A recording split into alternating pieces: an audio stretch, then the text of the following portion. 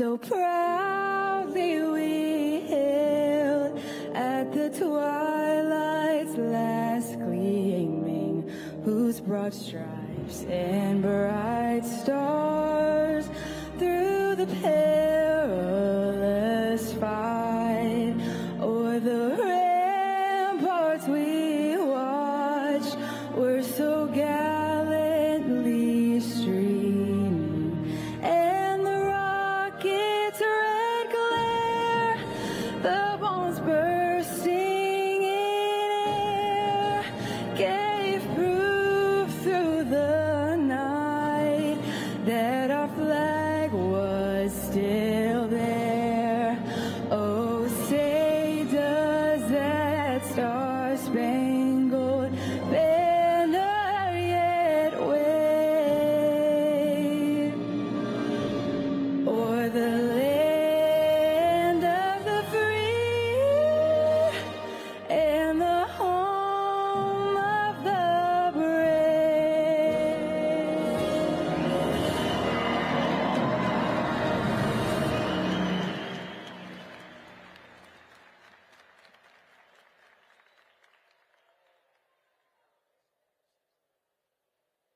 Not a politician. He's not politically correct, and he's In a way, you're kind of more outspoken than your father The sometimes. son of the 45th president joins me right now. It's good to be back. I got a little bit of the Trump gene. I can't shut up. I got to keep fighting. We are in a fight for the future of our country, for our very existence. This is the greatest political movement in the history of our country. The other side knows it, and that's why they've gone to such great lengths to stop it. Do not. What we're fighting for is worth it. They're not actually going after Trump. They're going after all of us. He was just the guy in the way. Don't ever stop.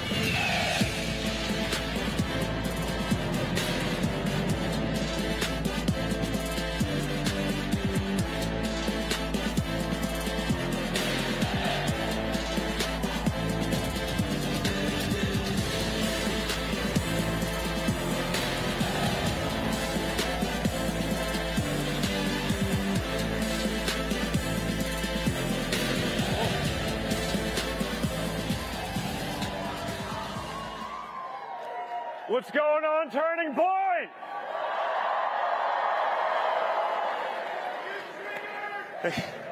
Wow, you know, when you're opening up like the Sunday morning, it's always a little risky, right? Because you assume, you know, people may sleep in, they may not show up. I mean, this is amazing. I was talking with Charlie yesterday and early this morning. You know, I was a little nostalgic going back to like 2015, where this very meeting was like 300 people.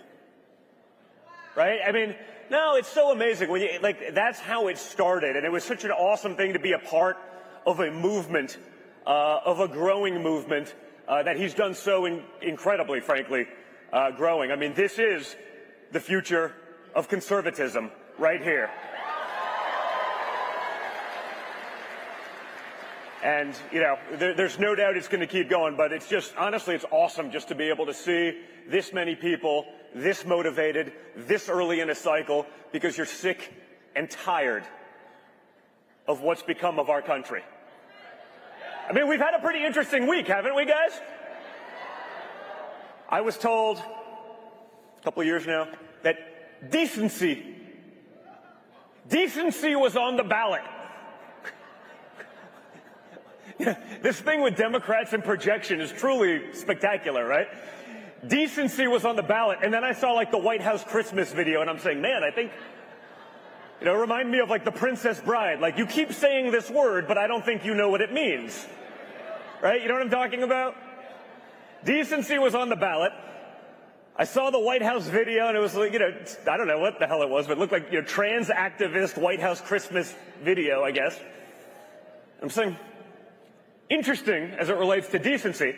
And I thought that was the worst the Democrats could do this week, but we were grossly outdone the next day. The next day, when Senate staffers are filming gay pornos in a Senate hearing room. I don't know if they're just trying to bring back the mask mandates and but what's going on? Decency, right? The adults are back in charge. But they can do this because they realize there's no one actually there as a countermeasure to this insanity, right? That wasn't just a young guy being a young guy. That's a power play, right? We're going to turn off all the videos in here and we're going to do this. And we're going to share it because we're beyond reproach. If you think the radicals are the leaders in Congress, the Nancy Pelosi's, no. It's these 20-something-year-olds that have never been told no, that are told there's 9,476 genders and that's the gospel, that believe in convenient science that's made up on the spot to fulfill whatever political narrative they have. Decency is actually on the ballot in 2024 again. Last time, we got degeneracy. Decency is on the ballot. We got Hunter Biden this week talking about decency, the Republicans, because they had the gall to ask him to come in and do a deposition, discussing one of thousands of instances of him selling out our country, enriching his family. I mean, I use me as the example, and we've done this one before. I take it a little bit personally. Right? Because I did 50 hours of congressional testimony. 50 hours. Think about how much time that is. Right? And they're doing the game, right? No, he'll do public hearings. Just so we're all clear, the public hearings, it's not transparent. It's the opposite. You get 5 minutes and 5 minutes, and the questions are from congressmen looking to get a 2-second clip on Twitter. Like, you can't get into the details because it transfers over. The media will sell it. No, that's being transparent. It's exactly the opposite. When I went in, you had hours on end of repeated questioning from the Democrat staffers and the lawyers that actually deal with this stuff. Not the Congress people that can't be bothered with it and aren't going to be focused on it. But like all things that they tell you, it's a lie. It's designed to appear to be transparent while being exactly the opposite. He can't be bothered. What do you think would have happened to me? If I blew off one of the, I guess I did what? 5 different congressional testimonies, right? House Intelligence, Senate Intelligence, House Judiciary, Senate Intelligence again, and then the sham January 6th committee, right? So, total of 5 different subpoenas. I go in there. You know why? Because I'm a man.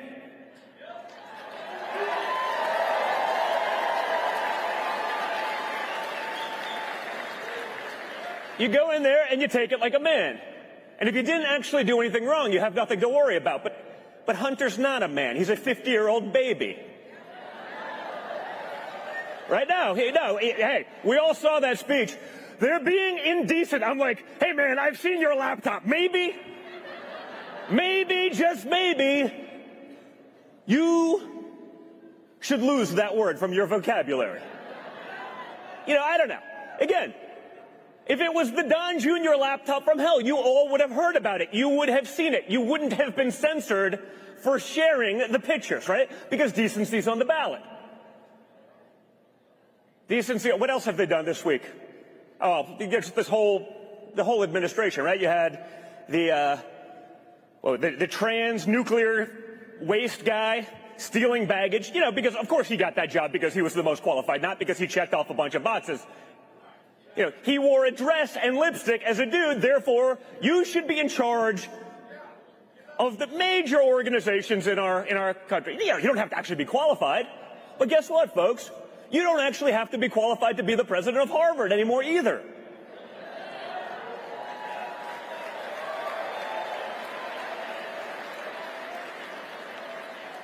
We saw that, right? And my alma mater, I don't have a lot to be proud of, but at least they fired the president. Now, she didn't get to check off as many boxes, so she actually gets fired. At Harvard, apparently they stand by plagiarism. Now, if you're a student there, you'd be out. They got rid of 50 people in the last 2 years for plagiarism. Students. But when the president, who was a lackluster academic at best, only published 11 academic papers. 5 of them were plagiarized. So let's just say just under 50% of her academic career has been plagiarized. That doesn't matter. So you can have a response to the rape and genocide of women and girls in the streets of Israel that is, let's call it, incredibly lackluster at best. You can essentially condone that. You can take the side of Hamas terrorists on the campus of Harvard. You can plagiarize 50% of your academic works, and you can face no consequence. You know why that is? Because the house of cards that DEI is built on crumbles when there's actual accountability for the BS that is DEI.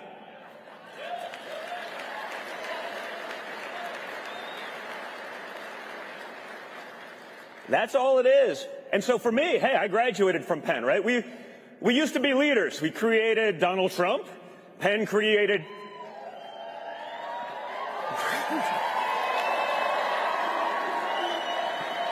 Donald Trump, created Elon Musk, created Don Jr. I'm not going to say that's in the same level, but, you know, it's not bad. Now they're creating trans swimmers, Leah Thomas. So now, but think of the decline in academia, right? You go from that to leading the charge of making sure that men are allowed to compete in women's sports. That's a downgrade, folks. I'm not going to lie. It's a pretty serious downgrade. But what's good about all of this stuff is people are waking up. They're understanding the hypocrisy of literally everything that is out there on a daily basis. The lies we're told, they see it in the Harvard admission stuff. Now, honestly, as a business guy, I used to have my Penn Wharton diploma. This is something you wore with pride. It meant you accomplished something there. Now it doesn't mean anything. Today, if I was hiring as a business, I would much rather have someone from a state school that broke their ass and worked hard than some drama queen from Penn, Harvard.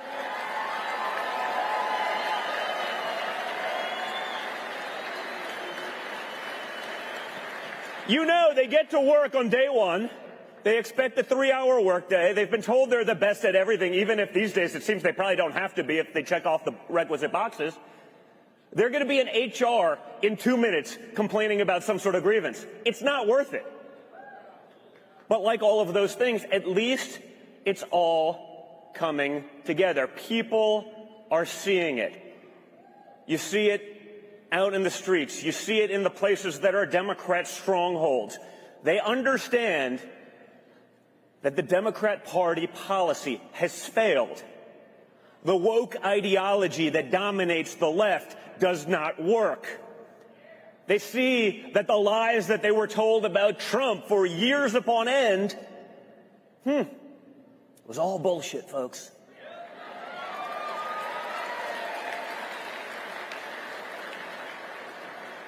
But most importantly, they're understanding that everything was better under Trump.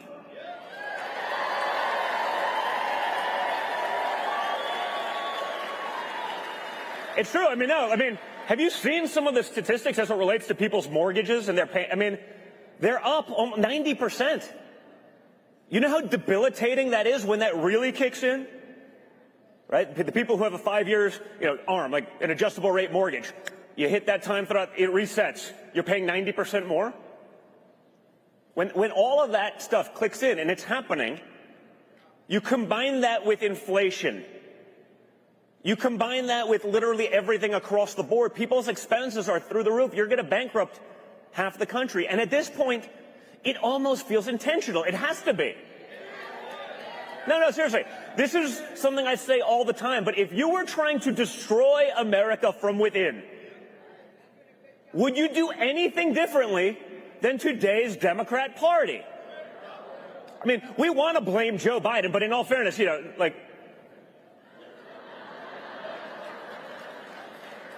Joe Biden doesn't know where he is. He's like an imbecile at best on a good day. And that's when they jack him up so he appears like, I mean, you can't say like lucid because that's never the case, but like he appears to be 10% lucid for 7 minutes before the stuff wears off, right? So you know it's not him, but he's been good for the radical left, and it's not the Democrat Party anymore because it's clear these are communists, they are Marxists, they don't pretend anymore. They're saying these things out loud on a daily basis. They're pushing for wars, they're pushing for globalism. You will own nothing and be happy, folks. Hey, their policies are pushing you to that because the average person won't be able to afford to buy a home right now. So you'll rent. You know, and BlackRock will make sure that you become a permanent renter. And then, you know, they'll still fly G5s and eat steak while you're supposed to eat bugs and be happy with no responsibility. AI is going to displace 90% of the workers in the country within a matter of years. They need you to be fat, weak, stupid, unhealthy, because if you are, they can control you.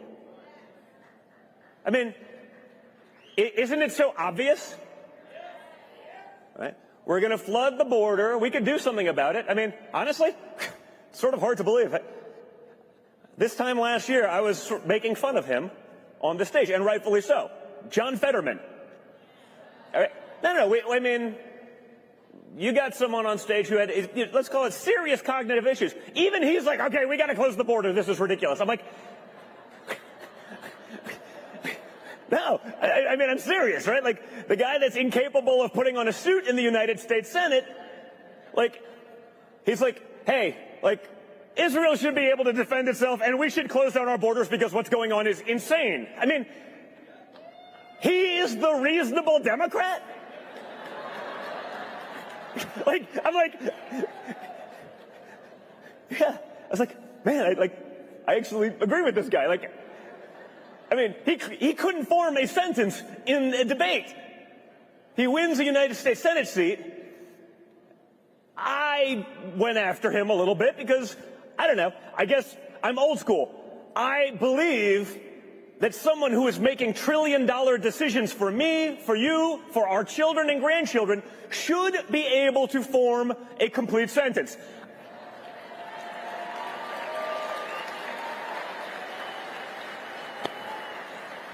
I understand that in today's Democrat Party, that is viewed as discriminatory. They called me an ableist. Right? Ableist, someone who discriminates someone against, I guess, those with disabilities. Like, well, listen, it's not like he's in a wheelchair. Like, he can't actually think. But he's actually smarter than the other Democrats. Like, you know, so I imagine there'll be a lot of other surprises coming this year. You see all the lawfare.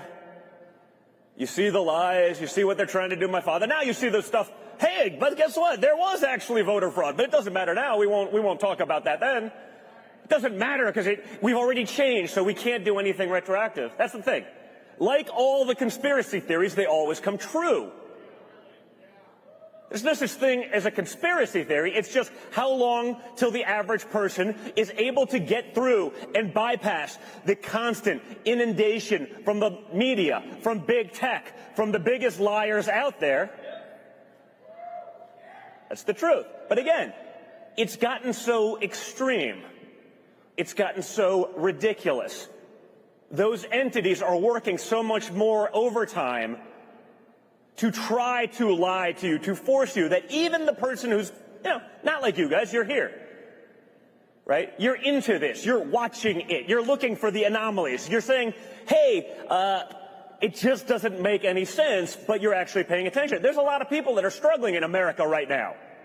You know, Bidenomics, I can assure you, is not the wonderful. It's ridiculous, but again, those big, powerful entities, and these aren't like one or two people.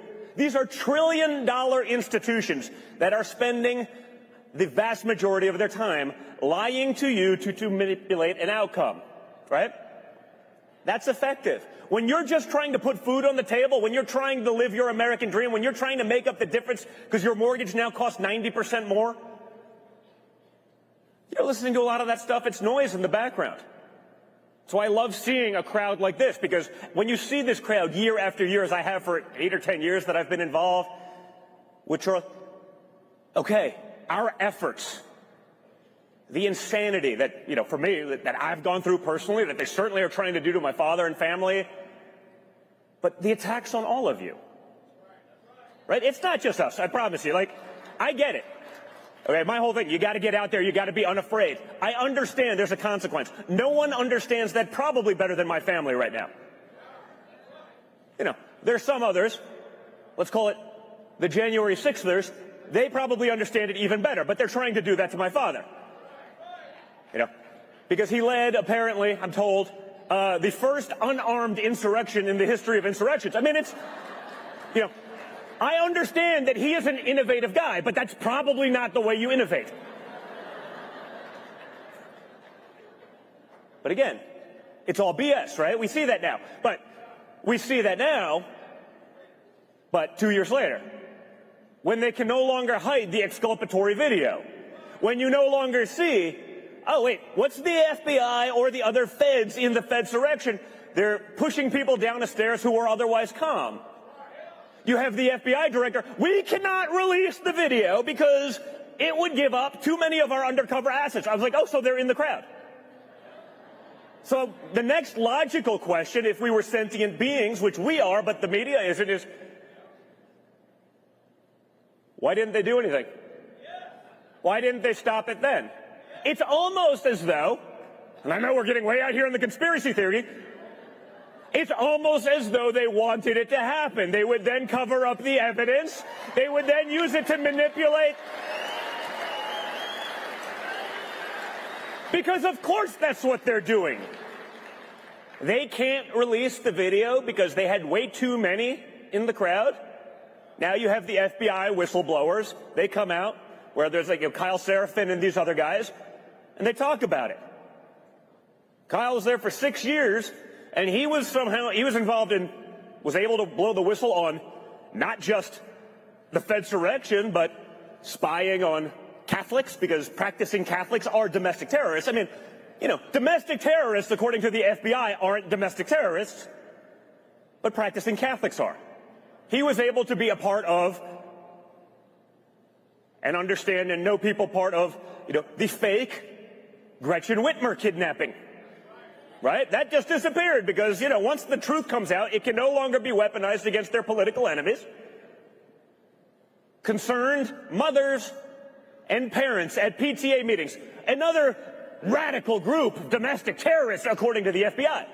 So the FBI can't catch actual terrorists. Everyone that commits a crime was on their watch list.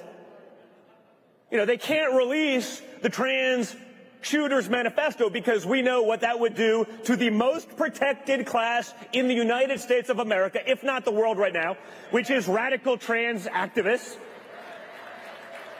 They can do anything. So the FBI is not going to stop that, but they do have time to make sure that they change the way they say LBGT, whatever they...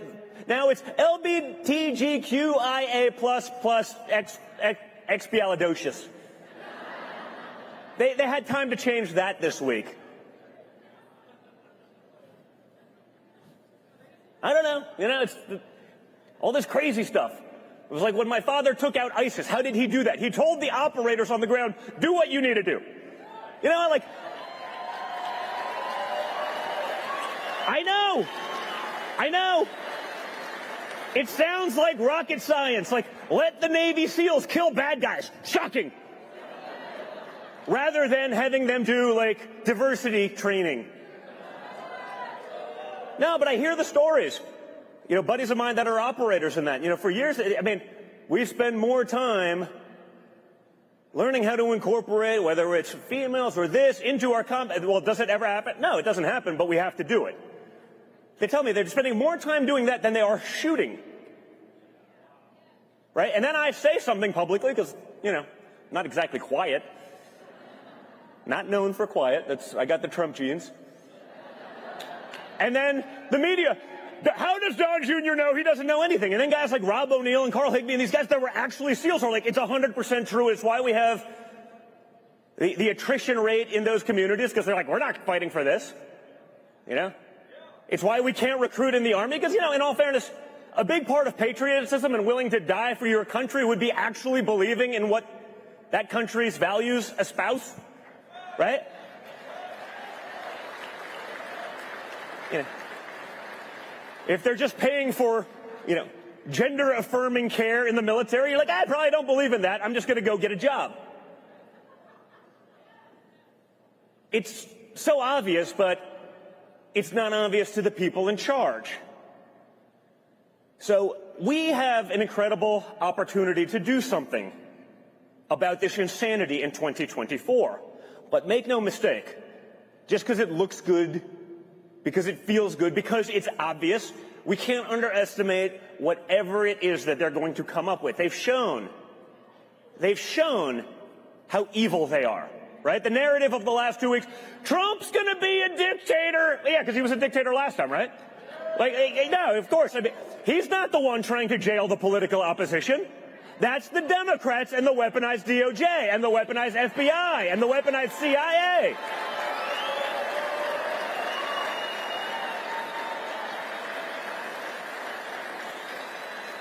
Trump's not on the record trying to say they're going to censor people who they disagree with politically. That's the same group of letter agencies in the United States.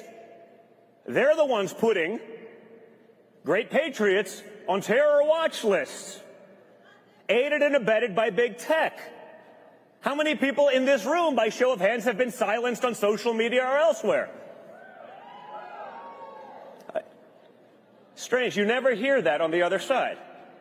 I mean, I see people on the left, but, you know, a 3-year-old should be able to talk to their purple-haired teacher and chop off their bodily parts without the involvement of their parents. And if you think that's wrong, you're a terrible human being.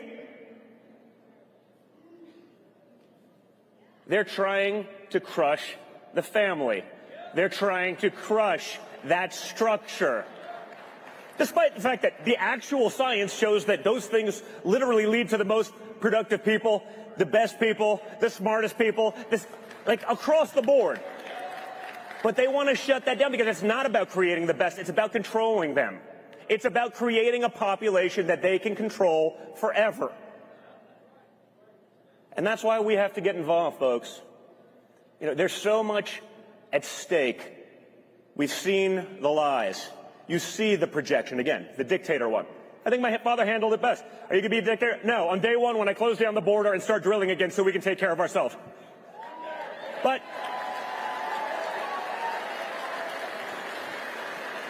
the reason they're going out there and going to other noted conservatives like Liz Cheney, who can't get like 4 points in like the most conservative state in the country, is because they understand the Democrats' biggest fear is that Trump would be like them. Because they know what they are doing. They've been doing it for years. They know what they would do if they had that power. And that is jail you and silence you. It's the projection. So watch for all the projection. Watch for it. Because they're going to do that about everything. The reality, if Trump was in charge right now, we wouldn't be sending trillions of dollars to Ukraine. For what? To enrich the next class of Ukrainian oligarchs as they pilfer the money? They don't even want systems to control it. They don't even care. And they'll send the peasants to go die on the front lines so they keep the money train going. And Washington loves it because they can make, you know, they'll get a board seat and they'll make an extra 6 figures sitting on the board of Raytheon because they're selling more missiles. This is how it goes. Watch for it. The reason they want to be in war there and in Israel, and now we're talking about Venezuela, right? There's no money in peace, folks. There's no money in peace. And you always got to follow the money. So, guys, this year, please just make sure you all get involved, that you stay involved the way you are, that you are able to talk sense to the people who are willing to listen. And I can assure you, as people go out there and experience America under Joe Biden and the radical Democrats, they're looking for an out. But they need you guys to be a part of it. We have to become unafraid. Can't just be Donald Trump out there talking by himself. They'll take him out. They've shown that they'll do that. They're still trying. Like I said, they want to put him in jail for 1,000 years. I mean, I say he's a young and vibrant guy, but that's a long time. We need everyone to be a part of that, because if you're all a part of that movement, if you're all a part of that process, if you're all out there talking and fighting and having these conversations and volunteering, we can win and we can save our country. So guys, get out there and do it. Thank you so much.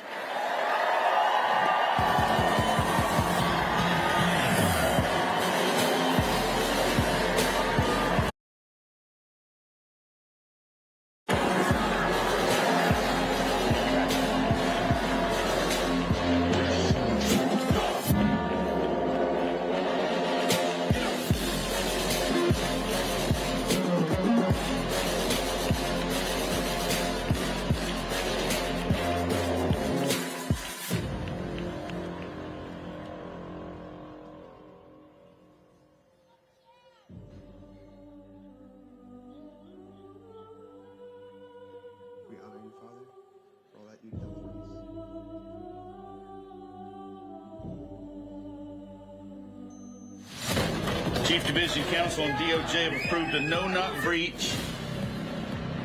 We want the subject to be on display, doing the walk of shame, full visual impact. Any questions? Are we becoming a police state? Government told American citizens they couldn't go to church on Sunday. For the first time in my life, I'm saying to myself, am I going to get a knock at the door? FBI warrant, come to the door now! The Patriot Act and FISA were used against Donald Trump. These individuals have commissioned the biggest propaganda play in U.S. history. They don't go after the people that rigged the election. They go after the people that want to find out what the hell happened. We don't need to have a crime. What we need is a person to look at. And then we go find out what crime you did. FBI! Our focus is shifting. Our main priority as a bureau is going to be domestic terrorism. It really paints anybody who's right of center. If you're a pro-life, pro-family Catholic, they define you as radical. These are anti-government. We have freedom of religion and freedom of speech. Violent extremists, and they must be dealt with. We can do anything we want.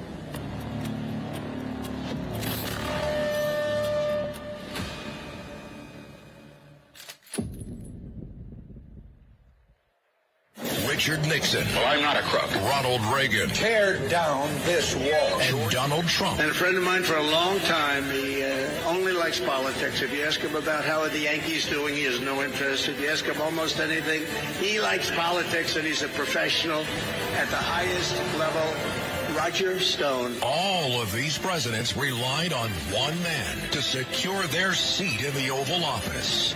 That man is Roger Stone.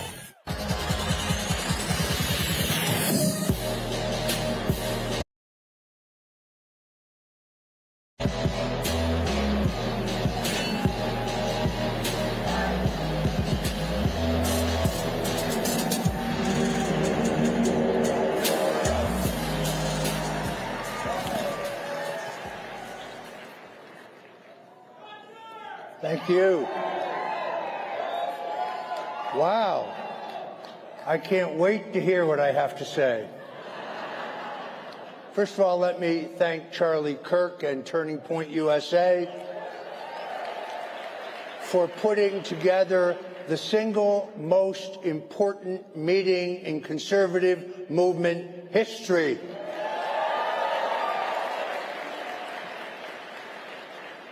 You know, Dwight Eisenhower was president of the United States when I was born. He was a great president. He brought us unprecedented peace and prosperity.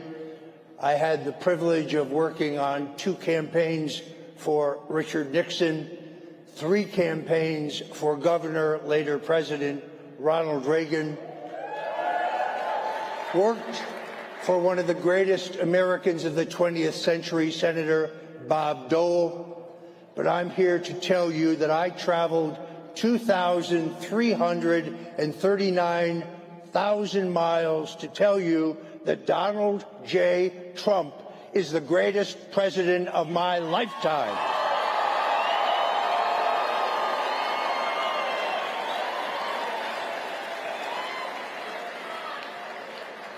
There are rare times in American history when the future of the country, when the future of our democratic republic lies on one man. It was true of George Washington.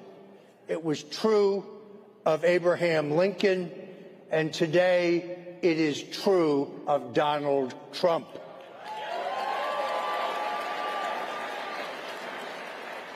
It was in 1988 that I first recognized that Donald Trump had the size, I don't mean the physical size, but the stature, the guts, the stamina, the courage, and the independence to not just be a great candidate for president, to be one of our greatest presidents ever.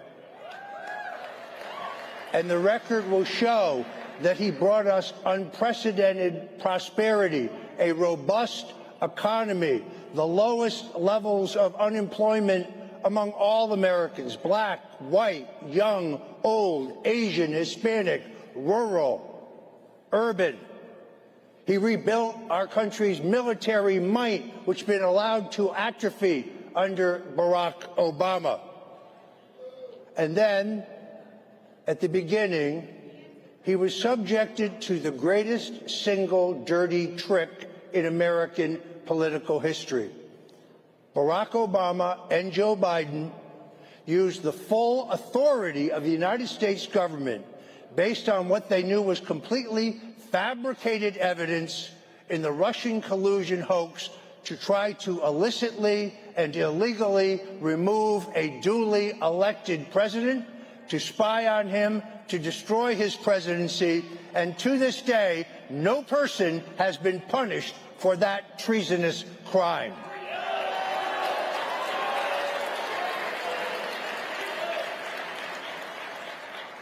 Now, the people who are seeking to lock up and prosecute the leading candidate for the Republican nomination, their political opponent, Donald Trump, the people who have violated the law to use the 702 database to spy on over 5 million Americans, to issue warrantless surveillances against 278,000 Americans, the people who seek to use the intelligence agencies to pressure, although not pressure, much pressure was needed, to work with the social media companies to censor and cancel anyone who disagrees with them politically, the people who claim that parents who go to school board meetings because they're concerned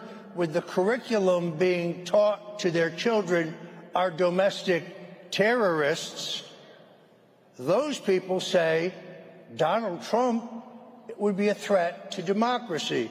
No, folks, the guy who's a threat to democracy is Joe Biden.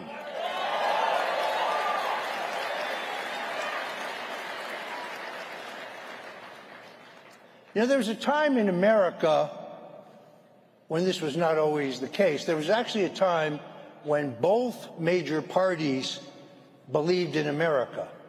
Both major parties were anti-communist. Both major parties believed in free enterprise and capitalism. Both major parties favored a strong national defense. Both major parties loved the Constitution.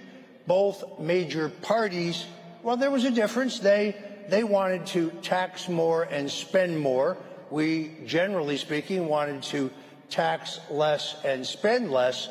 But I must tell you, that Democratic Party, the Democratic Party of John F. Kennedy, the Democratic Party of Harry Truman. That Democratic Party is dead, and that Democratic Party has been hijacked by a socialist, Marxist band of radicals who are bent on canceling our Constitution and destroying our freedoms. I don't know what you think, but I don't care what they say. I'm not eating any frigging bugs.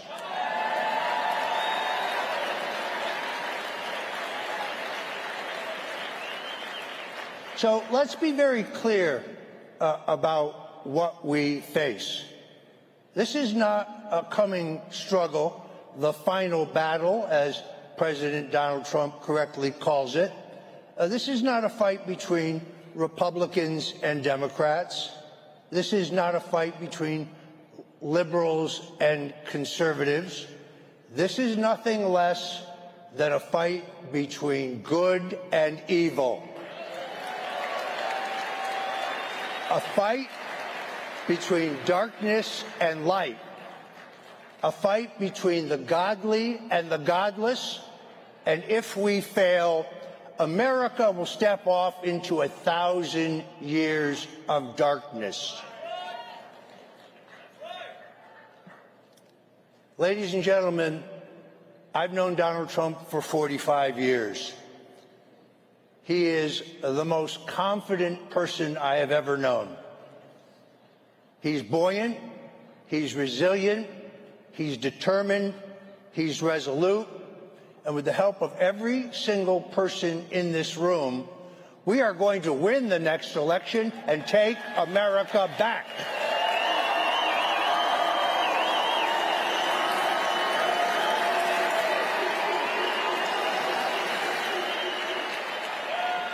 But it would be unrealistic for us to think that Donald Trump can do this alone, because he cannot. Which is why we need people like Kari in the United States Senate.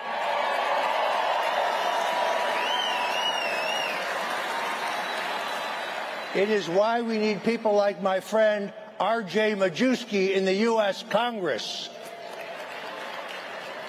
Because, friends, let's be very clear. Our problem today are not the socialist, Marxist, crackpot Democrats.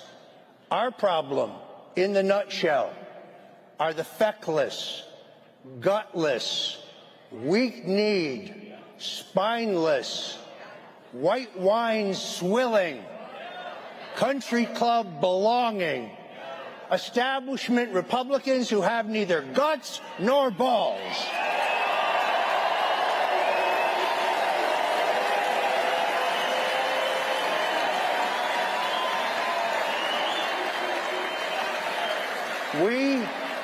We need America First Republicans in both houses of Congress to support Donald Trump in his efforts to save this country.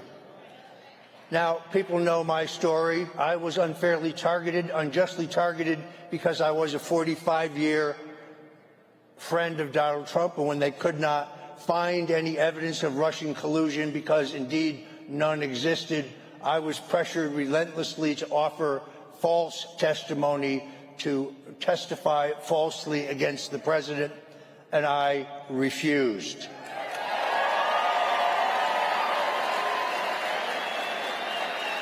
And when it became clear to me that I would not get a fair trial, indeed that I would be gagged, not allowed to publicly defend myself, boy, does that sound familiar, when all my constitutional rights were essentially stripped from me in the pretrial conditions set forward by the government, I went into a deep depression. I was angry. I was frustrated.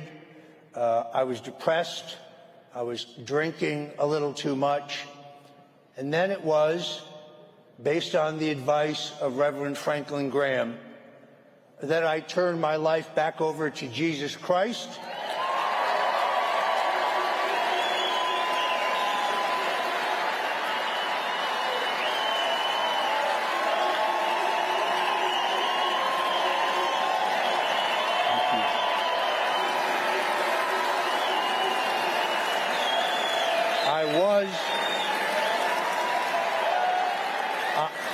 I was redeemed in the blood of the cross. And it was from that moment on that I knew that Donald Trump would see that I was being unjustly and baselessly prosecuted, essentially because I refused to turn on him, and I received not only a commutation of my sentence, but a full presidential pardon. Thank you, Jesus.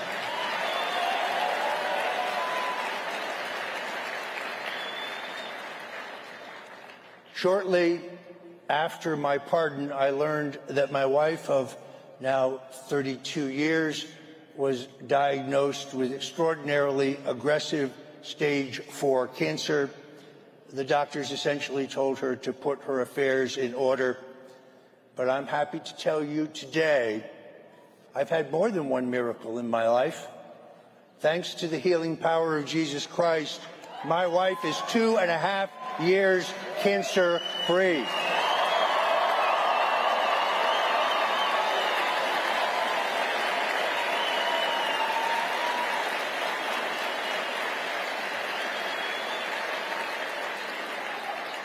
Now, as a former Young Republican National Chairman, but more importantly, someone who was the chairman of my college Republican club at George Washington University, I understand what it's like to call a meeting and have 5 people show up. So I say to you on the campuses, you who are on the front lines of this effort to take America back, never quit. Realize how important you are in this extraordinary last battle. People know that my original political mentor was Richard Nixon. Yes, it's true. I have a tattoo on my back. It's about the size of a grapefruit between my shoulder blades. Means actually I'm the only guy you know with a dick on the front and the back. But it is not a political statement.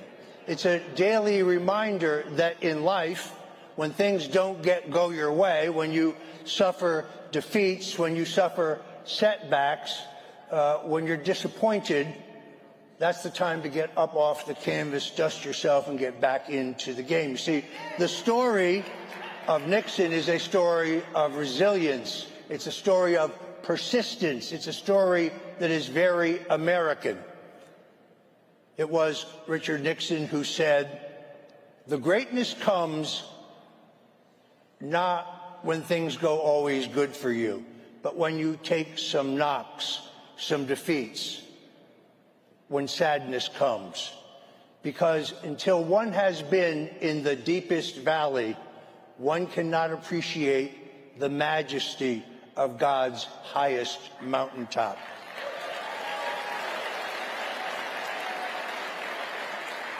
President Nixon also said, "A man is not finished when he is defeated.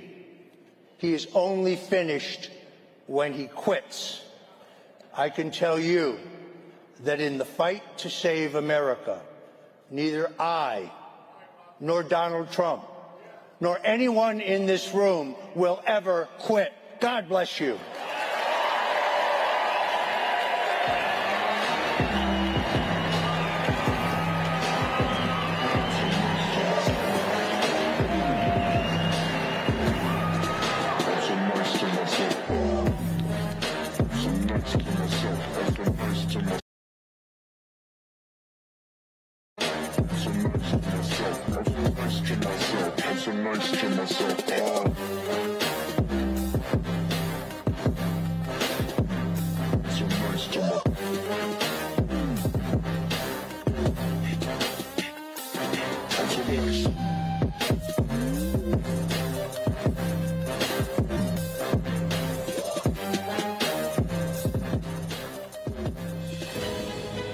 We have been lied to. We have been deceived. And I've been saying for years, the moment that moms find out what's going on behind closed doors in their children's schools, there's going to be a national revolt. And that is exactly what you're seeing.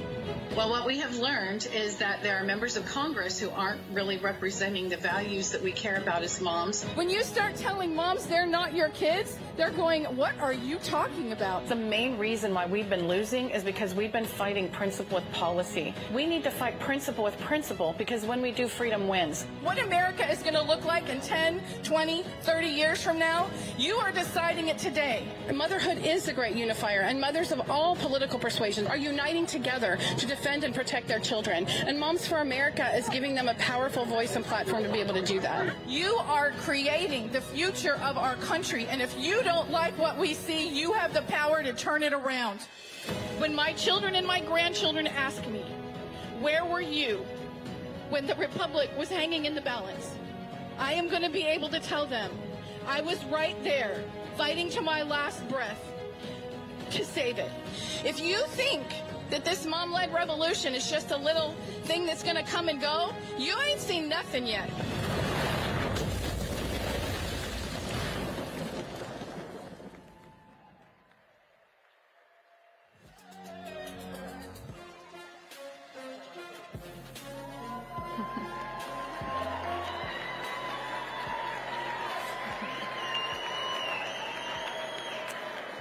Welcome to the mom-led revolution. So, you know, they're trying to destroy the whole idea, first of mothers, then of women, erasing women. And the crazy thing is, it is women, radical feminist women, who are trying to erase women. Do they not realize they are erasing themselves? So we are living in really crazy times. And I want you to know that we put out a document in 2018 called the Declaration of Mothers. 9 paragraphs of awesome that very clearly say who has the right to teach, nurture, and raise our children, that all of these organizations and entities are there to support us, not replace us. And we put it in our copy of the Constitution here in the front and back. You will see the Declaration of Mothers. In 2018, it was introduced into the congressional record. So Joe Biden and his crazy clown people that are running the government right now, they can call us chest feeders and birthing people all they want, but moms are in the congressional record and they can't take that away. So I keep telling moms, you know, what are we supposed to do with all this crazy happening? Well, I'm going to tell you, one of the really great things you can do is start reading great books about truth to your children. One of those is by Hans Christian Andersen, The Emperor's New Clothes. And you guys, if you haven't read it, read it, share it. Share it with all your college friends because it might be new to them. And so that when they see that the emperor is naked, that they can have the courage to stand up and say, can somebody put some clothes on the dude? Because boys are boys and girls are girls, and anybody who has any sense whatsoever knows that. So when you start looking at all the things that are happening, and it can be anything from what's happening in the schools, the education, they're taking over our culture, even the environmentalist movement. You look at all of this, and you can see that there is one objective: kill God and enslave the people. Well, spoiler alert, God wins in the end. But I'm planning on winning a whole lot of battles between now and then. This is not a war of outcome. This is a war of casualties. And it is our role to make sure that our children, our grandchildren, our brothers, our sisters are not casualties in this war. So we as moms are rising up, answering God's call because he needs his daughters now more than ever.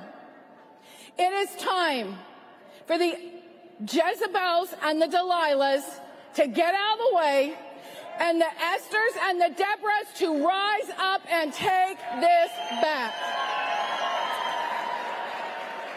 So the good news is we're here to do that. The moms are rising up. We're standing with you. Your mothers love you. You all have one. A lot of you women out there, you young girls are going to be one. We are changing the future right now in this room. Everything that we do, everything that we say is making a difference. So remember, the emperor is naked. Stand up on truth. Never step back from it, and be those strong, stalwart patriots that your mamas raised you to be. God bless you.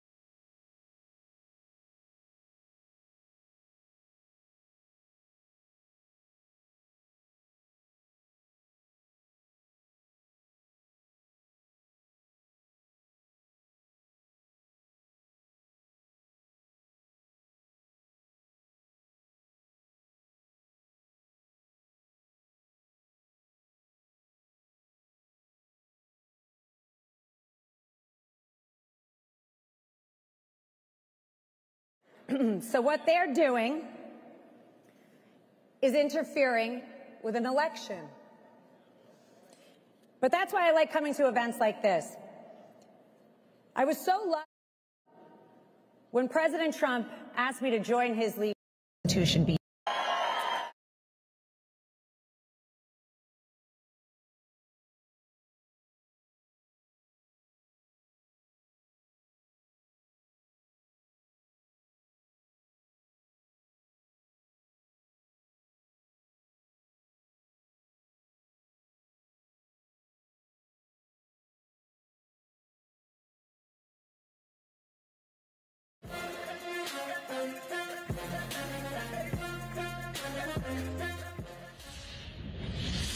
I am sick and tired of seeing the Constitution be used differently, depending on your politics. That is anti-American. It's really political warfare, not lawfare. This is election interference at its finest against the leading candidate right now for president. We had no time for it. There's reality, and then there's this world that they all live in, and they put on quite a performance trying to make it look like there was corruption that doesn't exist. But it is loud and clear. They've got nothing, and I am sick and tired of seeing it. Pay attention, America. Pay attention.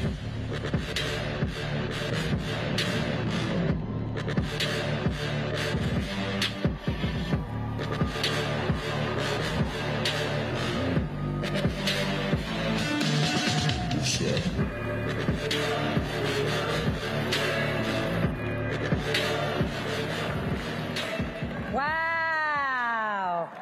Happy Sunday, everyone. Thank you so much for being here. It's such an honor to be at AmFest. Thank you to Charlie Kirk and their team. What an event this is. 2024, folks, we're going to make some history.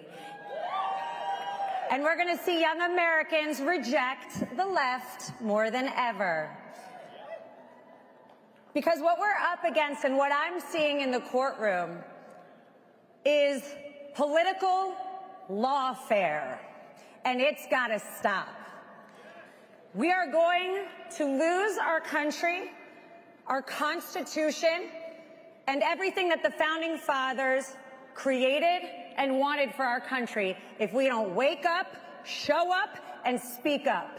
And that's the truth. And if I'm honest with you, when I first became a lawyer, I believed in the judicial system in this country. I thought judges weren't corrupt. I thought they didn't care about politics when they put on their black robe. That is not the reality of this country right now. And it is because of the radical left and because they cannot beat us. So what they're doing is interfering with an election. But that's why I like coming to events like this. I was so lucky when President Trump asked me to join his legal team. What an honor. And many of you may not know, the first case that I took on as him being the plaintiff was the proudest day of my life, and that's when I sued crooked Hillary Clinton.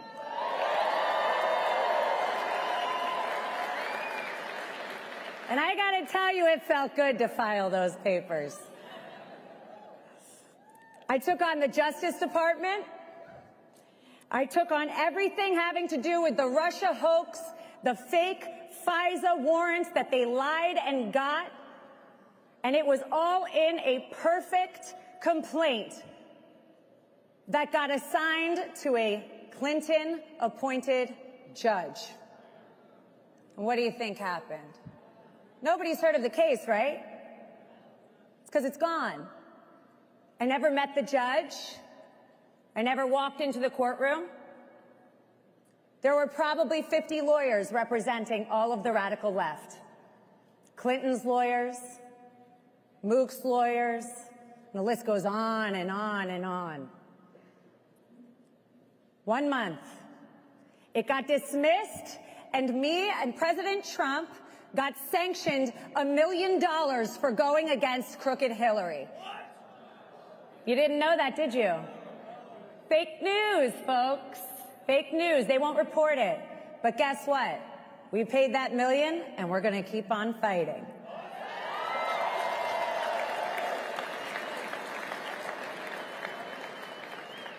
So I'm sure everybody has seen for the last 11 joyous weeks, I've been attacked and attacking Miss Letitia James. The Attorney General for the state of New York, who is trying to kill the Trump family, their organization, and the presidency, because before she was even in office, before she had access, Miss James said, I'm going to campaign on one thing. This is how I'm going to get in office. This is how I'm going to get famous. And that's by getting Trump. She said, I'm going to turn every page on the Trump organization. I'm going to go in there. I'm going to get Trump, and I'm going to go home. That's what we're dealing with. Well, I've got a message for Miss James. She can bring her witch hunts, but I am the witch hunt slayer.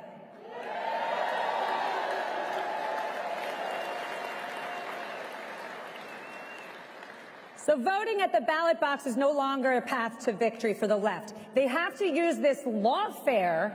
They have to destroy our justice system, have people who are in the courtroom campaigning against Trump, making decisions about his company. That is what we're up against. But thank God, President Trump is resilient. Thank God he's wealthy because he can fund it. But I'll tell you right now, they've been coming after him since 2015 when he walked down that escalator at Trump Tower. Hillary Clinton and the Democrats illegally spied on his campaign. They had a fake dossier that was through the media and the fake Russia hoax. Then it was the first sham impeachment over a phone call to Ukraine. Then we had a sham impeachment number 2 over the non-crime of objecting to election results. And then we had Mar-a-Lago and the raid on Mar-a-Lago. And I'll tell you what, I was sitting with the president the morning of that raid. We were in Trump Tower, And I won't get into conversations that are privileged, but I will tell you this. That man acted like it was just a regular Tuesday. And that is why he is who he is. He is not afraid. And the more they come after him, the more we get up and we come after them. And you know what? It shows, because his poll numbers are way up.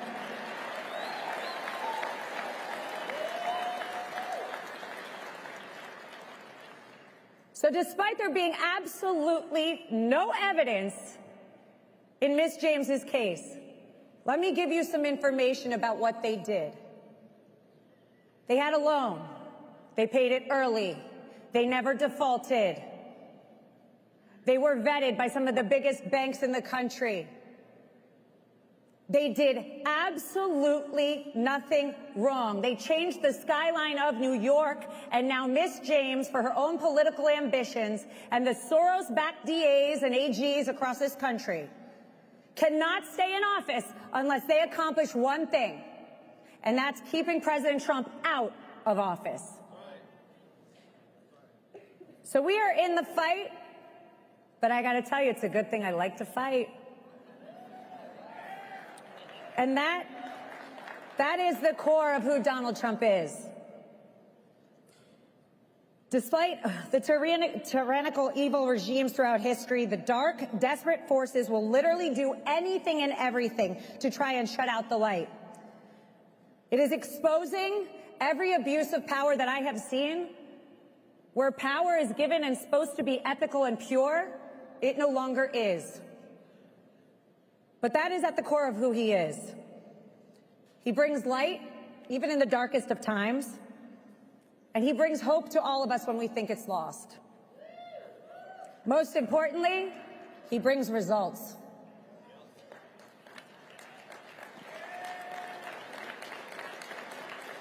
And let's remember, those results are not results that you see in Washington. Those are the results that we feel at home.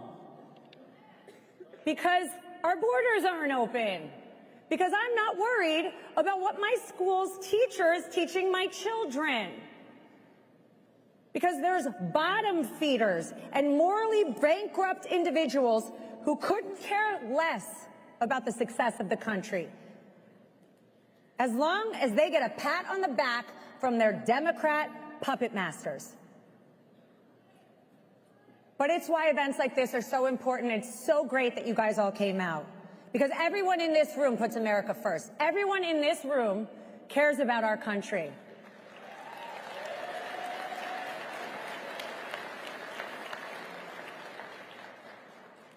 And by the way, have you ever noticed that absolutely everything that they attack Donald Trump on, they have done themselves? Look at the boxes hoax. I call it the boxes hoax. So does the president. Mar-a-Lago raid. The president, sitting president, has something called the Presidential Records Act. He can take documents, he can declassify them, and he can take them where he wants and move them. You know who can't? Joe Biden, because he wasn't president when he took his boxes in 6 different locations, in Chinatown, in his car next to his son who's doing God knows what with God knows who. But that is what they do. They hide what they've done by going after Trump. Look at the shiny ball, everybody. Don't look at us. Well, they've got 1 year. And then we're going to be looking at them. Deep and hard. And I'll tell you right now, if I'm in Washington, I'll be relentless too. So they claim they're compassionate, but they let cartels and human smugglers wreak havoc on our border. They claim they care about protecting our most vulnerable communities, while they literally coddle violent criminals and allow chaos and crime to plague the cities. Miss James is sitting in court trying to take President Trump's business away, and her city has fallen apart. Look at your own states. California, New York, you're a disaster. Because you're too busy looking at Trump to care about the people you're supposed to care about.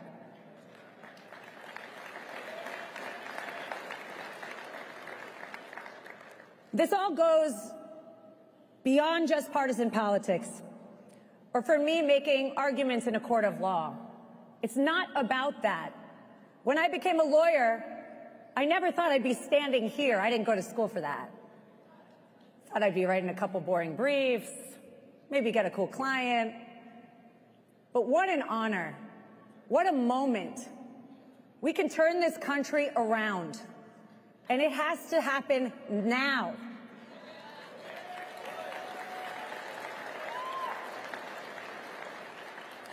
They are trying to scare us into surrendering our dignity, losing our will to stand strong, and sacrificing our beliefs and destroying the Constitution. But I'm here to tell you that is never going to happen. This movement is too strong. We are too resilient and too ready to save America. Because everything is at stake. It's not just about what I see in the courts. And I said this outside the courtroom. President Trump has me. I'm outside screaming in a mic with a camera in my face. But what's going to happen when it's you? You don't have me. And you've got some corrupt judge that looks at how you voted and you're supposed to be afraid? No, no, no. They got the wrong team. That is not us. We're going to keep fighting for our children and for generations to come. And I can tell you, we will look back years from now, and let's remember these moments. Let's remember how we all came here because we were afraid of what's happening to our country. But I always tell my children one thing, and I'm going to say it to you all. The opposite of fear is faith.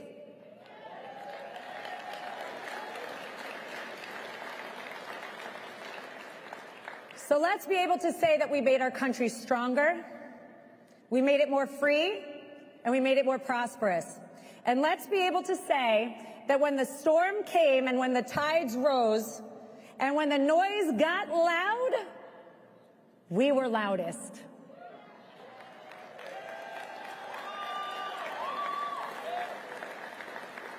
I believe in this movement.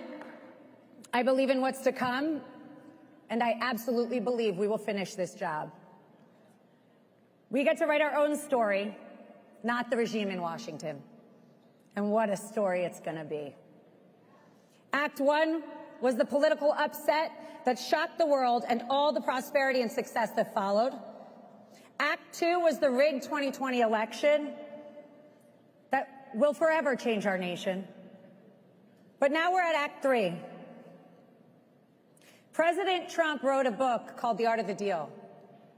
Act 3 will be the art of the comeback. Thank you guys so much for having me. God bless you all. God bless President Trump, and God bless America. Thank you.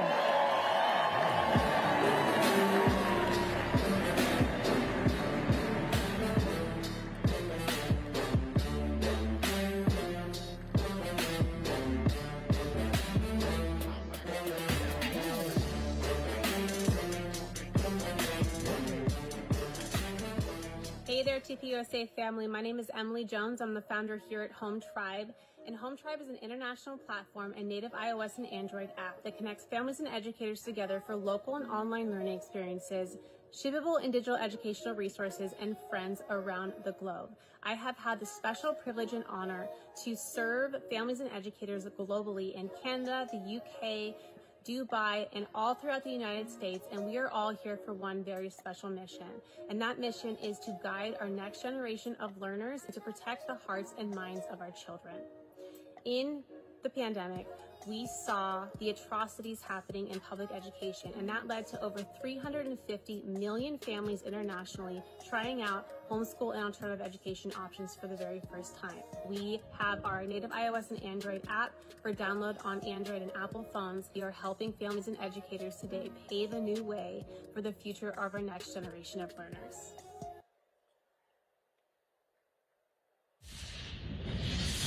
We gotta say, it's always nice to be given a platform instead of having one taken away. But I think we are more depraved than ever because we are affirming and accepting what we should be ridiculing and rejecting. Bad ideas don't just need to be refuted. They need to be ridiculed. They need to be mocked. In order to prop up an insane worldview that can't be defended or even coherently articulated, you have to insulate it from criticism. But that's why comedy is a threat, because comedy carries the truth. It's a vehicle for truth delivery. The truth is not hate speech.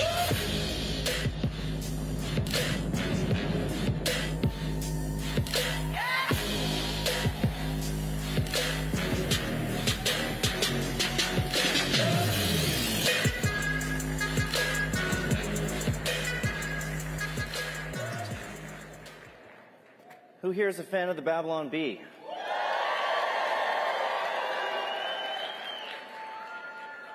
The world's most trusted, factually accurate news source. You know, it's been just over a year now since Elon Musk bought Twitter, changed his bio to Chief Twit, and sent me a DM that said, "Do you want the Babylon Bee restored? There will be no censorship of humor."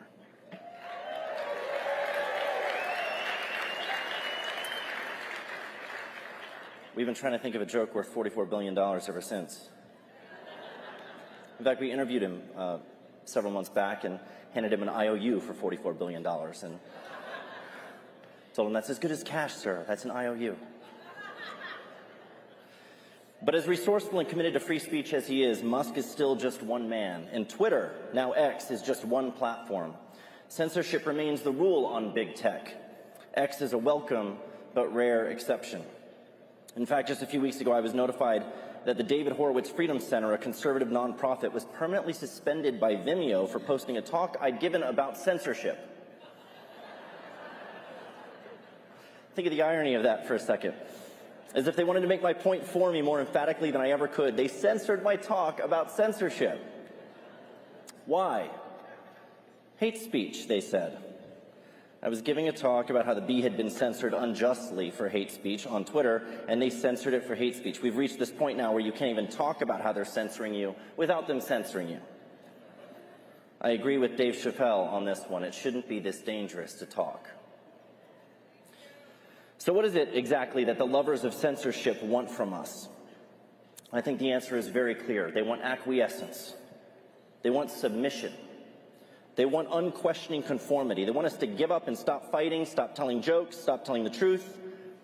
They want to raise the cost of speaking freely so high that we'd rather just keep our mouths shut to avoid all the hassle and the penalties. And that would be the easy thing to do, wouldn't it? Just adjust our behavior, fall in line, do our best to play by the rules of wokeness that try to reshape reality itself. It'd certainly be a lot easier than fighting back and risking everything. We'd have no more headaches, no more suspensions, no more disruptions to our revenue streams. And all it would cost us is our integrity. All we have to trade for a little peace of mind in a platform is the truth itself and our right to speak it.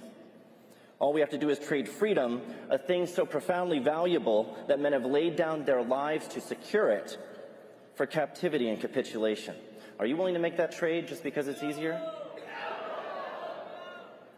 And we were faced with this choice when Twitter suspended us last year for a joke we'd made about Rachel Levine, a transgender health admiral in the Biden administration. For those who don't remember the details of this story, USA Today had named Rachel Levine their pick for Woman of the Year. Apparently they ran out of real women to choose from. When we looked at that headline, it felt like parody itself. You know, you look at this and it's like, how are you supposed to satirize this? It's like a man in a dress picked for Woman of the Year. This is like a South Park episode. But this is the burden of being in comedy today. You have to somehow manage to come up with jokes that are funnier than what Democrats are doing in real life. It's a tough job. So we started pitching ideas back and forth, and one idea we had was to just mock USA Today's insane choice for Woman of the Year by just accurately referring to Rachel Levine as our pick for Man of the Year.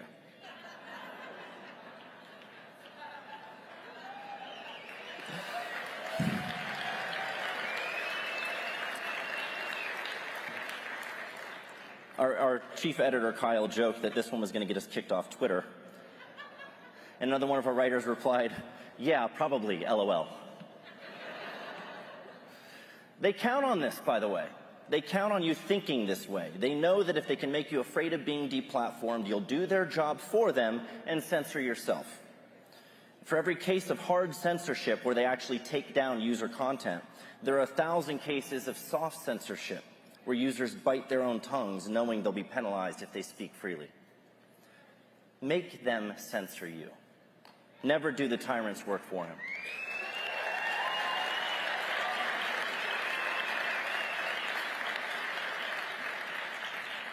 So we took a risk that day and posted the Rachel Levine joke, knowing it might get us in a little bit of trouble. And it wasn't long before trans activists got a hold of this thing and started mass reporting it to Twitter as hate speech. Twitter reviewed it, determined we'd violated their hateful conduct policy, which prohibits misgendering, among other things, and sent us a notice to say that our account had been locked. And as these platforms often do, they gave us a choice. Delete the tweet and you can have your account back. Refuse and your account will remain locked indefinitely. Now, they could have deleted the tweet themselves, and that would have been censorship, for sure. But I prefer that to what actually happened. Instead of deleting it themselves, they told us to delete it. And not only that, we had to check a box acknowledging that we'd engaged in hateful conduct. That's not just censorship, it's subjugation.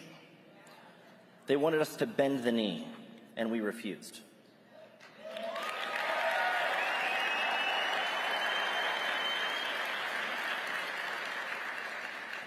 So, without hesitation, I responded publicly, and I said, we're not deleting anything. If the cost of speaking the truth is the loss of our Twitter account, then so be it. And we knew that this meant losing access to millions of our followers. We knew it meant being sidelined from the conversation. But we also knew that we'd be giving up something even more important if we caved. And almost immediately, by the way, people started mocking us and taunting us and saying it was only a matter of time before we deleted the tweet. And I actually found their wishing we'd show weakness motivational. It made me want to double down. What could be more fun than disappointing a bunch of leftists?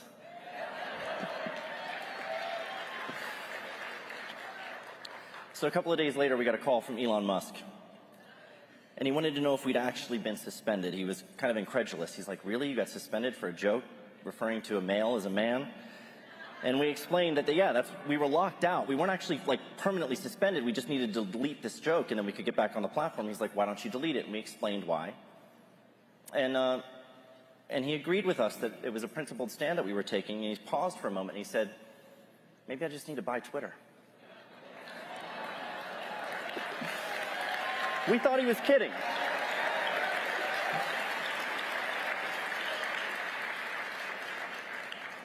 But Musk understands the dangers of censorship. He knows that the freedom to argue and to tell jokes is necessary, not just for the entertainment value, but because bad ideas need to be challenged. They need to be refuted, they need to be ridiculed, or they'll spread like the mind viruses that they are and ruin everything. Now, chief among these mind viruses is wokeness, as you all know, and Musk has called it one of the greatest threats to civilization and cited its spread as one of the primary reasons he was motivated to buy the platform. And I asked him why he thinks wokeness is such a threat, and this was his reply. He said, wokeness at its heart is divisive, exclusionary, and hateful. It gives mean people an excuse to be cruel while armored in false virtue. That's beautifully put, but more importantly, it's true. And we're seeing this play out with the left's attacks on comedy. Mean people, who I refer to as cry bullies, they want to take away our freedom to tell jokes, and they're doing it in the name of protecting others from harm. But they aren't actually protecting anybody. All they're doing is shielding their bad ideas from criticism and mockery. Just like Musk said, wokeness is oppressive cruelty designed to crush dissent, all under the guise of false virtue. They'll tell you that we're using the cover of satire to push hatred, but that's just projection. In reality, they're using the cover of concern for the so-called marginalized to be bullies and tyrants who trample all over our freedom. And we see this playing out right now, by the way, with this advertiser boycott happening on X. You know, big brands like Disney and Apple and IBM have withdrawn their ad spend in an effort to twist Elon's arm and get him to do their bidding. I'm sure some of you are familiar with his response to that, which I can't repeat here from this podium.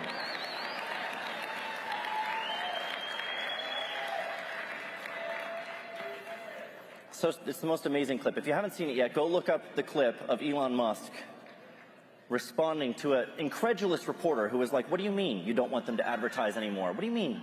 He said, don't advertise. I don't want you to advertise on my platform. And the reporter said, what do you mean by that? And he goes, well, they're trying to hold money over my head. You're trying to manipulate what I do by holding money over my head? That doesn't work. You can't blackmail me with money.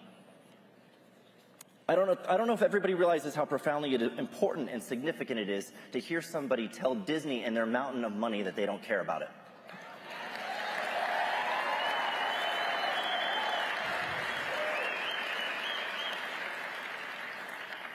He called out Bob Iger by name and basically said, I don't care. You can't bully me. You can't silence me. You can't force me to do what you want by holding money over my head.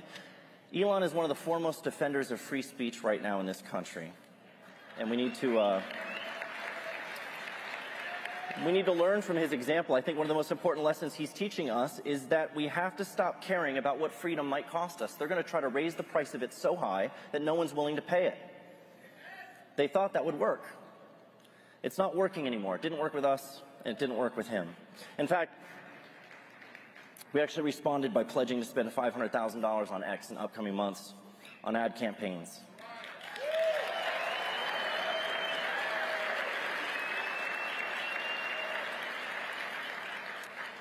And I wish, that sounds like a lot of money. It's a lot of money to me. It's the maximum we can afford, but it's the least that we can do. We need to support defenders of freedom and reject the leftist lie that we only want more freedom so that we can spread hate. Humor isn't hateful or harmful. I think it's necessary. And there are several reasons why I think we need more of it. First, humor undercuts bad ideas. I've touched on this a little bit already, but it's a point that bears repeating. When someone's trying to get you to take an outrageous claim seriously, I don't know, like men can get pregnant. Did you see, by the way, a student just failed a quiz because he said that men can't get pregnant? That's insane. The most appropriate response to these ridiculous ideas is not logical argument, but laughter. You can't reason with someone who's embraced madness anyway. That's like trying to give medicine to a dead man. But you can ridicule his bad ideas and show the world just how foolish they are. And I think mockery of this kind is a moral imperative for the obvious reason that bad ideas taken seriously have catastrophic consequences.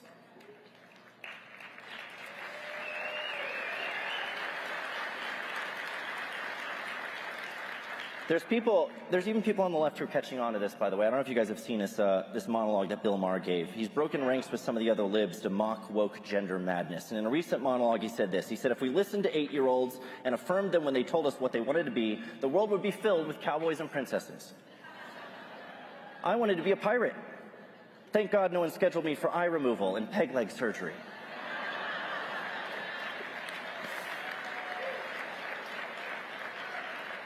Now, you might think that's just an ordinary joke to get a few laughs, but I think it's much more than that. It's a defiant challenge to the popular narrative, the dangerous idea that girls who believe they're boys should be affirmed in that confusion. And Bill's mockery of that idea isn't just funny, it's effective, it's imperative. It's chipping away at the validity of an idea no one should have ever taken seriously in the first place. And it took courage to tell that joke. Because it's exactly the kind of joke you're not supposed to tell. It's a punishable offense. It's hate speech according to woke standards. But he's told it anyway. Good for him.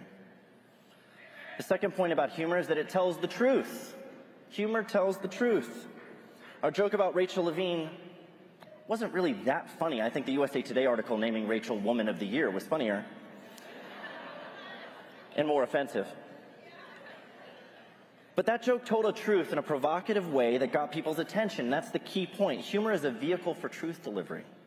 It gets past people's defenses more effectively than any argument. I think G.K. Chesterton said it better than I could. He said, humor can get in under the door while seriousness is still fumbling at the handle. So it's not about spreading hatred, but speaking truth into the culture. We don't hate Rachel Levine. We don't hate liberals. We don't even hate Joe Biden.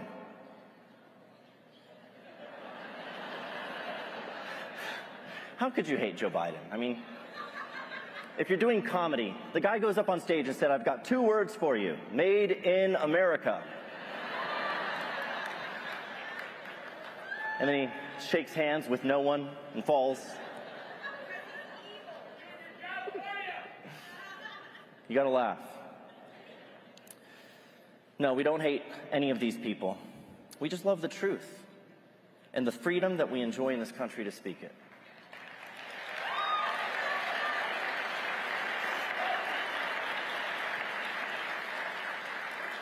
Third point about humor is that it angers and exposes tyrants. They say that if you want to know who rules over you, take note of who you're not allowed to joke about. Tyrants can't bear to be mocked. They'll come after you and try to silence you, which only exposes them for what they are and validates your jokes at their expense. Fourth, humor is unifying. They try to say that it's so divisive and hateful and harmful. It's unifying. When people take themselves too seriously, when they go out of their way to be offended by everything, they only create more animosity and division. These cry bullies, as I call them, who censor on behalf of the marginalized, are not preventing harm, they're preventing healing by refusing to let humor do its work. Everyone got along better back when they laughed more, both at themselves and each other. You don't, in fact, have a right to not be offended that trumps everyone else's right to speak freely. And I think once you realize that, you can begin to take yourself a little bit less seriously, which we all need to do, I think. And I can promise you'll be happier if you do that. I want to share with you guys an illustration. It was brought to my attention. I was kind of reminded of it. I guess I'd heard about this, but I was at an event recently, and I was sitting there with James Lindsay and Riley Gaines. I don't know if you've heard of those two. They are champions for freedom and truth. And James we were talking about boldness, the importance of boldness, and James brought up the Asch experiments, which was this social conformity study that was done back in the 1950s. And I'd forgotten all about this. I guess I learned about it in school. Has anybody here heard of the Asch experiments? One guy. So this is a social conformity study. What they did was they took everybody, they sat a bunch of people down at these tables, right? And everybody was in on it except for one person, the subject of the study. So everybody was coordinating and working together, and they all knew what they were doing. And what they did was they passed around 2 sheets of paper to everybody. And one sheet of paper had 3 different lines on it that were different lengths. There was a short one, a medium one, and a long one. And then you got a second piece of paper that had a matching line. It matched one of the 3 on the other sheet. And so what they did was they had everybody go around the table and indicate which line it matched to. And everybody was instructed to give the wrong answer. So what happened was they'd go around the table and they'd give the wrong answer, the wrong answer, the wrong answer, the wrong answer. It got all the way around to the subject of the study. And you know what they answered most of the time? 75% of the time. Do you know what the answer was? The wrong answer. They matched their response to everybody else. They conformed just because of the pressure to not be different. They didn't want to stand out. Now, the really interesting thing with this study was when they changed up the variables, they had one person at the table say the right answer. So you'd have wrong answer, wrong answer, wrong answer, and then someone would give the correct answer, and they would match the right line to the right length. And then it would go wrong answer, wrong answer, wrong answer, and it'd come back to the subject of the study. Do you know what the conformity rate dropped to from 75% just because one person was willing to give the right answer and say the truth? 5%. 5%. That's significant. It dropped from almost everybody conforming just because everyone else was doing it to almost no one conforming. It was as if they were given permission to say what's true just because one other person had been willing to be bold and say what was true. And I think that underscores, the purpose of this illustration is to underscore the importance of speaking the truth boldly, even if it costs you something, especially if it costs you something. Courage is contagious. It is.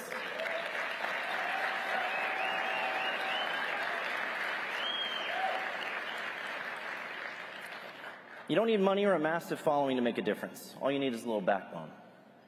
Be the one to stand up and say what's true, even if it might cost you something. Do that, and you'll embolden others to follow your lead. All they need is permission. And they say that evil prevails when good men do nothing. And I think that's very obviously true. But it's also true that madness prevails when sane men say nothing. We can't preserve sanity with silence. Thank you.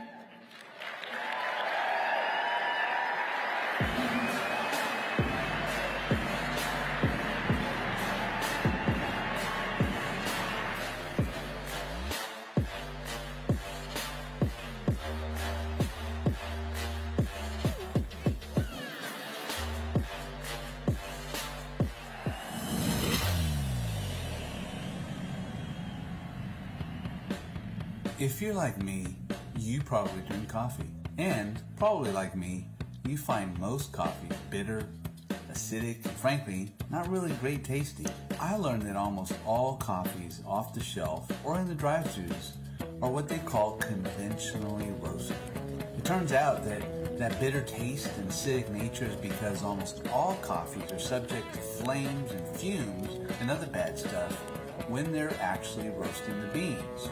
Then I found a technology called infrared roasting that changed everything. It's not bitter, it's low acid. The taste, well, that's something I can't even describe. It's literally the best tasting coffee I've ever tried.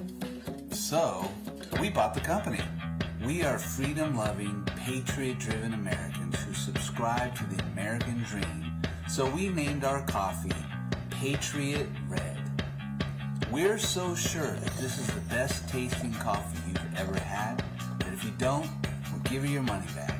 Plus, Patriot Red Coffee Company gives a full 10% of all sales to conservative causes to fight for our American way of life. And we're a proud sponsor of AmericaFest 2023. Visit our booth now to try the best coffee you've ever had.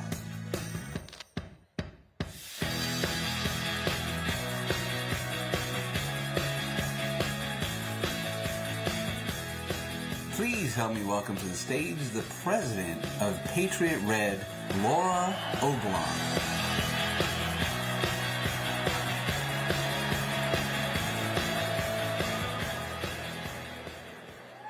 Hello, AmFest. How many of you have got to try our coffee? Isn't it amazing? So let me tell you a little bit about our coffee and why it's so special and so different than anything else.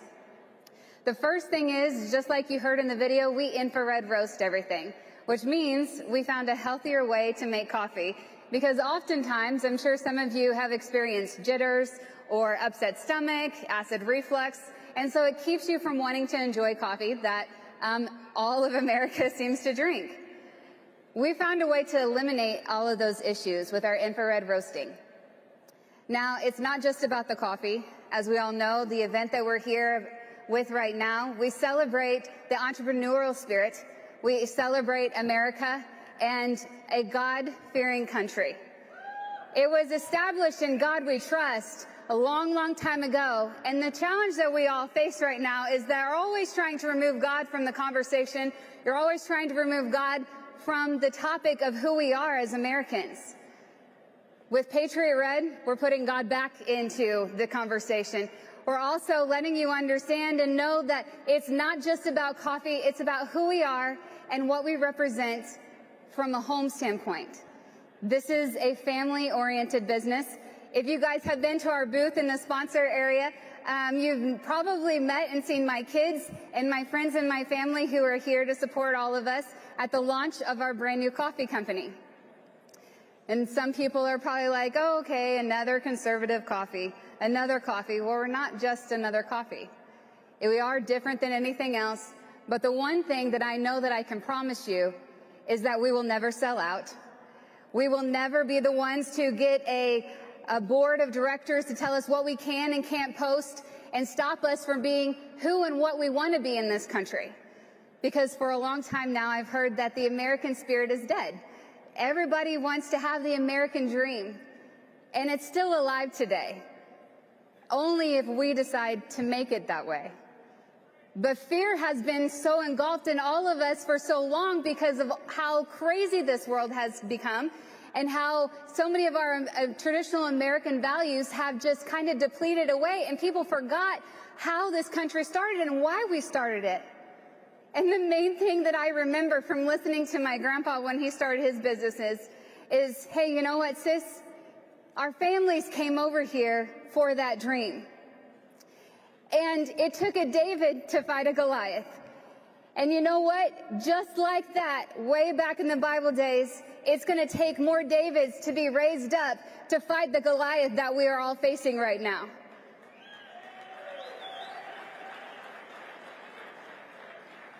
If there's anything that I could impress upon you today, is that we are all leaders. And don't waste that leadership gift that we were given. It's more than just saying I have a coffee company. It's saying, hey, you know what? I'm tired of the industry telling me what pronoun I got to talk to somebody in, because I'm not going to do that. You can't rewrite English that was taught to me for forever just to make you feel better. That's not how this works. But what I can tell you is that I know that God was gifted me with the spirit of leadership. And so he can trust me with that. The question I want to ask all of you is, can we count on you? Can we count on somebody to stop going and getting a Starbucks and stop going to these places that don't even like us or support us or even like America? Instead, just like we did with Target, just like we did with Bud Light, we vote with our dollars. We say what we will and will not tolerate. And one of the things that I will not tolerate for my kids, for your kids, or anybody else anymore is to feel like we have to conform just because it's the only option out there.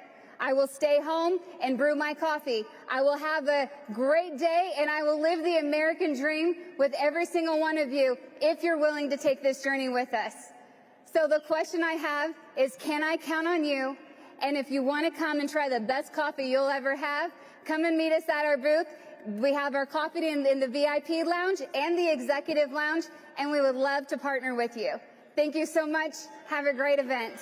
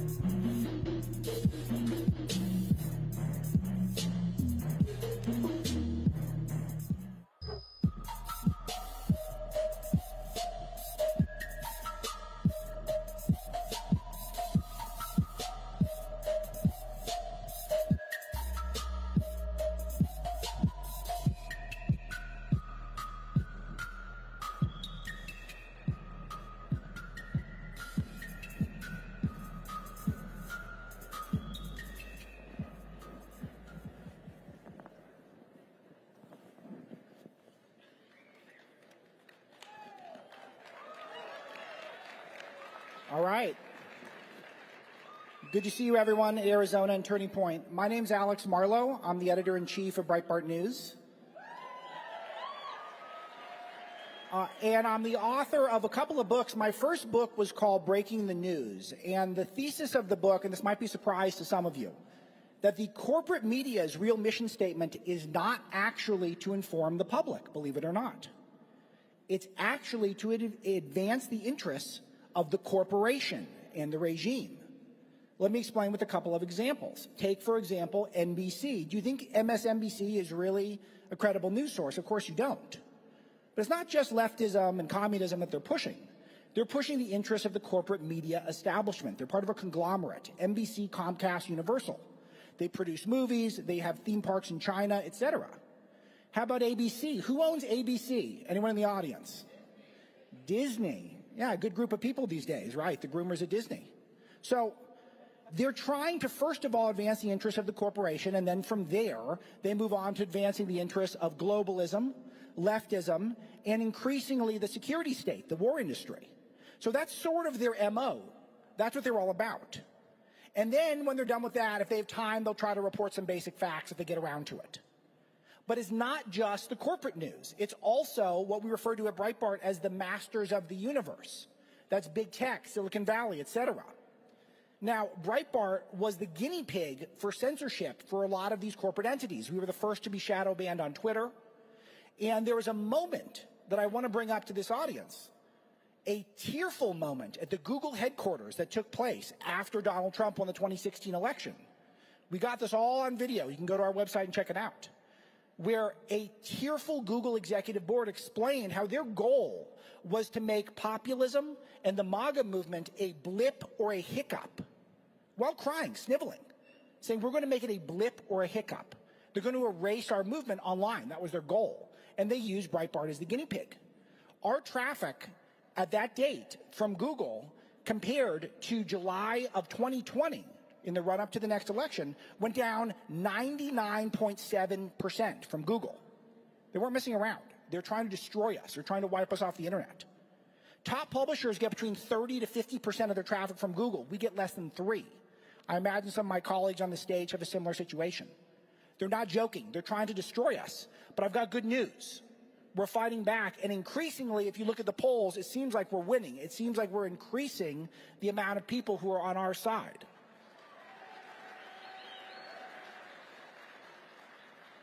And the people in this audience are the backbone that is guiding this forward.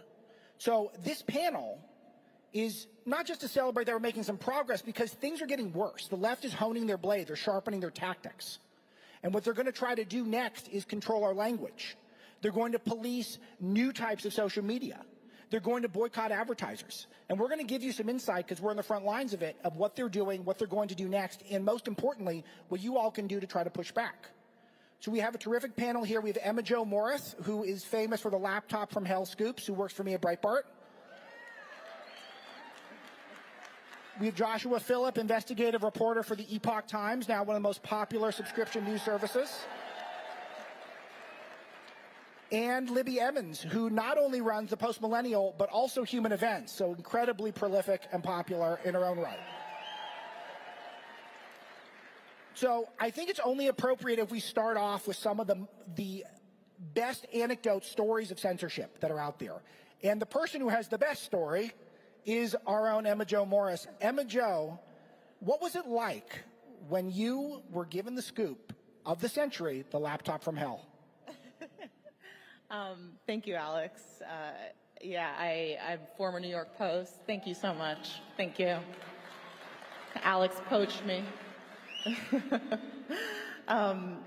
So 5:30 in the morning, Eastern Time, New York City.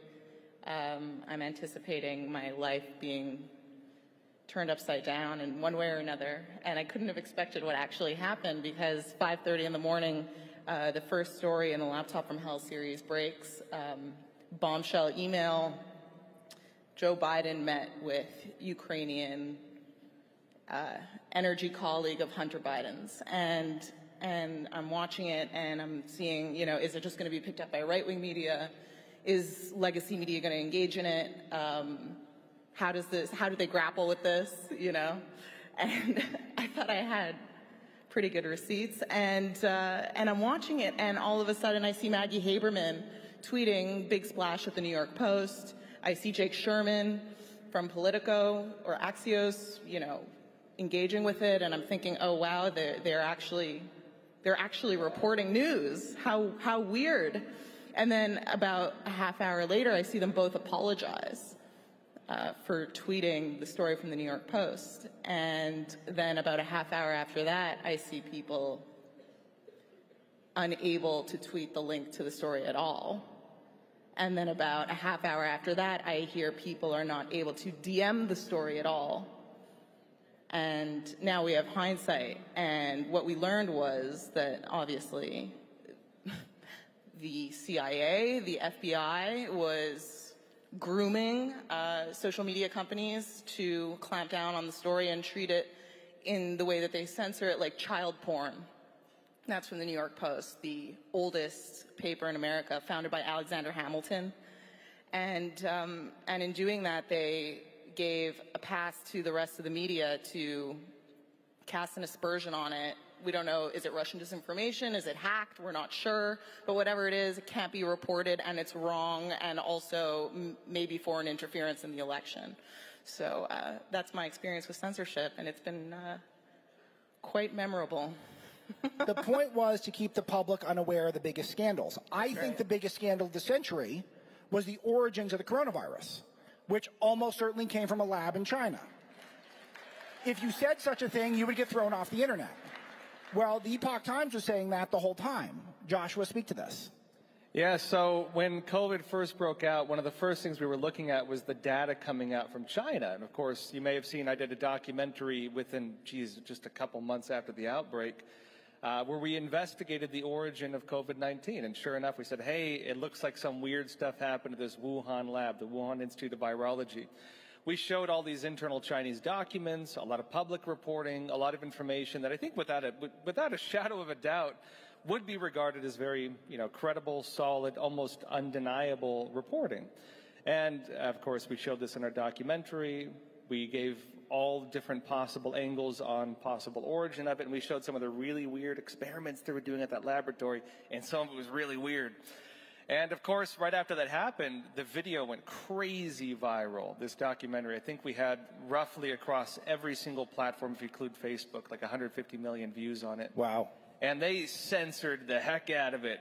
The image of the documentary was like my face, and it had the title.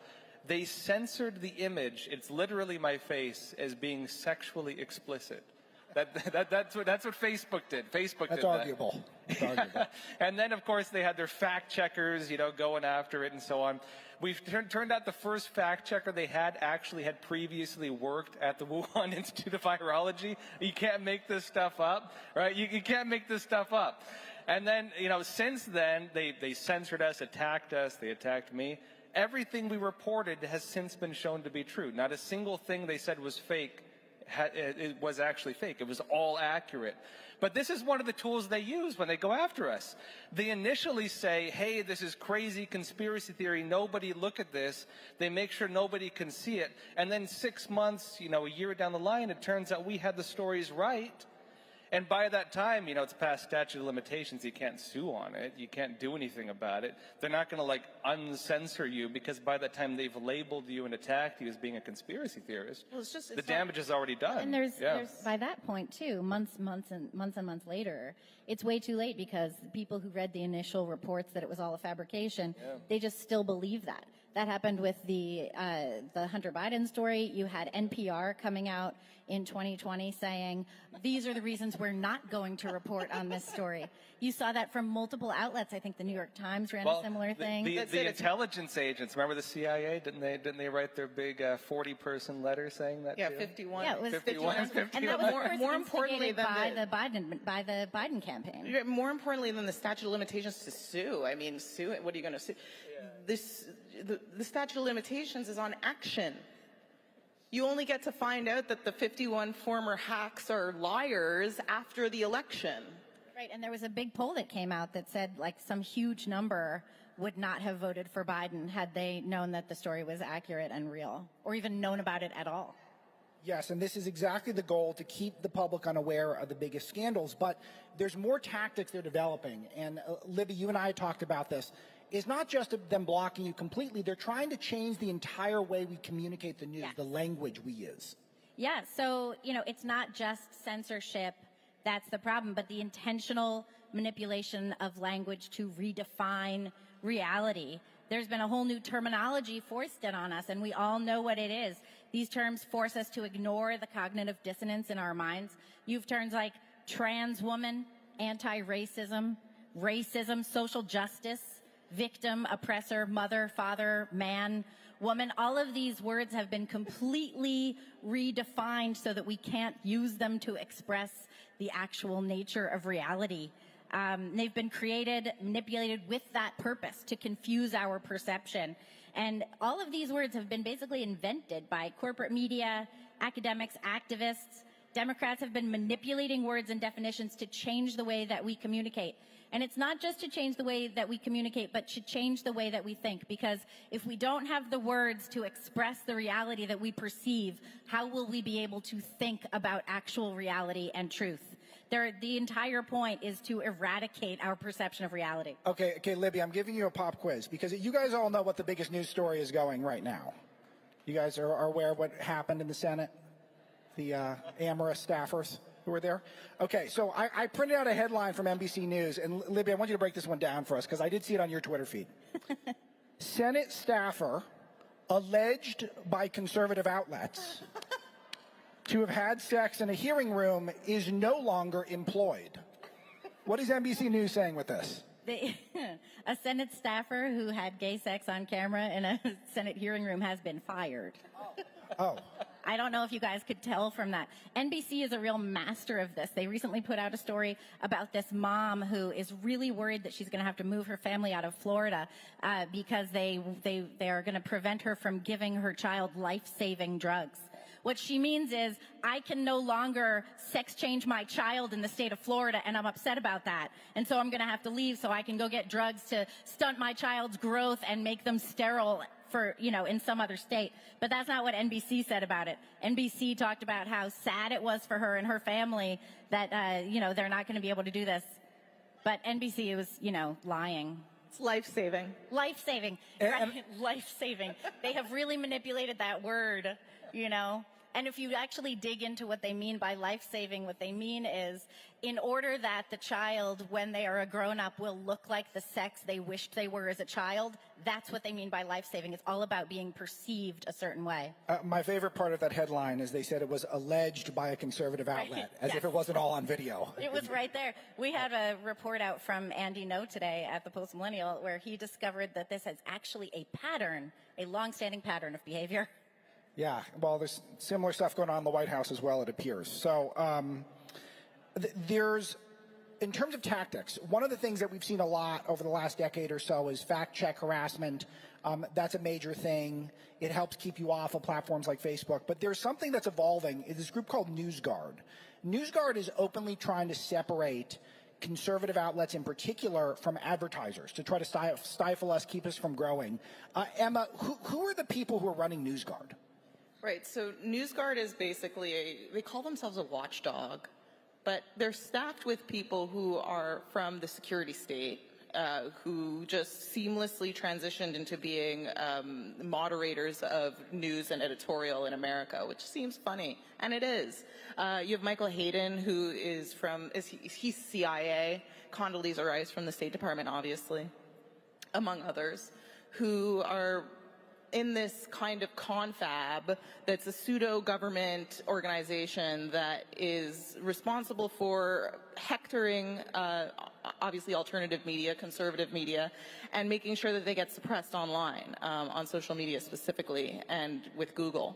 And they just decide based on their opinion as experts, the same experts who told you that the Hunter Biden laptop was Russian disinformation, what's true and not, and therefore what should be visible and not. And they're basically an election interference organization, in my opinion. They get funding from the Department of Defense, it turns out, which I think is really right. shocking.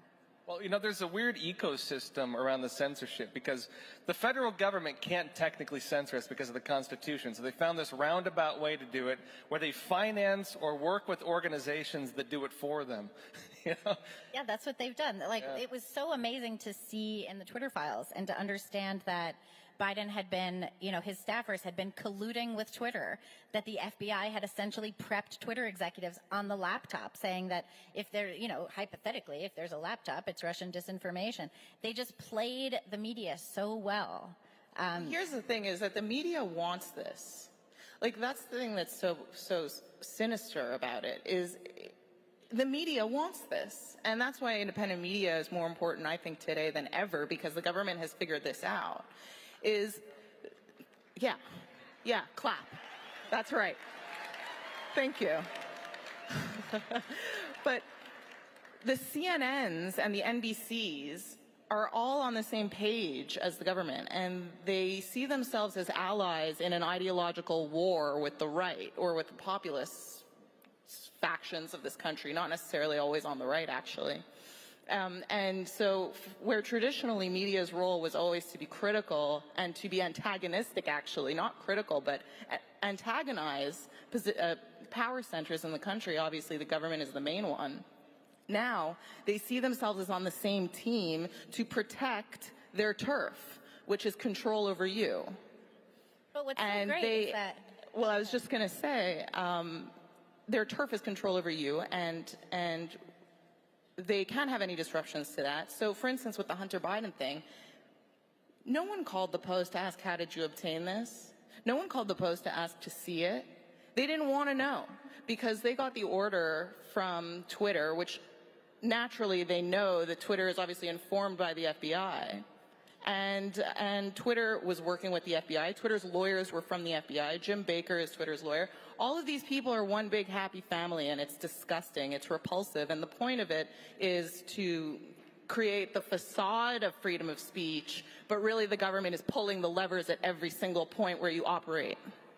But what I love is to see so many people who are not taking it anymore, right? Like, I don't think this audience is particularly fooled by corporate media manipulation. And I love to see that because during COVID, so many people's eyes were opened to the fact that they weren't just lying about COVID, they were lying for a long time.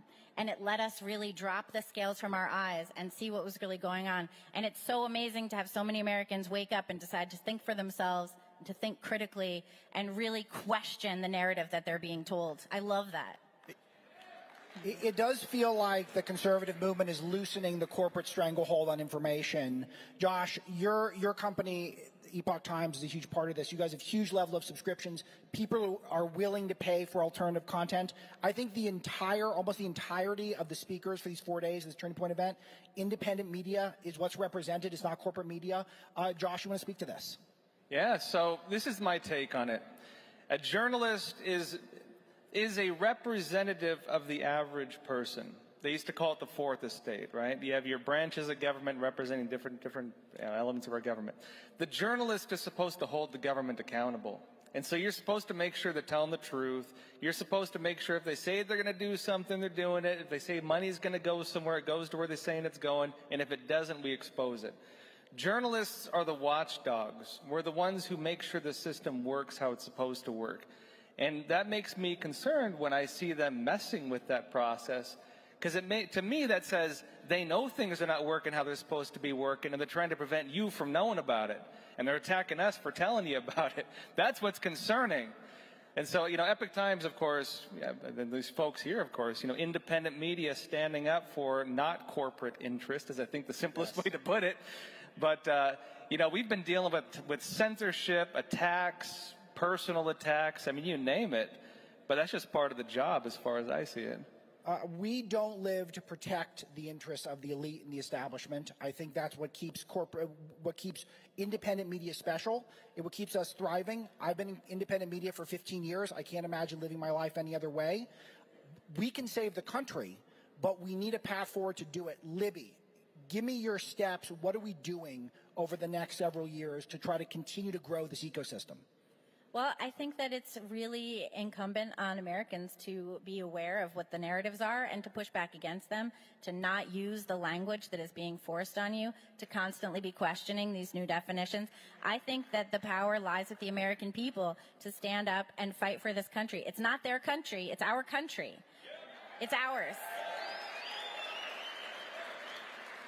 And so long as we don't capitulate to these ridiculous demands, so long as we don't shut off our minds, so long as we don't say, reality is what you tell me it is, and I'm going to, go along with that, then I think that we have a path to victory and a path to saving this country from the people who would destroy reality and, take away our rights entirely. Well, that's sadly all the time we have. Thanks to Charlie and Turning Point USA, but most importantly, thanks to all of you who read our content, listen to our shows. We couldn't do it without having an audience of tens of millions, and we all want to grow. So check us out online, and thank you. Thank you.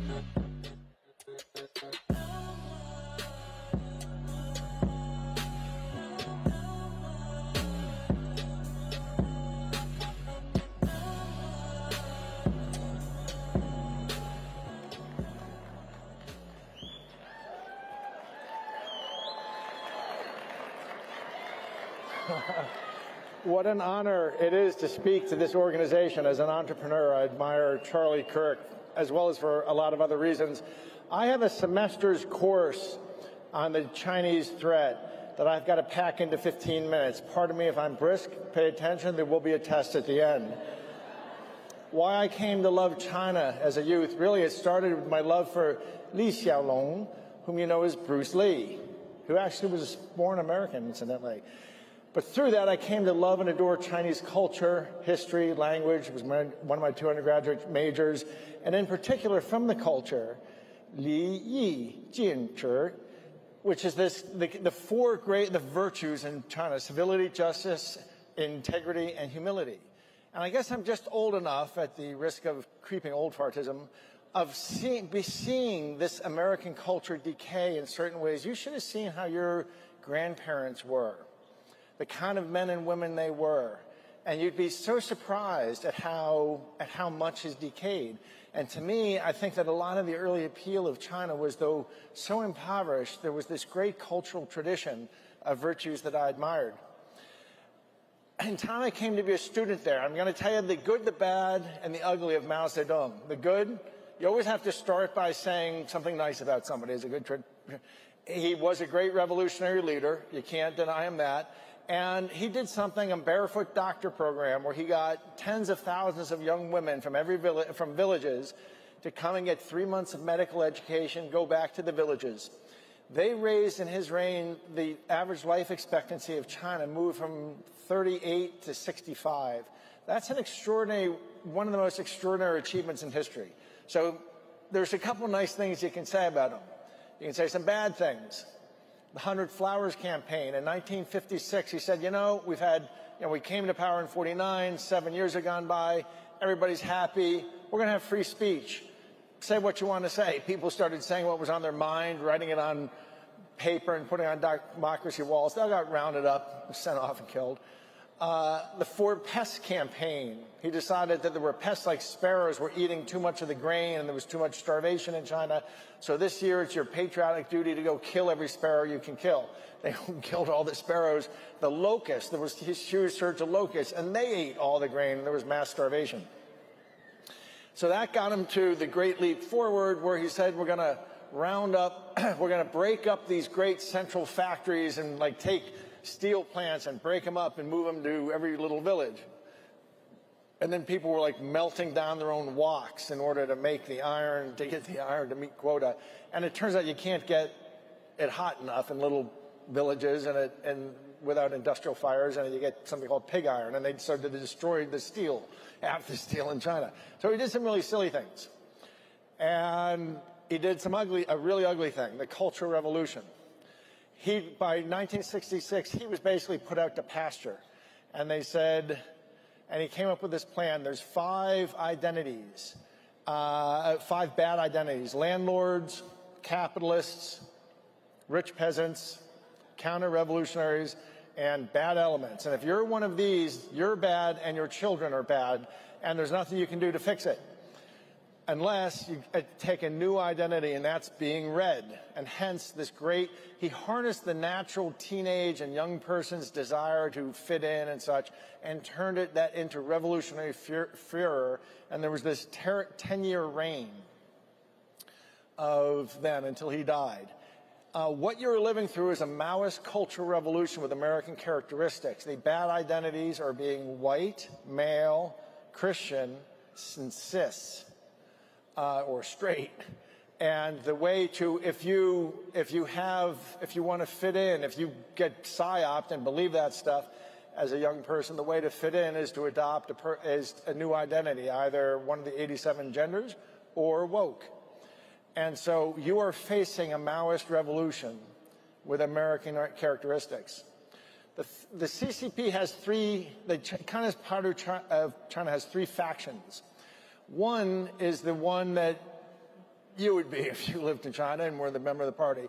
That, look, we needed, yes, the CCP was good. It lifted us out of centuries of feudalism and broke us free, but now it's time to grow out of it. And they want to become like a Singapore, a massive Singapore. The other says, well, we needed it to end feudal, and which eventually becomes non-authoritarian. The second faction says we needed it to end CCP and we should sort of keep it a soft version of authoritarianism in place, constrained. And then the third is that we should double down. And now that we can, we should be double down, pure authoritarianism, and conquer globally. Conquer in a different sense than we mean, more in a Confucian world order centered on Beijing with concentric circles of I want you to know that in the 1980s and early 80s, when I was a student there was a great emphasis in Chinese education on, we are taught the out of Africa theory of anthropology, that humans evolved from ancestors in Africa, small numbers, many may, at one point, 200,000, we were reduced to like a couple thousand humans, and evolved out of that in successive waves out of Africa. There's a different but a Peking man is a Homo erectus found 100 years ago. It's very important in anthropology. There's a whole ideology about this where they insist that they don't have buy into the out of Africa theory, and they think that we're different races and with different mixtures, and that the true supreme the Uber race is the Han. And remember, China is an ethnic state. It's 95% Han. And they have devoted great resources in their scientific community to try to defend this point of view that really got settled 20 years ago once DNA science got to the point. The out of Africa theory has been established, but it's very suspicious. There has been this overemphasis in Chinese science of trying to support a different view of human evolution that basically gives the grounds to say that they are a master race. There's a famous book on revolution from a couple generations ago. I don't know if it's still taught. Crane Britton, Anatomy of Revolution. It goes through 4 revolutions and identifies similarities among them. Can't walk through them, all the similarities, but one is their emphasis towards, at the end of the day, they descend into extremism. The extremist elements win. From Cromwell, in the Jacobins and the French, there were different, it starts off within the revolution, there are people who sort of sound like the kind of stuff we believe, and then it gets successive. Then come the Mensheviks, then come the Bolsheviks, the only one of the 4 that did not happen was the U.S. And that's primarily due to George Washington. So what's happened in China is that third group is won. Xi Jinping is the leader of that third faction. They've won. They're the dominant. There's a book, What Are Their Plans? I'm going to walk you through their plans. Excuse me. There's a fellow, he's a lifetime China dove, Michael Pillsbury. He was part of opening China in 1971, and all his life he was a China dove. He came out in 2015, said, I've been wrong my whole life. China has a 100-year plan, started in 1949, to upend us and displace us as the world's hegemon and reduce us to a vassal state by 2049. And there's a way to communicate in Chinese. I wish I could do a whole lecture on it. It's called Chengyu. And it's like parables. They use parables that are very much more, there's huge stories behind them that you can summarize in a little forward parable. And you can have conversations, and most people know 30 or 40, very educated people know several hundred. There's a book of classical Chinese. I happen to have done my undergraduate thesis on classical Chinese. I came back from China being able to read and write sort of at a newspaper level and then switched to classical Chinese. There's a book, San Shi Liu Ji, famous book. They took the lessons of the 350-year warring state period. 2,700 years ago, China entered all the counties of China. There was just 350 years of warring state until finally it emerged for the first time under Emperor Qin as 220 BC as one kingdom. And the lessons were codified into 36 strategies. And everything you see going on, and what this fellow Pillsbury had realized is if when you started reading the national security literature with this in mind, there was this whole second conversation going on where they were absolutely clear. You can communicate in Chinese using Chengyu in a way that people, unless they're they have to really know. So it was amazing how even within the national open system, some of it was classified, some of it was not, but they were communicating about their plan to take down the United States. a book, 1990, and it's supposed to run from 1949 to 2049. Two colonels in the late 90s wrote a book called Unrestricted Warfare. We don't understand warfare the same way. They see it as diplomatic, economic and financial, network-centric, the ability to collapse networks, terrorism, and then the fifth and last is classic warfare, what we understand with bullets flying. So we don't understand war at war. And lastly, there was a man in China. Imagine somebody being both the chairman of the Joint Chiefs, the Secretary of Defense, and the vice chairman of the Democratic Party, and we're in a one-party state. Imagine a man had that position, Chi Haotian, in China. In 2003, he resigned, and he gave a speech that leaked thanks to the wonderful Epoch Times, which is the fourth largest and absolutely the best newspaper in America and really much of the globe. So I want a round of applause for the Epoch Times. If you're not reading it, you're making a mistake. If you're not reading it for your American news, you're making a mistake. Anyway, they published it in 2008. It's never been disputed by China. And he says it's his retirement speech. It was classified, but it got leaked by some honest person of Zhen. That someday they're going to use that we're living in a world two tigers can't live on one mountain. We'll eventually have to take down the United States.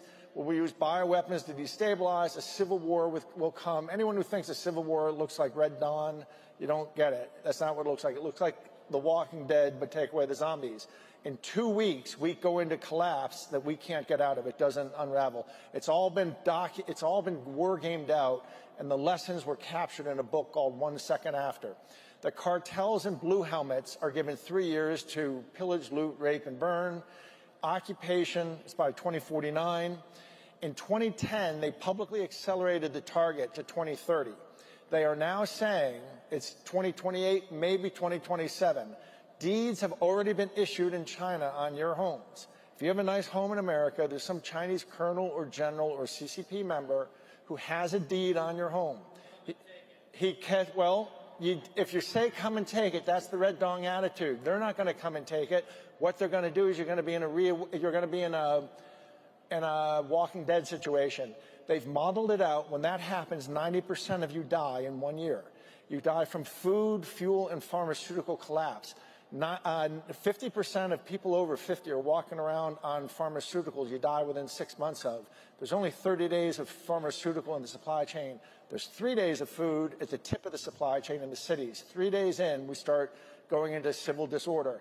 2 weeks, we go through a tipping point. It's fifth generation warfare. You don't know who you're fighting. We're fighting China. We don't know it. It turns into a civil war. It's all been modeled out. 90% die in 1 year. Then the cartels and the blue helmets come in to stop the race war or something. And so that's the plan. The coming party line is basically the greatest civilization on earth was in depression for 2,500 years. They fell into a depression. The West took advantage of them. They emerged and pulled the rug out from under the greatest hegemon in history.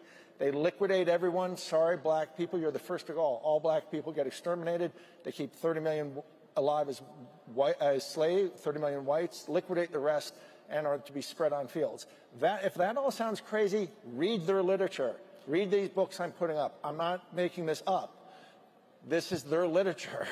So the org chart of what you're up against is China, Iran, Cuba, Venezuela, and the Mexican cartels. The Mexican cartels report to the Venezuelan cartel. It's called the cartel. The Venezuelan cartel, you know what it is? It's the Venezuelan government. Venezuela is where cartel mafia turns into nation state. There's a pattern of genocide you are being walked through. Polarization, you know what that is. The Germans did it. We got to be afraid of that tuberculosis. We have these Jews among us, and they've got cousins, shtetl Jews, and we got to be worried. So you have to tribalize. They're going to have to wear yellow stars and social distance. Demonize them, except in this case it's all COVID and MAGA and such. And then that's how you justify genocide. How to defeat their plan. Love and peace. Do not panic. If we get into a civil war, they win. And they're doing everything they can to drive us into it, to provoke it. Prep now, 30 days for food, fuel, and pharmaceuticals. arms and bullets. Sic vis pacem para bellum. If you want peace, prepare for war. An armed society is a polite society, Robert Heinlein said. Well-ordered militias, in particular, in conjunction with your sheriff. Study the LDS. The Mormon Church has a very good neighborhood. They have really worked it out, how to do this. And election integrity. Everything is down to 11 months from now. It's now or never. Remember the Republican Party stands for civil rights and the black community. We started as the party to end slavery. Remember the words, I'll close with the word of the great, and we have to be welcoming to the black community. And to me, word one of that is no more Confederate flags. I'm from Vermont. I think that if black people are being polite when they don't tell you, it really is. This whole statue thing, that's a fight about Democrats pulling down statues of Democrats. I don't have a dog in that fight. I'll close on the words of the greatest Republican of all time, Frederick Douglass, who said, a man's rights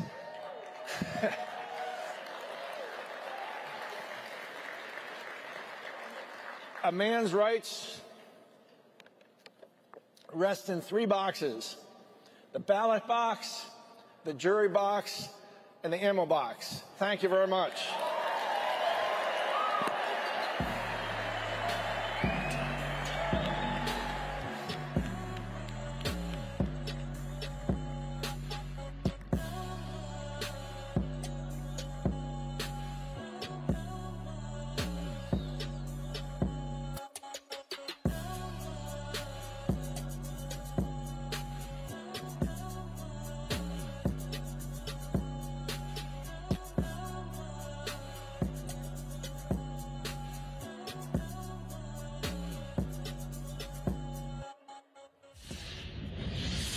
You are an articulate, powerful spokesperson for common sense. Riley Gaines is a hero. She's a college swimmer who was cheated against. What a lot of people don't get is the freedom of speech issue that we're having. It is chilling to see how people want to control your thoughts, control what you say. The breakdown of freedoms, this directly points in the direction of Marxism. Open any history book and see how this turns out for any civilization. And it's not pretty. You are this next generation, and you are the ones with the power to do something about it.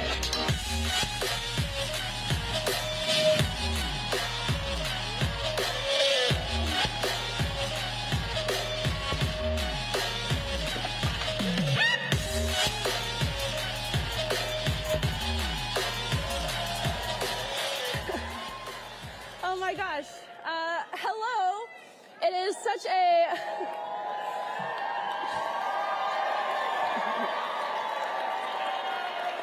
You guys are so funny. All of this for simply saying men are men. Oh my gosh. Anyways, what a warm welcome. Certainly a warmer welcome that I had actually at a Turning Point event in San Francisco a few months back, where I was, for delivering a message very similar to what I'm going to be talking to you guys about. I was assaulted. I was punched by men wearing dresses, which fortunately for me, their punches don't really hurt that bad, and ultimately was held for ransom for over 4 hours, where these protesters demanded that if I wanted to make it home to see my family safely again, I had to pay them money.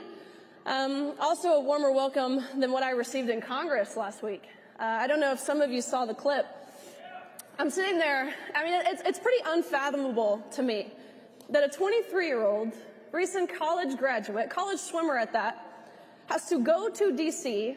to sit in front of Congress to explain to them that men and women are different, and then to be on the other side of that and have them be confused by this explanation. But I went there. I'm sitting there, and Representative Lee from Pennsylvania is reading her opening monologue, and she says something to the effect of, you know, I can't believe I have to be forced to sit here and listen to this transphobic bigotry, is what she said. And so I'm thinking to myself, if being pro-woman, pro-fairness, pro-reality, pro-common sense, if that is immediately deemed anti-trans, then wouldn't being pro-trans inherently be anti-woman? And what do we call someone who's anti-woman? We call them a misogynist, which is exactly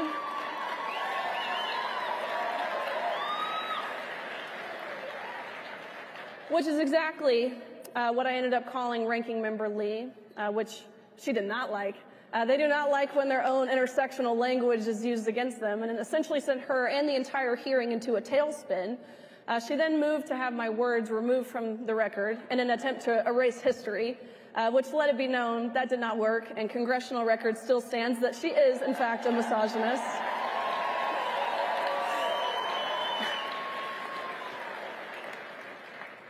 I'm sure some of you are fairly familiar with the events that led me here, you know, the how I got here, but I'll briefly summarize this. I proudly finished my career at University of Kentucky as a 12-time NCAA All-American, a five-time SEC champion, actually still the SEC record holder in the 200 butterfly, making me one of the fastest Americans of all time. But my senior year, of course, I had the goal of winning a national title, which would mean becoming the fastest woman in the country in my respective event. And I'm right on pace to achieve this goal. Until all of a sudden, this name, this swimmer, comes out of nowhere. Keep in mind, a name none of us had ever heard of before.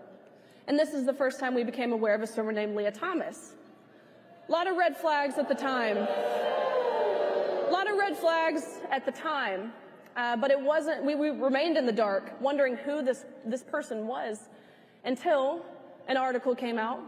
And in this article, it very briefly disclosed that Lia Thomas is in fact formerly Will Thomas, who swam 3 years on the men's team at University of Pennsylvania before deciding to switch to the women's team, where ultimately, at best, he ranked 462nd in the nation the year prior when competing against the men, to again now dominating the women's category.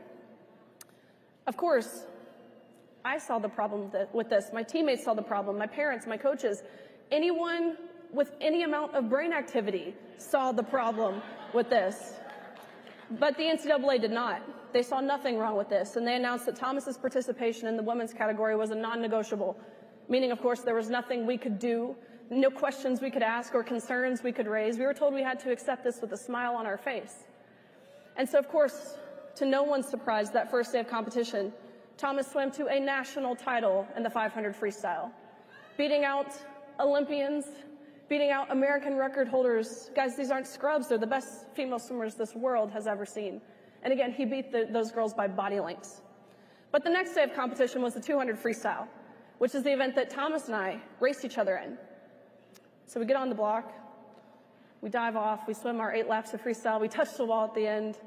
I look up at the scoreboard, and almost impossibly enough, we had gone the exact same time down to the 100th of a second, meaning, of course, we tied.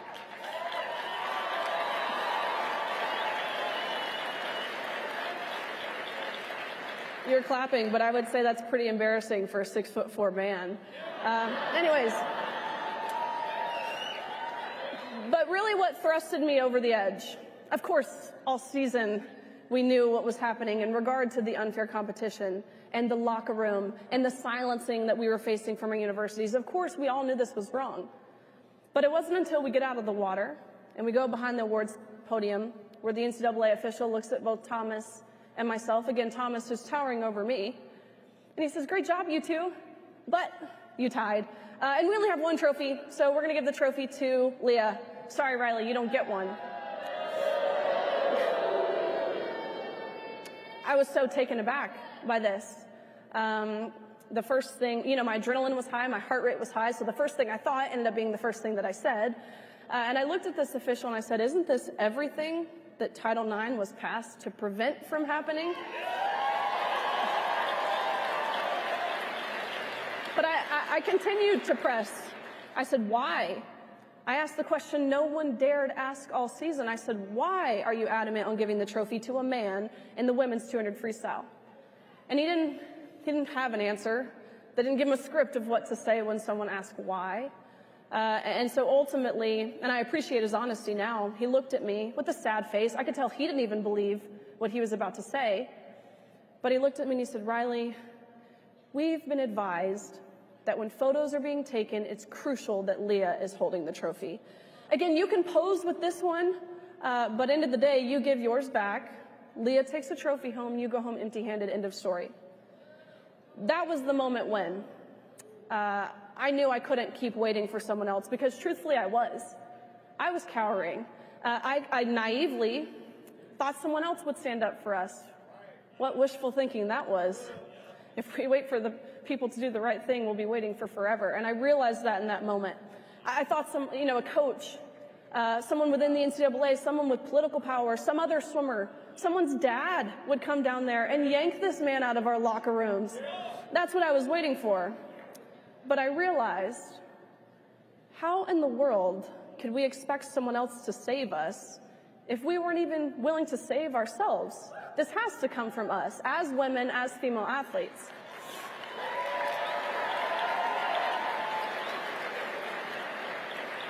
So again, that's the how. Not to mention, like I alluded to, the locker room, the silencing.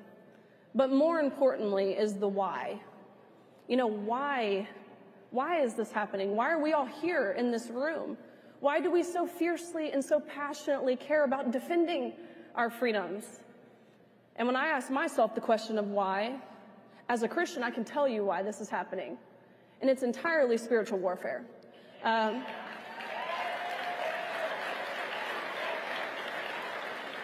Paul warns us several times throughout various chapters of the Bible, Acts and Romans. He tells us we will reach a point where bitter is seen as sweet, and dark is seen as light, and evil is seen as moral. And it's undeniable that that's not what we're seeing now. And that's not me saying that people who are struggling with gender dysphoria are evil. No, of course not. But deceit is evil.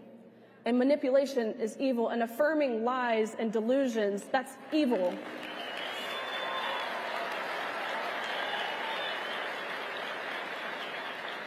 And to continue with the why, from a worldly perspective, why do we care so much? Make no mistake, this is so much bigger than just women's sports. Our First Amendment rights are being infringed upon. I'm a big Seth Dillon fan, and I love everything he says today, what he shared with you guys. It's so true. Our freedom of speech is being compromised. The language that we're using is changing and shifting entirely.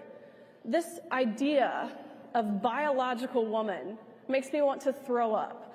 So if I can be of any encouragement to you, stop adding that prerequisite, because when you do that, even if it's subconscious, even if you subconsciously add that word biological, you're admitting that there's an unbiological alternative to being a woman or a man or a male or a female or a boy or a girl, and there's not. It's now cervix haver or uterus owner or menstruator or bleeder or birthing person or chest feeder. Mr. Rachel Levine most recently has now been referring to women as egg producers. And in peer-reviewed medical published journals, what they're referring to female anatomy as is a bonus hole. So be mindful of the language that you use, because it's powerful. When you control language, you control everything. And that's very evident through our media and our government and different things. The premise of this issue and a lot of the cultural issues that we're seeing plague this country is that we're denying objective truth. The most basic of truths at that. When we deny man and woman, again, the essence of humanity, we're essentially denying that the sky is blue. We're being asked to say 2 + 2 is 5, and we're adhering. I don't believe the people in this room, of course, are adhering. But as a larger society, we are. Even our leaders. That's why this matters. And if you lay out the different pieces, like the denial of truth, like the breakdown of our freedoms, like the breakdown of family and the breakdown of our faith, the preying on vulnerable populations, the propaganda that's being spread throughout, again, mainstream media, the list goes on. If you lay all this out for what it is, and you just got to hear some of this, it points directly in the direction of cultural Marxism. And I encourage you to talk to someone who has fled these countries, like North Korea, or China, or Cuba, or Argentina, or Venezuela, or Germany, or Russia. Talk to someone from these countries and they will tell you that what we're seeing here in the U.S. is exactly what they saw at one point in their country, or what they may continue to see happening in those countries. Myself, what I constantly refer back to is this idea of true love and what that really means. Understand that those words are synonymous, truth and love. It is loving to say the truth. It's not kind to lie. It's not compassionate to lie. That's not what love is. It's loving to say the truth. And of course, telling the truth is a revolutionary act in a time of deceit. I've heard Charlie Kirk say many times now, which I admire how hard that guy works, how amazing this conference is. It's incredibly admirable. But I've heard him say several times now that something we should all dedicate ourselves to doing is these next 11 months. I think we can all agree we're at a precipice here as a country. These next 11 months, working as hard as you have ever worked to help save America. In whatever capacity that might be, running for school board, getting involved in whatever way, donating to people who are on the ground, like organizations like Turning Point, people who are on the ground doing the work. These next 11 months, we have to dedicate ourselves to working as hard as we have ever worked. And I encourage you to challenge, each and every one of you should challenge yourselves to that.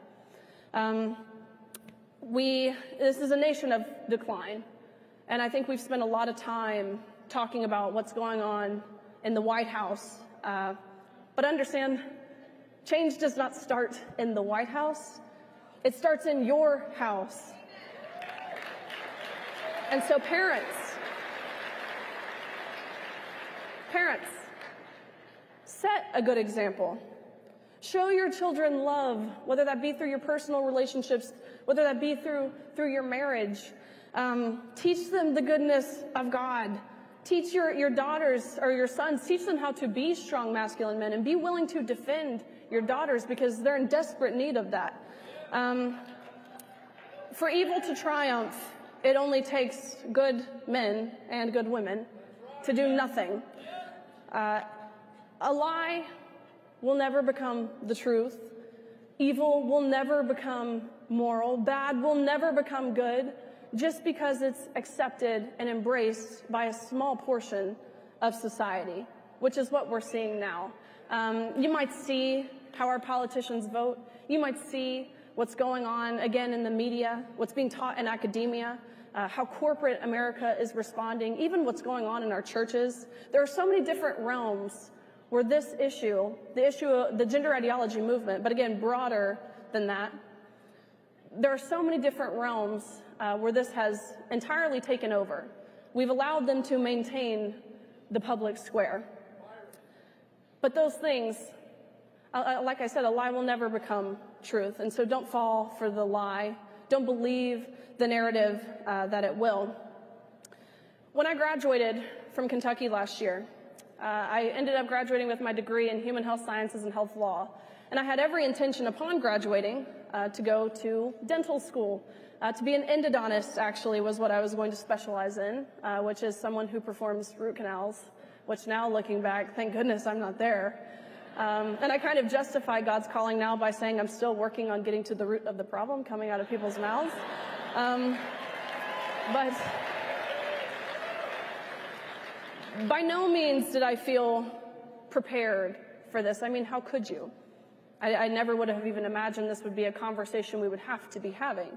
I didn't feel prepared for this. Ashamedly, I feel ashamed to admit it, I didn't know much about our government. I knew we had 3 branches, but that's about it. My public speaking courses in college, my face turned the color of the suit I'm wearing. But I realized God doesn't call the equipped, he equips the called. And if he brings you to it,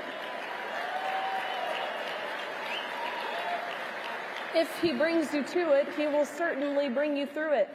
Just as he did with Moses, who led the Israelites out with Aaron and his staff, just as he did with Joshua, who he promised a victory over the Canaanites, and just as he did with Esther before she was brought before the king.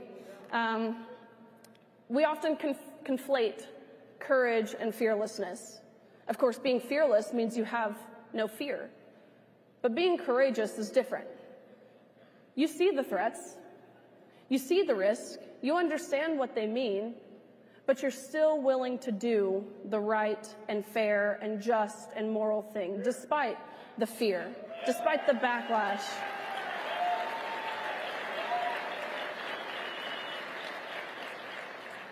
So I want to encourage you guys. Be bold. Be courageous. Be willing to say the truth. I have people ask me all the time, and it cracks me up. You know, how do you find the courage? How are you so brave to be so young to do what you're doing? And I respond back with, easily. Because I'm literally saying the most basic thing anyone could possibly ever say. But we all need to be willing to say the emperor wears no clothes. Because that's the point we're at. We all see it. We acknowledge it. But no one is willing to call it out. It's our jobs, the people in this room, the people who are here and ready to roll up their sleeves and say enough is enough. It's our jobs to look at the emperor and say, wait, he's naked, which is almost too real nowadays. I would say the scariest thing about our society, other than the fact that we live in a godless society, is the inability to think for ourselves and the unwillingness to admit when we're wrong. Be a David. Be an Esther. In a world where in a society where that's not deemed the right thing to do the right thing. People are looking to you, whether that be your daughters, whether that be even people in leadership positions, as I mentioned, because by the hands and feet of our leaders, the people leading this country, they're actively taking us down this slippery slope. And I say it's a slippery slope, but actually I think it's a cliff with jagged, sharp rocks at the bottom, which sounds pretty grim, but it's not, because we already know who wins, because the Bible tells us who wins.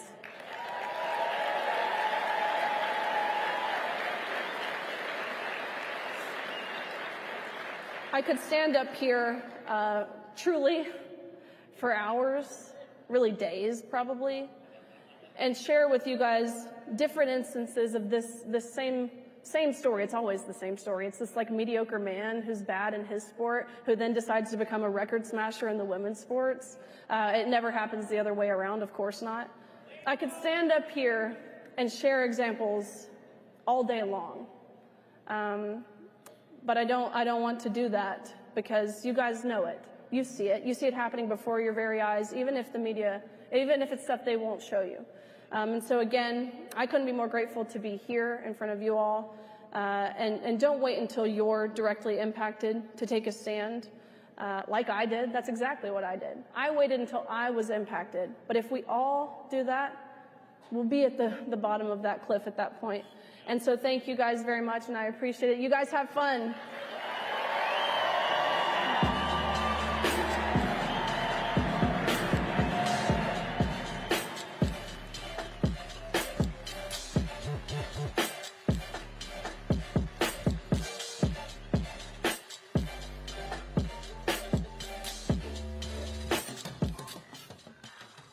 It's been said many times, where America goes, so goes the world. Americans of African descent who historically vote for Democrats to want a difference and begin to vote in a different way. We need women that are staying true to this, that are saying, I'm not just here to protect my children, right. I'm here to protect everyone's children. I believe it is incumbent on us, this generation, to protect and preserve the greatest nation ever to exist in the history of the world. Flashpoint is here to tell you there is hope. If someone told you that you could change your life, change your entire life in 88 days, would you do it? Would you believe it? We are John and Chelsea Jubilee. What would you say if we told you you could reverse most any ailment or symptom without painful exercises in just 88 days? We have created the only patent-pending intercellular hydration protocol. Don't miss your opportunity to feel better. We know there's a lot of false hope out there, and many people have bought programs that work for a moment. But life's a lot longer than a moment. You need something that's sustainable, that will take care of you for a lifetime. We have been helping people gain intercellular hydration for nearly 3 decades. You will lose fat, not weight, fat, fast, including that killer visceral fat. Chronic dehydration is one of the root causes of many ailments and symptoms. We encourage you, go log on to our website and look at these amazing testimonials. Over and over again, we've heard our clients say it sounded too good to be true, but it worked for me. I needed to reduce my arthritic pain, and I also had very, very high blood pressure that needed to normalize. And I'm pleased to say that I have absolutely no arthritic pain anymore, and my blood pressure is normal. It was really cool to be able to get my life back. I didn't even think I'd cry talking about that. I endorse the program wholeheartedly. It has led to improvements that I can't fully explain based on my medical knowledge as it was taught to me. Ask your doctor about Energized Health. Don't miss your opportunity to transform your health now. So log on to energizedhealth.com. That's energizedhealth.com. Possible side effects may include increased joy, energy, potential reduction in prescriptions, more fulfilling relationships, fewer doctor visits, and overall improved quality of health and life. Well, hello. I'm Wendy Kinney, the CEO and founder of Revere Payments. Not up here normally talking about myself, but I do want to talk about Energized Health. I became very, very ill 3 years ago, desperately ill. I spent 2 years at the Mayo Hospital. I was diagnosed with an incurable pancreatic disease. I was given medication. I saw the best of the best when it came to medical care. I was told that I will never eat normal food again without taking prescription medicine. I was in the worst place of my life. It was despair. I prayed and prayed for hope, help, and something. I topped out at 183 pounds. My body was swollen from my neck to my toes. And by God's grace, I was given a chance through Energized Health. I am not a paid spokesperson. I had not met John Jubilee until yesterday, but I am so humbled, grateful, and healthy and proud to introduce the founder, CEO, and the lifesaver to thousands, Mr. John Jubilee. 10 minutes, it's in my contract. Hey, thank you. Thank you. All right, well, hey, great to see everybody. Let's get a little bit of energy in here. If everybody could stand up for a moment, ask you to join me. Just stand up. And let's say, Energize America. Energize me. All right, well, I want to share with you guys that we have all been programmed. You know why they call it television programming? You can go ahead and have a seat for a moment. We've all been programmed on television with television programming. A lot of you guys have been around long enough to know that at one point in time, you would never imagine you would see a drug commercial on television, right? But now there's commercials on television for drugs, drugs you never heard of. And at the end of every television commercial for a drug, what do they share with you? The side effects, right? The side effects of those drugs, which are very dangerous and very harmful. So for those of you that don't know me, I'll just share a quick recap of my personal journey. I had a lot of health issues. I was bone on bone in my knees. I had hypertension. I had high blood pressure. This is 27 years ago. And I went through every program that you can imagine. And I was on the same challenges that many of you have suffered with your health issues. And what I found out was all the diets, all the drugs, all of these things, it really is like a giant conspiracy to keep us sick, to keep us on the medical merry-go-round, because it pays to treat, not to cure. That's how the medical system is designed. It's to keep us where we're alive so we can keep paying out money, but not really in a position where we're actually in health. Well, I got a little bit tired of being on that wheel, and I decided to do something about it. And I really was a banker. I was managing a couple hundred bank branches when I was 35 years old. Now go ahead, you guys can judge me a little bit. You know, how old do you guys think I am? Take a guess. You know, I'm 63 years old. 63 years old. Not one medical doctor visit. Not one medical doctor visit for 27 years. And look, I'm not saying this to brag, but I'm saying this to inspire and encourage us. Ever since I did this Energized Health protocol 27 years ago, I've gotten stronger every single year for 27 years.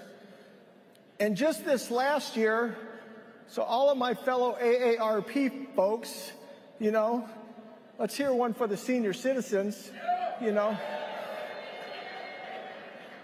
I actually went, because I kept getting stronger every year, and my wife looked at me and she said, "Baby, I think you're like in world record territory on that chest press." I said, "Come on, you're kidding me." She said, "No, for real, honey. I think maybe you could, if you could chest press 541 pounds, you could set a world record." And I said, "Well, babe, that's not a cool number. I'm going to try 555. And a 34-year-old world champion bodybuilder showed up because he wanted to set that record too. But I did 14 reps of 555 pounds at 63 years old. Now, God bless that sweet little 34-year-old Superman. He got 5 reps. And I said, "Young man, when you grow up, maybe you'll be able to do a little bit more." But I'm here to tell you it's a myth that we have to lose our strength when we get older. It's a myth that we can't be our best at any age. It's a myth. It's just we've all been doing the same wrong things. So here's what I did. I went and did all this research, and I developed a technology, intracellular hydration. But I'm going to make that simple for everybody. It's this simple, everybody. How many of you guys know drinking water is healthy? We all know that, right? Everybody eating healthy is healthy. Everybody knows all that stuff. So if everyone knows all that, how come we are fatter than we've ever been as a nation? We're sicker than we've ever been as a nation. We're on more medication than we've ever been on as a nation. Why is all of that happening? It's because of one thing. We are all dehydrated at the cellular level. So I own the only 2 patents in the world of intracellular hydration. How to actually push that healthy hydration into the cell. So when you drink water, that's called extracellular hydration. How many of you have heard what happened to Brooke Shields? Beautiful Brooke Shields, Princeton. She's a Princeton graduate, smart girl. She drank a whole bunch of water, and she literally had a stroke. That's extracellular hydration. She drank too much water outside of the cell. But when you push water into your cell, it brings healthy nutrition, it activates your mitochondria, it lights it up like a Christmas tree, and literally pushes out all your toxins. If you could pull that slide up, please. I'll show you a slide of what this looks like. But it pushes out all your toxins and all your inflammation out of your cells. And inflammation, the Mayo Clinic will tell you 99% of all illness and disease is caused from one thing. It's inflammation. So I want to help us. Listen, as patriots, the number one thing you can do to protect yourself, to be the greatest activist you could ever be for your nation, is be healthy, is to be strong, is to be powerful, so that you can have the power and strength to do what you need to do to make a difference. You have to start with yourself. So I'm here to challenge you today. You have to be a little bit selfish. You got to start with yourself to get yourself healthy so that you have the power and the strength so that you can stand up and fight.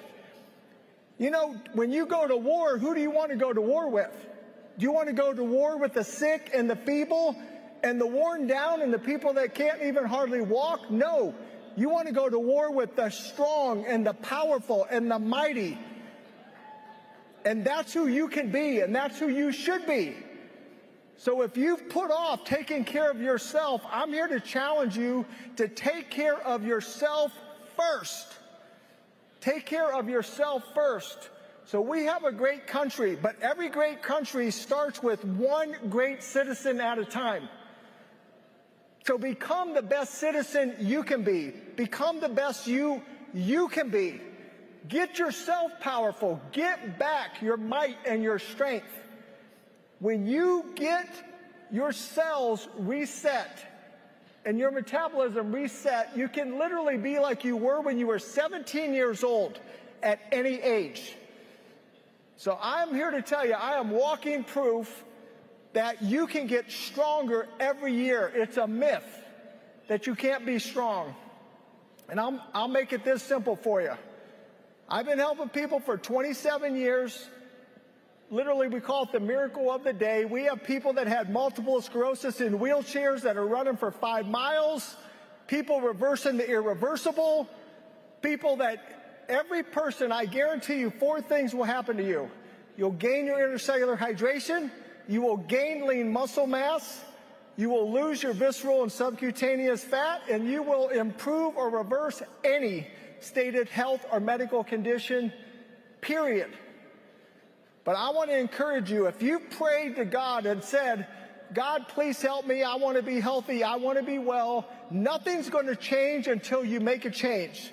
Nothing will be different until you do something different. So this is your time to change. This is your opportunity to be your best. So we're here to help America get well, we're here to make the church get well. And those of you that are Christians, 1 John 3:2 says, Beloved, I wish above all things that you be in health. Above all things, that you be in health. And 1 Corinthians 6:12 said, glorify God in your body. How do you do that? You have a healthy body. So come on, guys, let's get healthy. Let's be powerful patriots. God bless you. God bless America.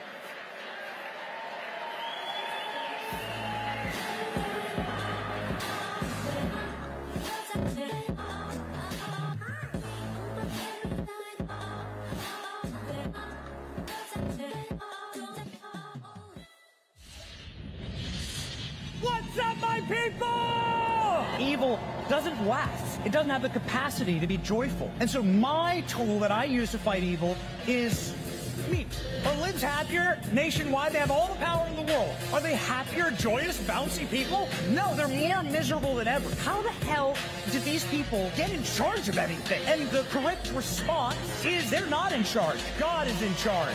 We are a godly nation. God bless you, AmericaFest!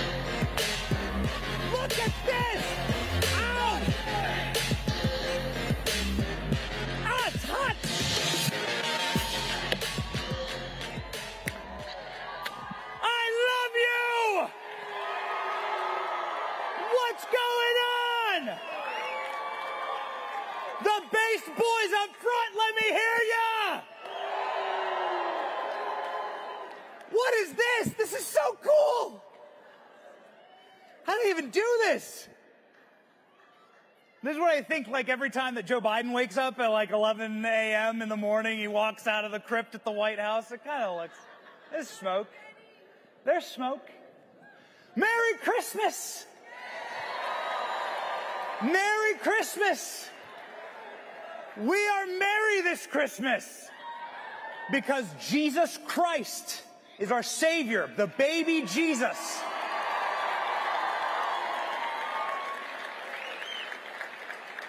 And why did Christ have to come to the world? Christ came to the world to defeat evil. And how do you defeat evil? You do it the same way that Christ did it. You speak truth. Let's speak truth together and defeat evil, because there's a lot of evil out there right now. I don't like it. Everywhere you look, things are popping off. Don't look in the Senate hearing rooms, my God. When I was your age, I made a promise to God. I was sitting in that seat right there, metaphorically, and I made a promise to God. And I promised God, as I was watching these same conferences, I would go to political conferences, same as you. And I'm in my 30s, so it wasn't that long ago. And I made a promise that if I ever got the honor and the privilege of standing on stage, a stage like this, that one, I would give an uplifting, hopeful message to young people, the kind of uplifting, hopeful message that I wanted when I was a young man. That I would speak to young men and try my hardest to show them that there is a purpose to your life. That God has a purpose to your life. That God loves you. And that you can become what God created you to be by following a few simple steps. And I can show you what unshakable joy, purpose, happiness, and uplifting looks like.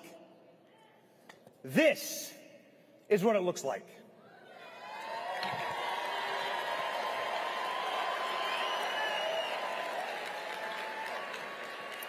This is what it looks like to be unshakable, ladies and gentlemen. Let me explain that. Young men, we're just going to cut right to it. If you want to be an immovable mountain in your life, if you wish to be a strong alpha, I beg you, find a woman. Fall in love. Get married.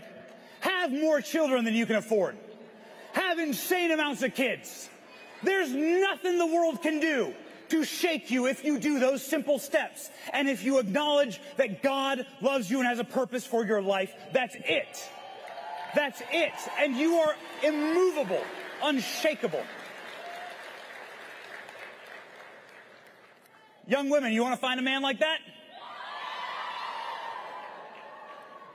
My boy Tucker, they did everything they could to try and destroy this man.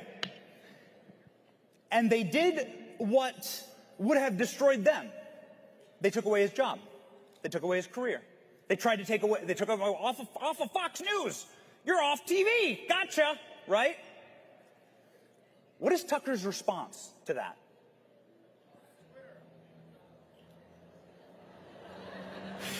They sent reporters to chase down Tucker, and he literally laughs in their faces. He laughs in their faces because he has this. He has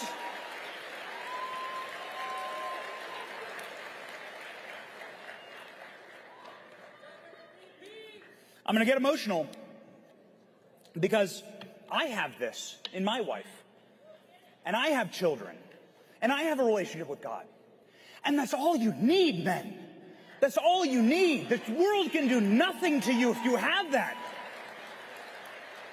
You can live the life you were designed to live, and nothing they do to you will hurt you. You will become an alpha. You will become the man you were intended to be. And I tell you the truth. That's the photo of happiness. That's what joy looks like right there. That's what true purpose looks like in life. Ladies and gentlemen, they didn't destroy Tucker Carlson. Tucker Carlson has gone on to produce some of the most watched interviews in human history. Tucker Carlson, look at these numbers. 400 million views, 200 million views. He was doing 3 million a night on Fox.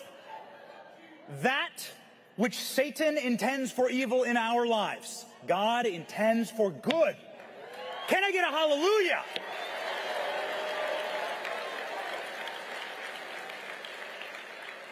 That photo of him and Trump is just iconic right there. Look, come on, come at me. Come at me. Come on me, bitches. Ladies and gentlemen, that's it. So I've just cut to the chase there, okay? I've cut to the chase. That's how you defeat evil. You speak truth. And this is how you find purpose, happiness, joy, meaning in your life. And that's the way. And you're only here because your ancestors decided to do that. You come from great men and great women who sacrificed an enormous amount so that you could be here, that kept their faith, that crossed oceans and sacrificed so you can be here in this moment today. It's not a mistake that you're here right now. You weren't born in the wrong time. Things aren't too hard. You come from greatness. It's hard-coded into your DNA. And so there it is, ladies and gentlemen. That's the speech I wish I could have given. I made God a promise. I would give that speech and hopefully speak purpose and hope and uplifting into the lives of young men in this room. Now I can show you what it looks like to not have that in your life. Would you like to see what that looks like? Here's what it looks like when you don't have all those things. Donald J. Trump is now president of the United States.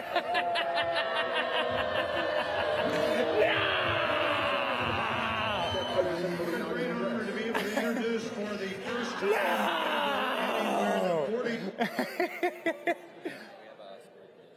Oh my goodness. Ladies and gentlemen, ALX, the great ALX, my producer at The Benny Show, has just handed me a breaking bulletin. Wow, this has never happened before. Thank you, by the way, to everyone who subscribes to The Benny Show and follows us on our social media handles. Deeply appreciate it. We love all of you. But we do news for a living, and this is a breaking news bulletin. Turns out, wow, all right, we're going to do it live. Turns out that there has been a horrible accident and that a mental institution had a breakout of the inmates. And that institution, I'm being told, is in Washington, D.C., very close to the White House. And that some of the inmates, this is insane. Guys, do we have the live footage of this? Do we have a live cut of this? Some of the inmates have actually gone and taken over the White House. So clinically insane people are currently inside the White House right now. I think we have a live shot of this. Can we go to it? Let's go see. Here, okay. Wow. Oh no. Oh my God. Oh, this is terrible. Oh, this is so bad for our nation.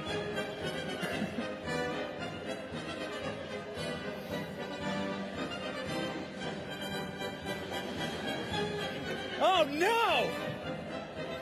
Oh, this is awful. Please, somebody help!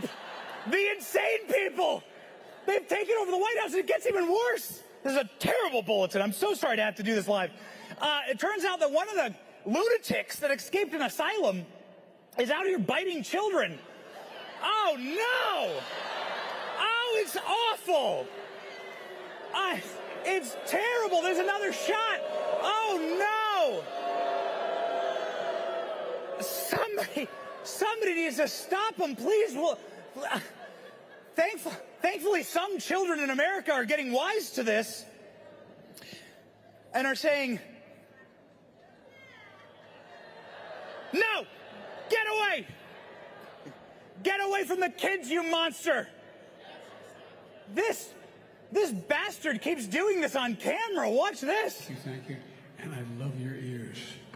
I love them. They're really cool. What's your name? What a beautiful name. That's my mommy's name. Well, nice to see. How old are you? 17?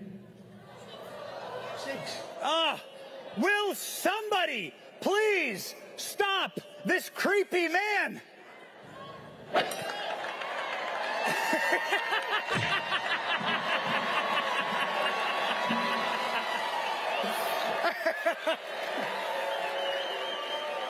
Will someone in power please have respect for the little children? Do you want to go back to them, or do you want to stay with Donald Trump? Trump.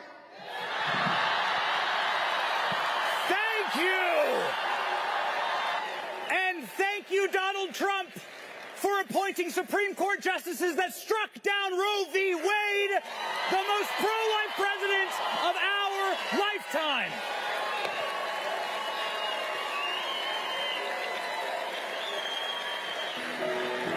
Don't you miss it? Don't you miss it? Can we just get a palate cleanser, please? Can we just get a palate cleanser? Just see if you can spot the subtle differences between Melania's Christmas videos and Jill Biden's Christmas videos.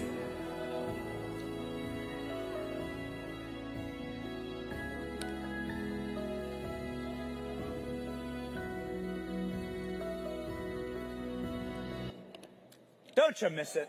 Oh, I do. I absolutely do. Ladies and gentlemen, make Christmas great again! Come on!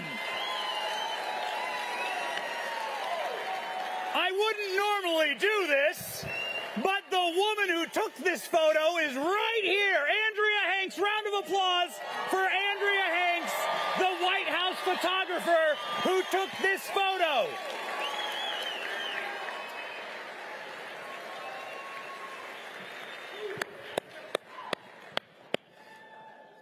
Andrea, listen, we love you.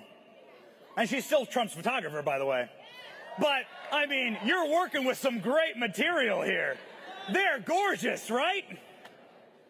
Ladies and gentlemen, I got something for you. I got uplifting. We will present hope. This speech is a speech about hope. I do not want you to be demoralized. That is a tactic of evil. That is a tactic of Satan. They try and lie to you. You are living through the world's greatest 24/7 psyop to try and destroy and melt your brain. Now, the first step is to come here to Turning Point USA. That's one. We get culture, right? We make connections. Who's met a friend here? Who's met a spouse here? Like, it's awesome. It's incredible what's being built here. Let's not let them lie to us. We live in a red country. You are the majority in this country. We are the majority in this country. And I can prove it unequivocally and demonstrably. I can prove it for you. Okay? It's one thing to show you a map. That's a map of Donald Trump's 2016 election victory. We are the majority. We control this place. Not a bunch of lunatics going, "Yeah!" in Washington, D.C. I'll show you. Ladies and gentlemen, Bud Light did that. And so we did this to Bud Light.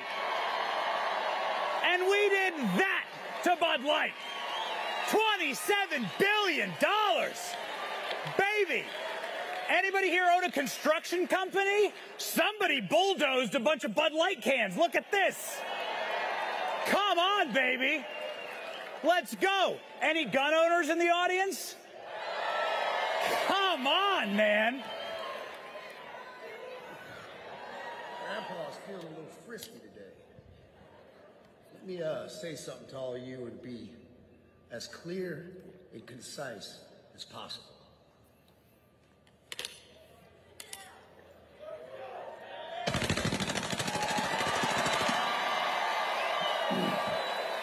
Ooh, baby. Here's another map that the seething, salty libs will never show you. 25 states allow permitless carry in this country. All gun laws are illegal. We have a Second Amendment here. This, we are going in the right direction on. Now, could Bud Light be redeemed? Could they be redeemed? I'm a Christian. I believe in second chances. And I'm here to tell you, Anheuser-Busch, that there's a way that you can potentially come back and earn our respect. And this, I'm going to look right down the barrel of the camera. I'm going to tell you exactly how to do it, okay? 3, 2, 1. There you go. Simple as. Simple as. Would you buy that can? I'm just saying, it's a suggestion. I'm not saying it'll solve everything. This is how we heal. It's just how we heal, okay? Until then, Bud Light, the memes shall continue. Let's watch a Bud Light meme together, okay? before and after Bud Light. Let's go. Marriage is between a man and a woman, and states must respect that. I'm gay.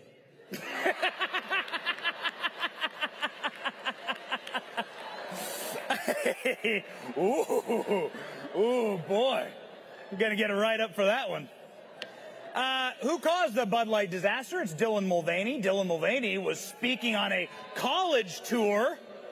Dylan Mulvaney spoke at Penn State this week on a college tour. Why don't we check in on, because we're told that Dylan Mulvaney is very powerful, right? That Dylan Mulvaney, very, very important person. Millions of followers.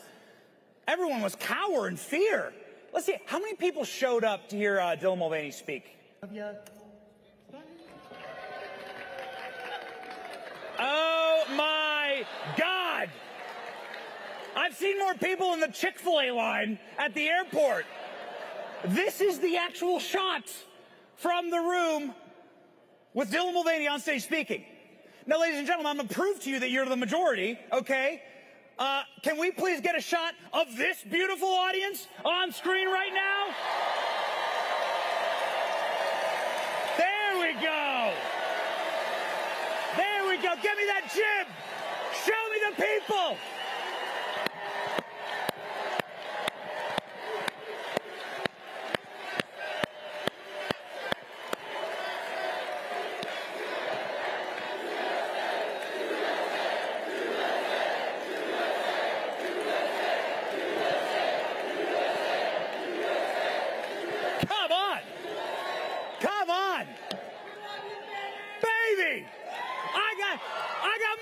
You want more? Here we go. Look at this headline from Forbes. Trump pulling younger voters away from Biden. Voters under 30 favor Donald Trump over Biden. What world are we living in? And all you got to do is go ask them. Luckily, we have cameras at my company. We went and asked. Let's find out. What do the young people think? Remember his quote saying, if you vote for Donald Trump and not me, you're not black. And you ain't black. How the hell you gonna tell me I'm not black? Hold up. Wait a minute. Something ain't right. Joe Biden's also cloned. Which Joe Biden do you think is back there? Number 5. Joe Biden popular around here? I hope not. I mean, there's definitely been a lot more people asking for pics with this than telling me to take it down. He is not popular around here. Why is that? He's terrible, man. He's just overall terrible. Yeah. Come on, man. At University of Tampa, if you walk around the campus right now, you'll see on people's dorm rooms, Biden sucks, F Biden flags everywhere. There's not one thing he does for this country that is good for this country. You're from where? Mexico. Do people in Mexico like Joe Biden or no? I mean, most people just, they look at him because of, like, the memes and stuff like that, so. Like what? I mean, there was one video of him just walking in a bush, I don't know. As unique as the breakfast tacos here in San Antonio. So say it with me. See Broadway. Popular in Mexico? People in Mexico like Trump? There's more people that like Trump than Biden in Mexico. What's your favorite Joe Biden quote? When he asked the turkey if he wanted to say anything for Thanksgiving. You want to talk? How he touches little kids when they get out of the pool. And the kids used to come up and reach in the pool and rub my leg down so it was straight and then watch the hair come back up again. No. They look at it. So I learned about roaches. I learned about kids jumping on my lap. And I love kids jumping on my lap. What?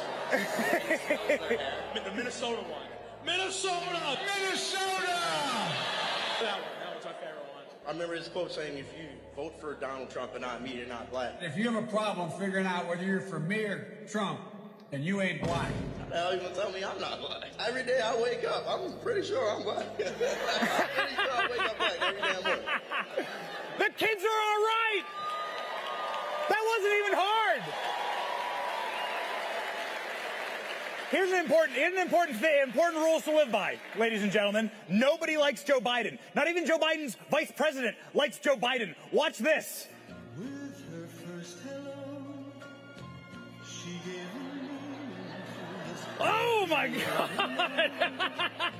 Dude, that hurts. Joe Biden doesn't know who his own wife is. Watch this. Super Tuesday for nothing. By the way, This is my little sister, Valerie, and I'm Jill's husband. Oh, no, oh, you switched on me. This is my wife. This is my sister. They switched on me. This is my sister. This is my wife. This is my sister. What's my wife's sister? That's your granddaughter that you won't acknowledge, you scumbag. This is Joe Biden's granddaughter that he refuses to even mention. They hang a Christmas stocking at the White House for the dog and not for Joe Biden's legitimate granddaughter. One of the biggest psyops ever pulled on the American people is that Joe Biden is a good and decent man. No. Joe Biden is a monster.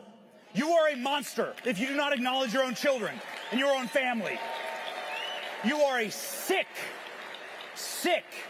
person. Even the New York Times says it's 7 grandkids. How bad does that have to be for Joe Biden? The New York Times is coming after Joe. Coming for Joe over this. So I got advice for Donald Trump. Not like I'm some trusted advisor, but here's my personal advice for Donald Trump.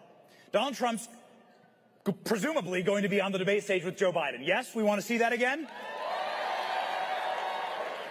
Donald Trump, simply say when they let you have the open mic, they let you do the opening statement, simply say, excuse me, I'd like to do something a little interesting. Please welcome to the stage this beautiful little girl. And bring up Joe Biden's granddaughter. Hold her right there and go, hey, Joe, it's your granddaughter. Want to say hi? I love little children. They're great. Who you with, kid? And she'll say, Trump. And that'll be it. That'll be the whole debate. They found cocaine at the White House. It's a huge mystery. Who left the coke at the White House? They have photos and everything. Who left the coke? We'll never know. We have no idea. And we don't know who left the cocaine. It's beyond human capacity to repeat the line. Okay. They're trying to do a cleanup job in the Oval Office. We're going to figure it out. Still, it's a huge mystery, and we don't know. We're not sure. I do know somebody who could probably use a little extra energy at the White House, and this is Joe Biden. It's just getting sad, right? It's just getting sad, okay? This is going to be Walk Force 1. This was a very bad idea, Joe. Very bad. Shouldn't have done that. Get him the training wheels and get yourself a good lesson. I got someone for you, Joe. It's pretty good. He knows how to do it. Just take his advice. Don's gotcha. He'll show you how it's done, okay? Simple as. We shouldn't have this much fun. It's actually quite sad.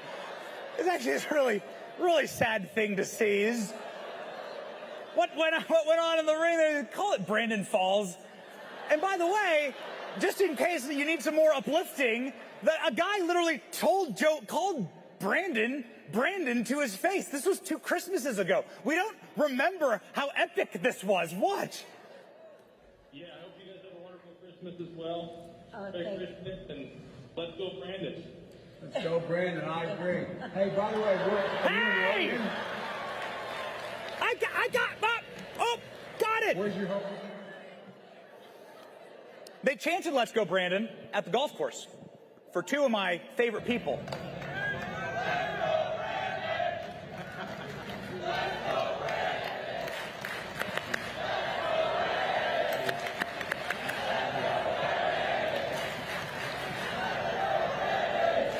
Ladies and gentlemen, apparently Melania wants Tucker Carlson as VP. What do you think?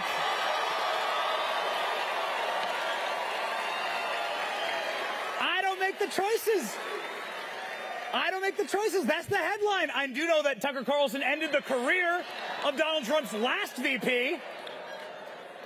And I do know that it would be pretty awesome to have Hail to the Chief played when these 2 guys walk into the arena.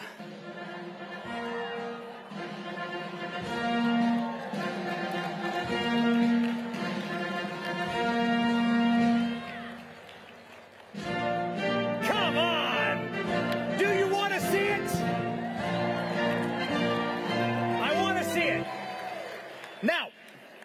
reason that Tucker Carlson, and he says this publicly and often, is Tucker Carlson thanks Elon Musk for giving him a space to do a show, right? And that's unbelievably powerful to have the most powerful man in the world spend $44 billion on free speech. So thank you, Elon Musk. It's tough out there being in the digital space, and we know this personally. And so it is a blessing that we should not take for granted, because that's like something nobody saw coming, and is such a remarkable cornerstone now for how we get truth out to the American people. And Elon Musk is a big fan of free speech, as we learned earlier this month. There's a public perception that that was part of a apology tour. There was advertisers leaving. We talked to Bob Iger today. I hope they stop. You don't want them to advertise? No. If somebody's going to try to blackmail me with advertising, blackmail me with money, go yourself. Go yourself.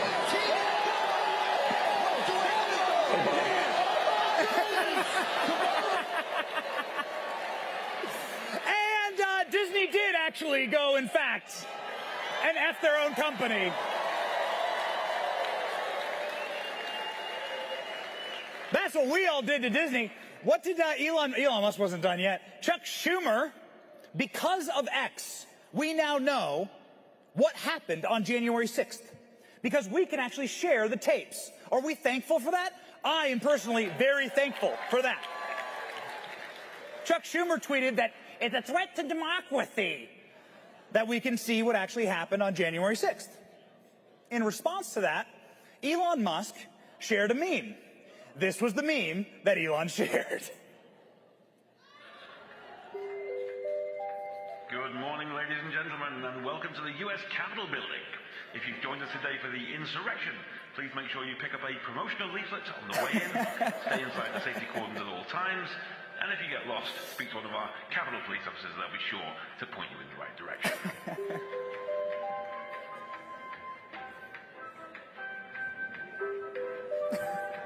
And be sure to set aside a little time today to join us for some insurrection activities, including our photography tour, our fancy dress competition, and have a go on our climbing wall. But don't forget those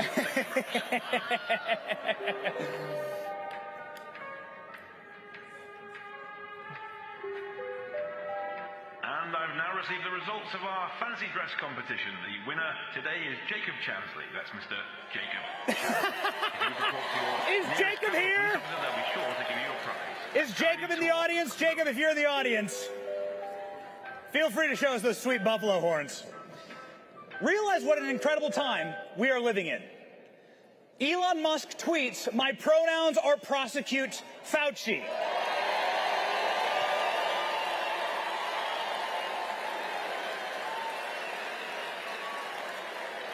And two of the most popular comedians on earth do a bit like this. COVID. I know. Dude, you know what I knew? There was trouble when anyone that came to our country didn't have to get a vaccine. And I go, if you're telling me I can't go to work, but everyone coming in doesn't have to get one, I go, well, once we found out when Fauci said, okay, I'm sorry, if you've had 2 boosters and 2 vaccines, you can get and give COVID to another guy who's had 5 vaccines and 4 boosters. What's the difference between a vaccine and a booster? I don't know, it's just more vaccine, but booster sounds better. Anyway, a guy with 25 vaccines would get and give COVID to another guy with 25 vaccines. That's why I'm introducing the daily COVID shot. Every day you get a shot. By the time you get to your car, you got no immunity. But it's a beautiful 39 seconds. They are a laughingstock. Chris Rock saying if you arrest Donald Trump, you will turn him into Tupac Shakur. And what did they do? Baby, they gave us the greatest mugshot in history. People are getting this mugshot tattooed on their bodies. Oh, yeah. This is how Atlanta welcomed Donald Trump after the mugshot. They went out to the streets to cheer for Donald Trump after that mugshot. He was cheered like a conquering hero. Look at that. They won't show you that clip on CNN. Maybe that's why black men are now voting in preponderance for Donald Trump. Donald Trump is winning the youth vote? Donald Trump's winning the black vote? As black people, what world do we live in? Ladies and gentlemen, they've turned the mugshot into wrapping paper. I hope you have a Merry Christmas. And the polls look like that. We are fighting evil, and we are defeating evil. There is evil in our time. Evil in our time looks like a satanic statue that was put up inside of a state house. That satanic statue was beheaded by a Christian veteran, and Turning Point USA pledged $10,000 to that Christian veteran, Michael Cassidy. I wish to live in a country where strong Christian alpha men behead statues of Satan instead of allowing it to permeate our entire government.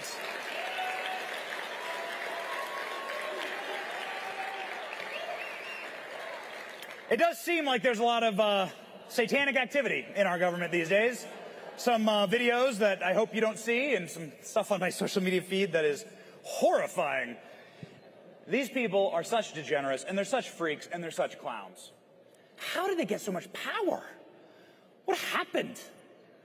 How did they get so much control? And you ask yourself this in the small hours of the night, and you get very upset.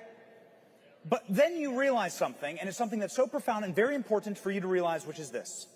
These people who spend their entire lives seething and scraping and crawling through salt to try and get control over you and control over your life, they'll do anything for more control. They think they're in control. They're not in control.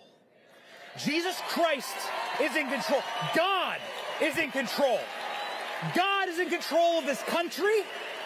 God is in control of our future. God has always blessed America. Benjamin Franklin said at the Constitutional Convention, if a sparrow cannot fall from the sky without his blessing, how can a nation rise without God's favor? We have God's favor. And all God ever asked for is for good men and women to stand and to rise. And he said, I'll save you. I'll save your nation. I'll heal your land. I'll save Sodom and Gomorrah if good men and women stand and rise.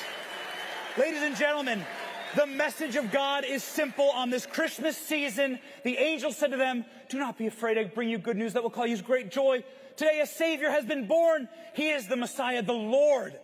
This is the good news. We must not be afraid. Do not be afraid is written 365 times in the Bible. That's one per day for each of us. Every day of the year.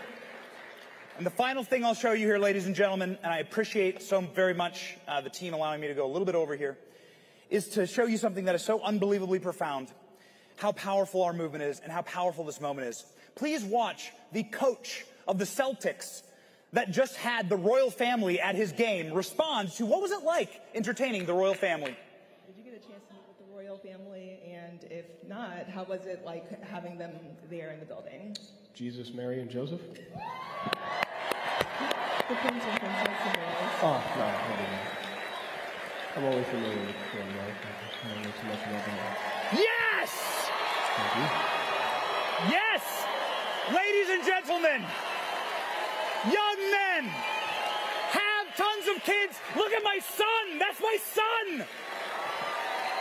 My daughters, fall in love, buy land, be an alpha, find your purpose that God has for you. Women, make great wives and have kids and find true purpose, happiness, and joy in life. God bless you. Merry Christmas.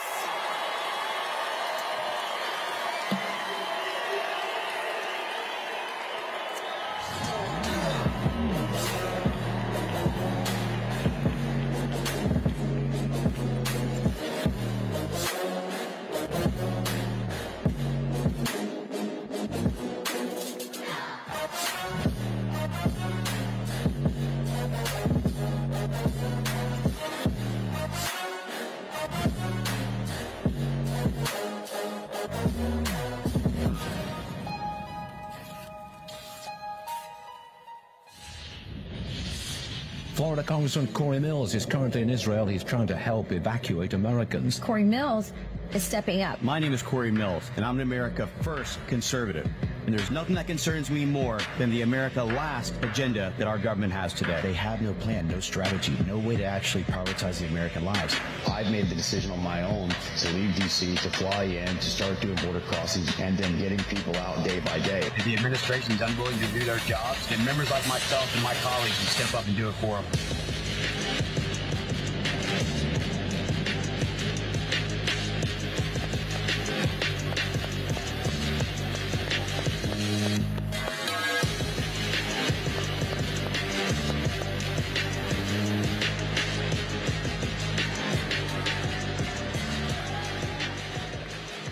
What's up, AmericaFest?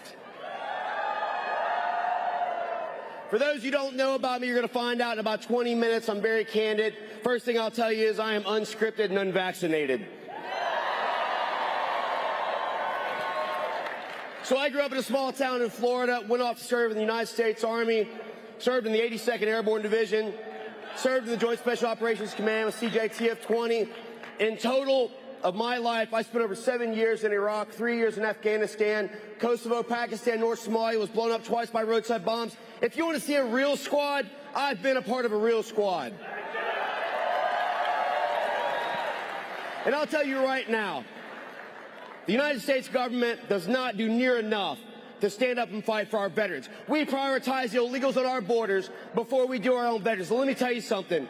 That time is over. We will prioritize our veterans, we will put our military first, and we will get back to an America First agenda that President Trump set us up on. Now, a lot of people think that when you come in as a brand new freshman, that you're supposed to just vote along to get along. Well, apparently they didn't know who I was. Because I'll tell you right now, I am not a Republican. I'm a constitutional conservative.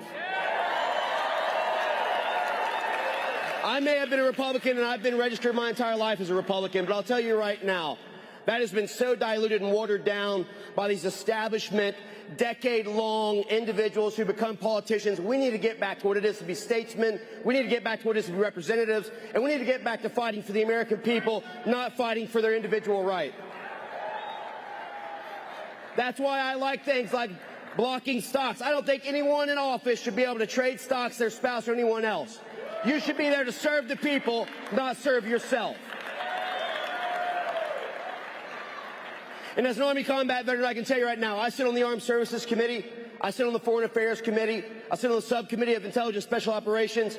I remember they came up to me recently and they said, well, you sit on the Armed Services, you have to vote for this new NDAA. I said, like hell I do. Let me tell you something. One of only 73 Republicans who voted against the National Defense Authorization Act. And you know why? Not because I don't love our military. I think that we need the strongest military that we've ever seen. But I'll tell you right now, I am not going to prioritize diversity, equity, and inclusion. I'm going to prioritize increased lethality, readiness, and being properly equipped. And not to mention the fact that our National Defense Authorization Act has one main goal: to protect our warfighters and get them prepared so they can go out and protect our privacy, our liberties, our rights, and our freedoms. So when you cram the deep state Section 702 under FISA, which has already been violated 287,000 times by the FBI, and they've admitted it, and they add that in there as a poison pill without reforms, yeah, put me down as a no.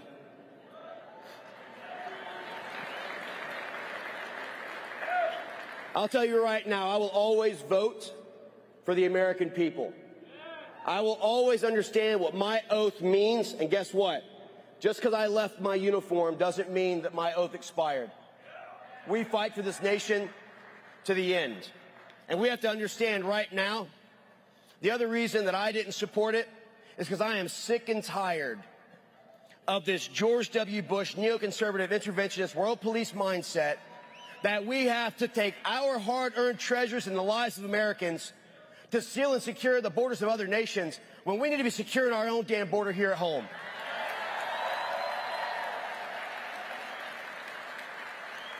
I wasn't elected by Zelensky or the Ukrainians. I was elected by the American people, and that's who I serve and I fight for. And when it comes to it, I'll go ahead and say it. It's so taboo. There are only two genders.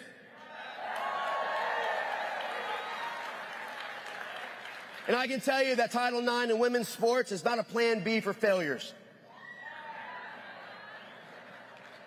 We've seen the continual indoctrination that's gone on, whether it's critical race theory in our schools, indoctrinating our children, whether it's diversity, equity, inclusion, DEI, that's actually going in and weakening our military, whether it's ESG, that's targeting our corporations. Well, let me be clear. I don't need CRT, DEI, or ESG. What we need in our communities is GOD. And if you're a true constitutionalist, you already know that we are founded upon our inalienable rights and our Christian Judeo beliefs. And if that's the case, then you'll understand exactly why I did what I did in Israel. For those of you guys who don't know me, before I got elected in 2021, I got a call from Congressman Ronnie Jackson about a woman and 3 children who was trapped in Afghanistan. This is a born and raised Amarillo, Texas native. He called the State Department. The State Department said we can text him. He called the DOD as a rear admiral. They said we're in the middle of a withdrawal. I remember I told him on the phone as we were getting our plans and our prep together, and I said, no matter what, I will not leave this family behind. We went over there, and after 11 days of the Biden administration trying to thwart our efforts, even scrambling an F-16 to try and do a flyover to intimidate our aircraft, after 11 days, our team conducted the very first successful overland rescue of Americans out of Afghanistan.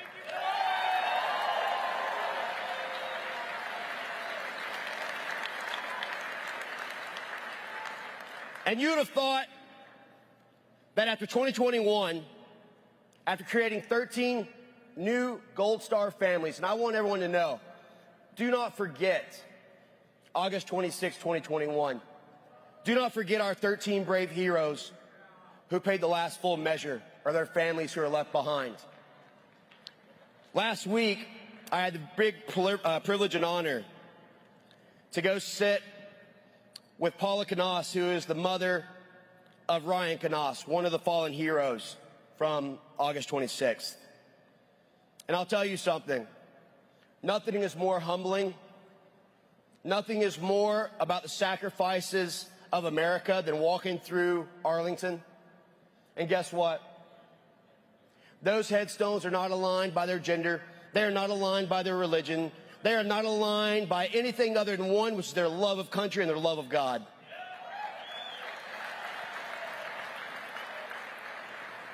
But you'd have thought that after 2021 and the incident that occurred, that Joe Biden would have actually had a plan of action in case this occurs again. On October 7th, we saw the horrific, horrendous, and barbaric actions of the terrorist organization known as Hamas. They killed women, children, elderly, innocents. And I knew that this administration had no plan, no strategy, and nothing to do. So on August 10th, I finished votes. I looked at my chief of staff, and I said, I can't stand here and do nothing. So I boarded an aircraft, went overseas, and by October 11th, I had already done a ground withdrawal with over 32 Americans, 45 the next day, 159 the next time, 255 in total. Look, if Joe Biden's not going to do his job, I'll go out and do it for him.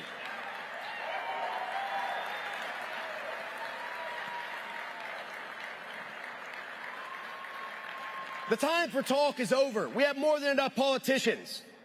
We need statesmen who are about action.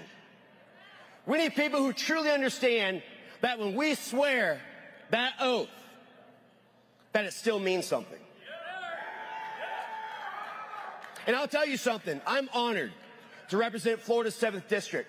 But if you believe in constitutionality, freedoms, liberties, our current rights, the right to our own privacy, I may not be in your district, but I promise I represent you in the Congress.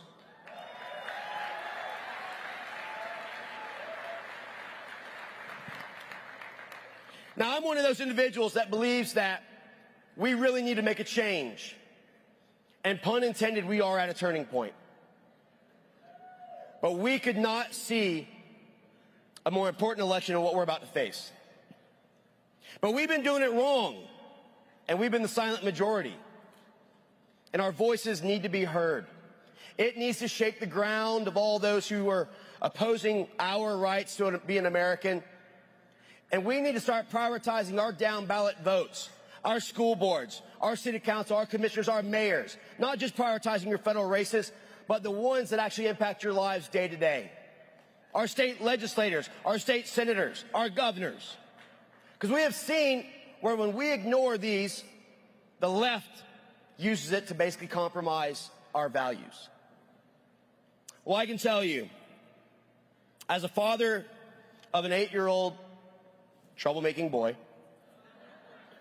must have get it for his mother, I believe in preserving this nation, our freedoms, our rights, and our liberties for many generations to come. And as President Reagan said, we're always one generation away from losing this. But I look out amongst this crowd of patriots, and I can tell you right now, we're all here willing to fight to make sure we preserve that.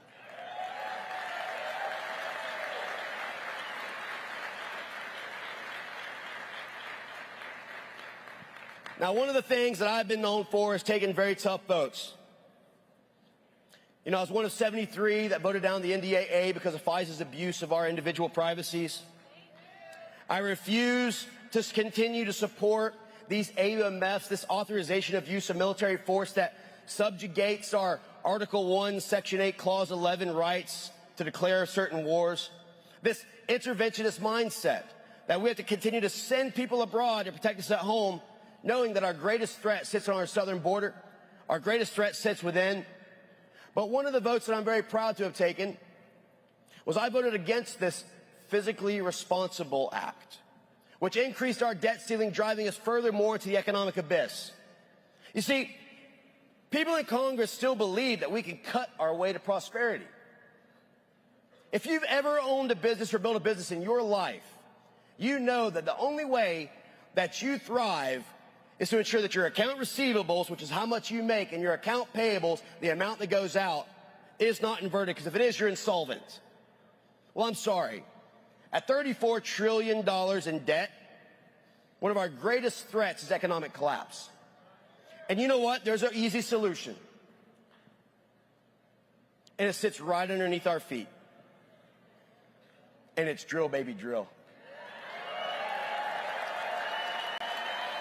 We need to get back to American energy. We need to get back to our security.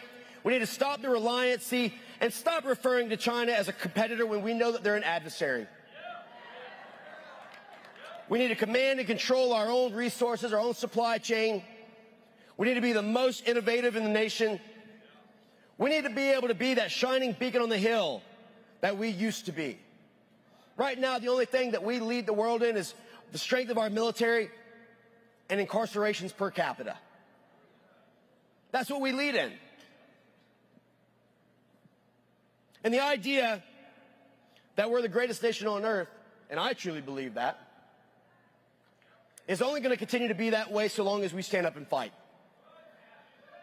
And so I'll tell you right now, I'm the only member of Congress that donates 100% of his salary back to his district every single quarter to a woman, child, or veteran charity, because it's about our service and sacrifice, not our stock trades and our financial benefits. And you know what? I truly believe that if we passed and we banned stock trading, we wouldn't even have to worry about term limits.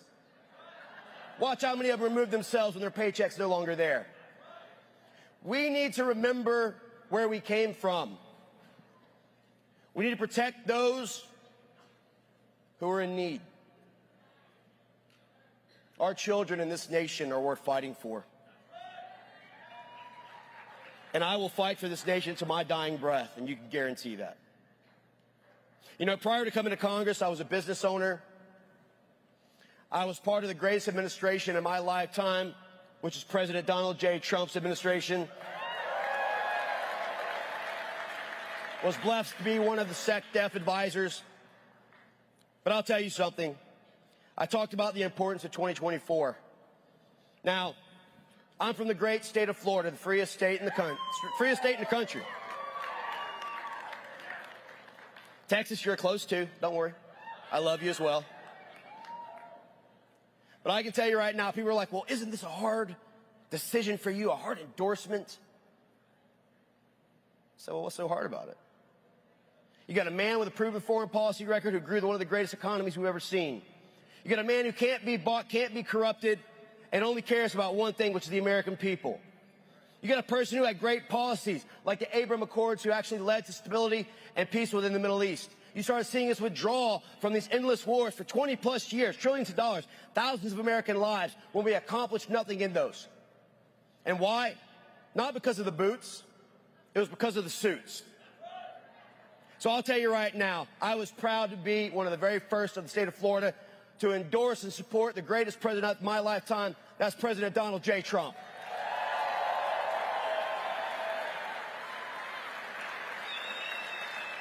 And the greatest part about it is that if you think that he was motivated in 2016, if you think that he was ready to fight in 2020, the bold course corrections that we're going to have to make as a nation to remain free can only be made by someone who doesn't have a re-election looming over their head, who are not scared to make unpopular decisions, who are bold in their stance and unafraid. And I think after as many indictments as he's come under, he's demonstrated that he's pretty damn bold. Now, how many in this room is ready to see President Donald J. Trump back in the White House?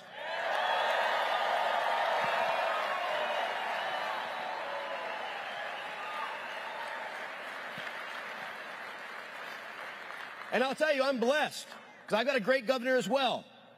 But he needs to stay as being a governor. We have to start thinking about not what's best for our egos, but what's best for our nation.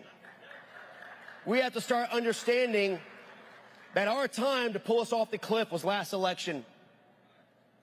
And that we're over the cliff, but now it's about how do we pad our fall and how do we rebuild. I like this guy every day. I'm about to bring you up to pull my speech. But I'll tell you something else that we need to be looking at. We need to look at bringing back those who are unconstitutionally purged from our military for refusing the vaccines.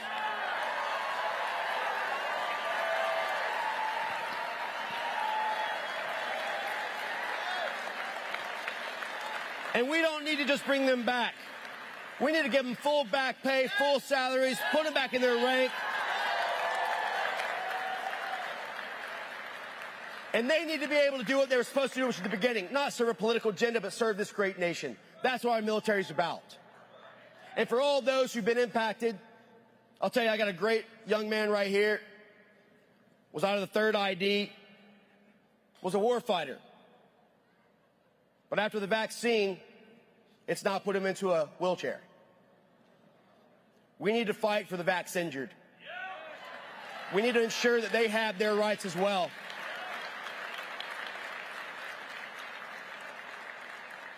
Because I'll tell you right now, fighting for the people is the only thing that matters, now more than ever. You know, in our Constitution, they talk about the sacrifice of our treasures, of our name, up to including our lives. That's what patriots do. And as they say, everybody likes to be a patriot until it's time to do some patriot shit. I'm probably one of the few who actually loses money while I'm in Congress, so I'm obviously not doing this right. But I'll tell you, there is no greater honor in my lifetime than being able to go up there and fight for you, to fight for what our founding fathers put in place, to understand that it doesn't matter if you're here or abroad, that you can know that I will come for you. And that if you don't live in Florida's 7th District, but you live here and you're an American, I will always prioritize you, your families, and your economic benefits above any other nation who's claiming that they care and want to secure their own.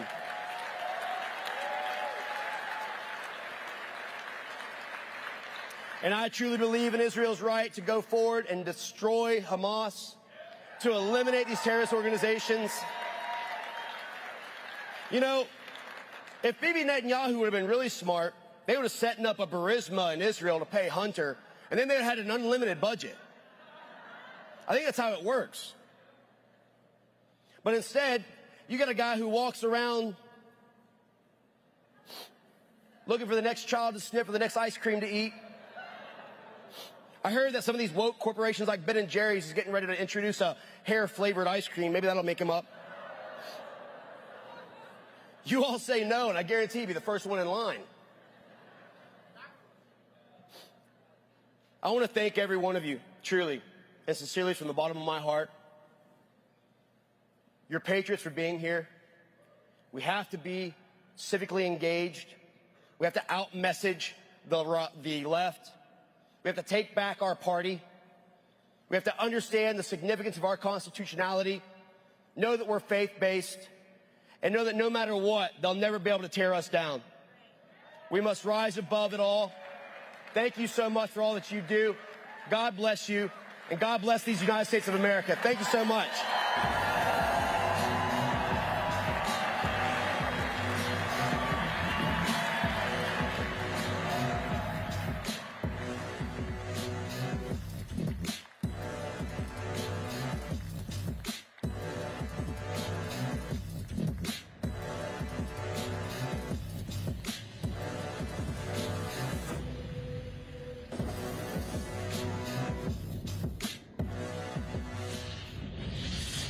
I don't think people realize what dangerous times we're living in. Establishment Washington has a sick addiction. This government has sold out our American worker. They don't really deserve to be respected that much. They want to censor us, and they want to completely force us into complying. It's called the swamp for a reason, because the American people see the government as a place where they call swamp creatures.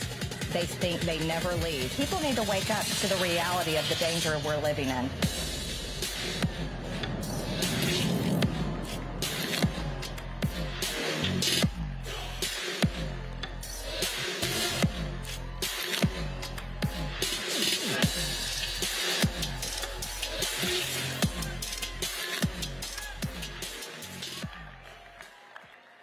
Hello, Turning Point. What a good-looking group of patriots in here in Arizona. Well, I have to tell you, I like that. I have to tell you, one thing that helps me get fired up for a speech is taking a little scroll through X. And I came across something that really ticked me off right before I walked out on the stage. So I'm going to go ahead and call someone out. Is that okay with you guys? Okay. I mean, they are a Republican. Are you guys okay if I call out a Republican? All right. Well, let me set this up for you. So I serve on the Oversight Committee in the United States Congress, and we've been doing an investigation into Joe Biden and Hunter Biden and the Biden crime family. You guys have heard a little bit about that, right? Well, Joe Biden has been in office longer than I have been alive, which is a long time. I'm 49 years old. He's been there over 50 years. You know, politicians don't get paid millions of dollars every year, but somehow the Bidens have a lot of money. And we all know there was a certain laptop from hell, by the way, that the media, the Democrats, 51 intel agent figures signed their name to a lie to cover up. Well, I want to tell you something. We've been investigating the Biden family, and it is absolutely, provably true that they are the most corrupt criminals to ever serve and hold office in Washington, D.C. Joe Biden is a crook. But I found out before I walked out here that a certain senator, a certain Republican senator, doesn't think that there is enough evidence and doesn't think that there's a smoking gun and doesn't think that we have done a good enough job on the Republican-led Oversight Committee to prove that Joe Biden should be impeached. Do you all know who that was? I'm hearing several different rhino names. I have heard Mitch McConnell. I've heard Lindsey Graham. It's Lindsey Graham. That's right. Lindsey Graham today on Meet the Press said that there's not a smoking gun, even though, let me tell you something, people, we have produced checks written to Joe Biden. Is that not a smoking gun? What about the thousands of pages of bank reports? What about all the bank statements where we've traced money from China, Ukraine, Romania, African countries, Middle Eastern countries that have all been wire transferred over into dozens of LLCs belonging to Hunter Biden and Joe's brother. And this money then gets moved all around amongst these LLCs, and then it gets paid in cash checks to Joe Biden, Hunter Biden, James Biden, Sarah Biden, even grandkids. Now, let me ask you, can you go to the store and buy a Biden product? Can you? No. Can you hire the Biden family to come to your house and provide a service for you? No, you cannot. So I really want to know, how is it possible when we have thousands of pages of bank reports in the Treasury Department that literally outline money laundering and all kinds of crimes that the Biden family and Hunter Biden has committed, when we have produced pages and pages and hundreds of pages of bank statements from banks that show literally the money moving? How can Lindsey Graham in Washington, D.C. on Meet the Press say that he hasn't seen a smoking gun of evidence, that he doesn't think that we produce enough evidence to impeach Joe Biden? Let me ask the American people, do you think that we have produced enough evidence to impeach Joe Biden?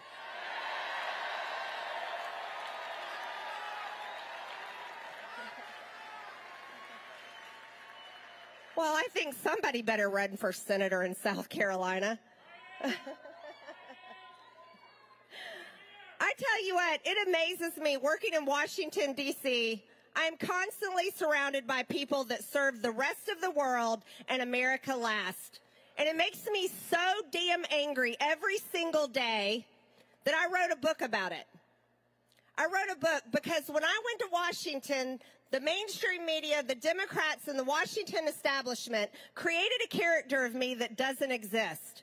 And then they sold that character across the country and all around the world. And so I wrote a book to set it straight. It's called MTG. And if you want a copy, you can go to mtgbook.com, and I will rip back the curtain on those pages and tell you exactly everything you need to know about the swamp. And I believe you deserve to know the truth.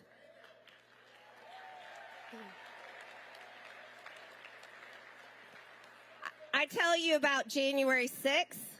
I tell you how it was entrapment. It was a setup. It was a Fedsurrection. And I also tell you for a fact, I believe it with all my heart, that the 2020 election was stolen. That's right. And if they get the opportunity, ladies and gentlemen, they will steal it again. Because there is one thing they are terrified of. They are terrified that we will send Donald J. Trump back to the White House, and we will save our country, and we will take our country back.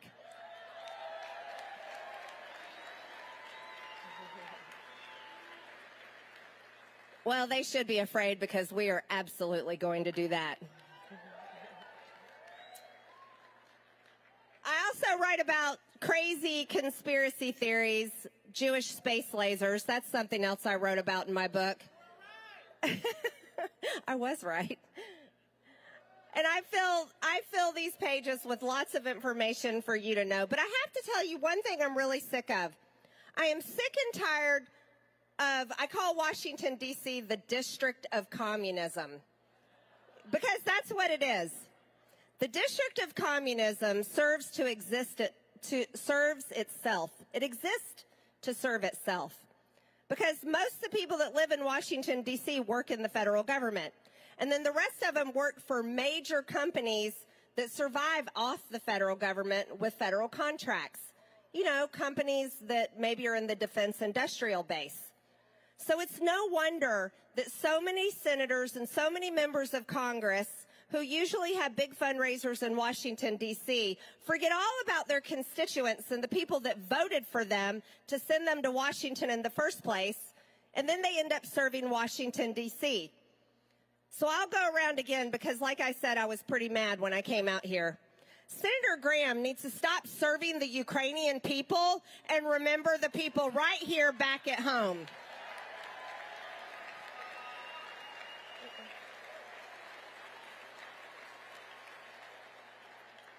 You see, they seem to forget that there's 50 states in the United States of America. They think Ukraine is the 51st state. Now, let me tell you how gross this is. It's so disturbing to me that Washington, D.C. wants to continue to fund a war in a country that most people can't find on a map, in a country, this country's not a member of NATO. They are not a NATO ally of ours. And they keep funding this war, and they are literally murdering a full generation of Ukrainian men. I want you to think about that. This country is sending all this money, billions and billions of dollars. And by the way, it's not just the $113 billion. You all pay for $1 billion a month to fund the Ukraine government. You didn't know that, but you do. $1 billion a month. Pays all their salaries, keeps the lights on. It pays for all kinds of things. $1 billion a month. Washington, D.C., the District of Communism, wouldn't spend $1 billion to secure our border every month. That's how America last Washington, D.C. is. And I am so sick and tired of the America last establishment in Washington, D.C. Yes, so are you.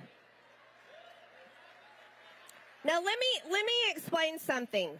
Not only do they want to fund a war in Ukraine, they constantly talk about war. They would love to have a war with China in 3 to 5 years. Can you imagine having a war with China? That is the worst thing that our country could do. That'd be the worst thing China could do. But then think about this.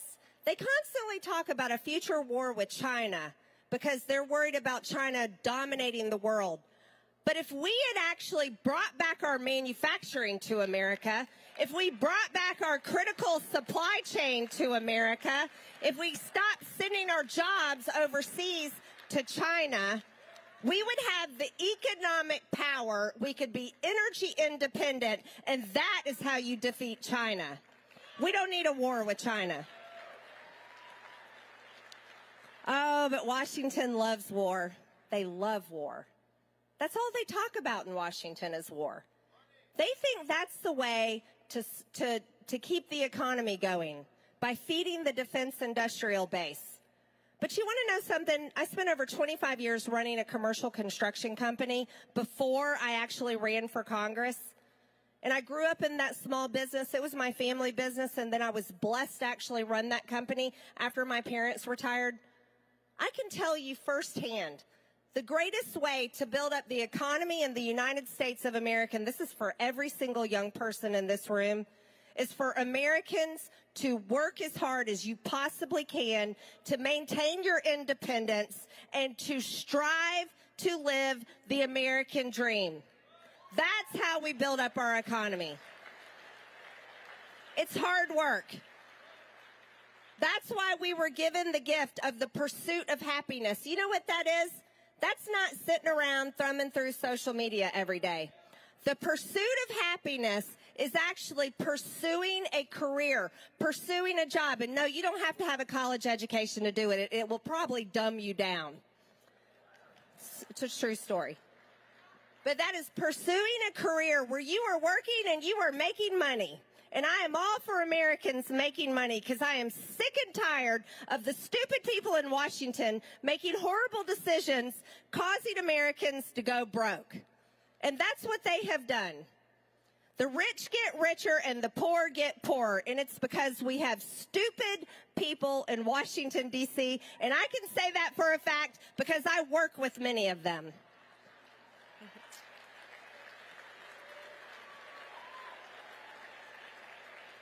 And I'm not just talking about Democrats.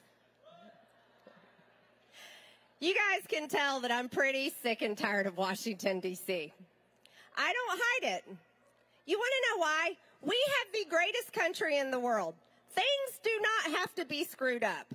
But here we are at $34 trillion in debt. Here we are enslaved to China and other countries for our energy. Here we are on the verge of losing our most precious freedom, and that is our free speech. You want to know why? They want to destroy the truth. Look at what they do to people. They put people in jail over their speech. They take people to court and silence them and sue them and win millions and millions and even $1 billion settlements to silence their speech. They are all doing this because they are terrified that if you were to rip that duct tape off your mouth and speak the truth and be bold about it, that you would defeat them. And I want to tell you, they should be terrified because you could easily defeat them. Let me tell you who you are. I'll give you a quick reminder before I walk off this stage. You are the American people. You have the power in this country. I'm a member of Congress. I don't have the power. You have the power. But you're not using it. You're not using it. You have to use it. You have to remind that government that, guess what? It works for you. It does. You are the customer. They serve you. The federal government serves you. And this is how we will save our country. Here's our big job, okay? This is your homework assignment. For the next year, throughout 2024, get comfortable being uncomfortable. You're going to have to do it. Get comfortable being uncomfortable. You're going to have to tell your friends, your neighbors, your coworkers, your aunt that disagrees with you, your sister, your mom, whoever. You're going to have to talk to them and tell them that we are going to save this country by defeating the communist Democrats.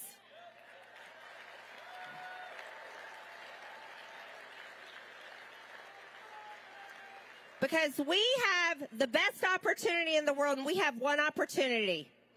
We have to elect Donald J. Trump, send him back to the White House. That's right. And then we have to gut Washington, D.C., and I mean gut it. We need to shut down agencies. We need to fire thousands of people, and then we need to save America. All right, Turning Point USA, that's your assignment. God bless you. Merry Christmas. Merry Christmas. Merry Christmas.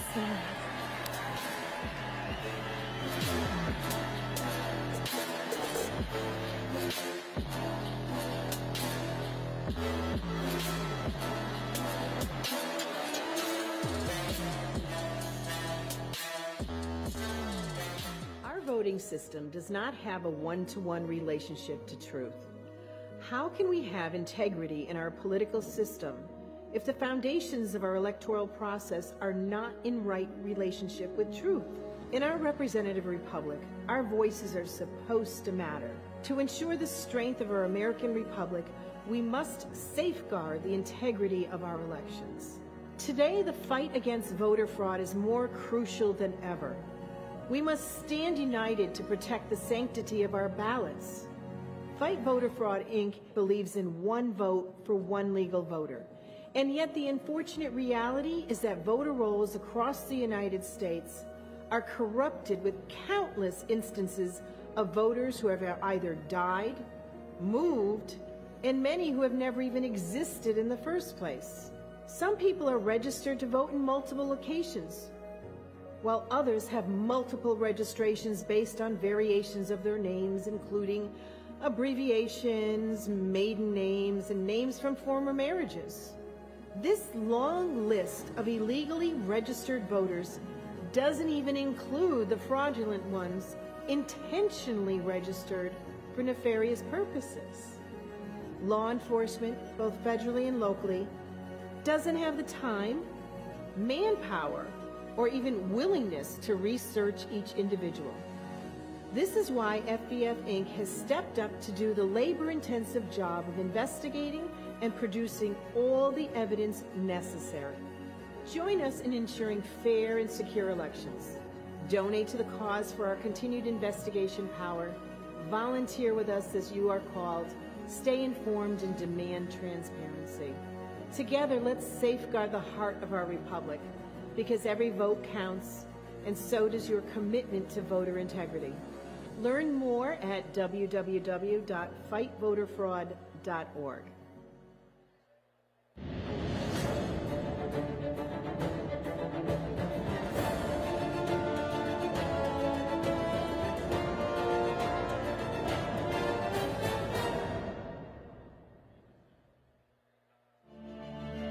I think the currency of leadership is sacrifice. People who care enough about the nobility of their objectives to give all that they have in order to see those objectives come true.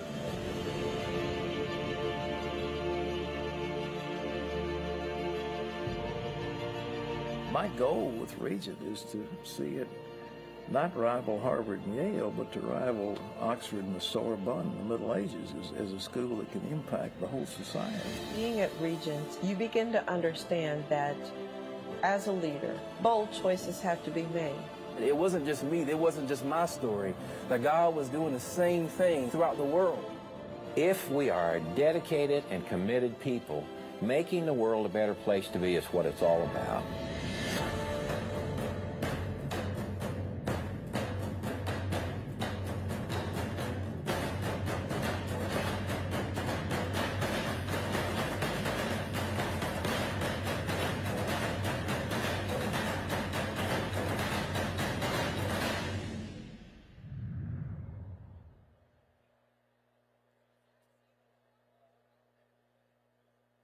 Merry Christmas from the Kirk family. Have you ever wanted to read the whole Bible cover to cover but felt overwhelmed? My wife Erica and I want to personally invite you to join us at Bible in 365 as we read the whole Bible cover to cover in 1 year. Join thousands of brothers and sisters in Christ as we grow in faith, reading the entire Word of God. We're starting January 3rd, 2024. Just scan the QR code on your screen or visit BibleIn365.com to learn more.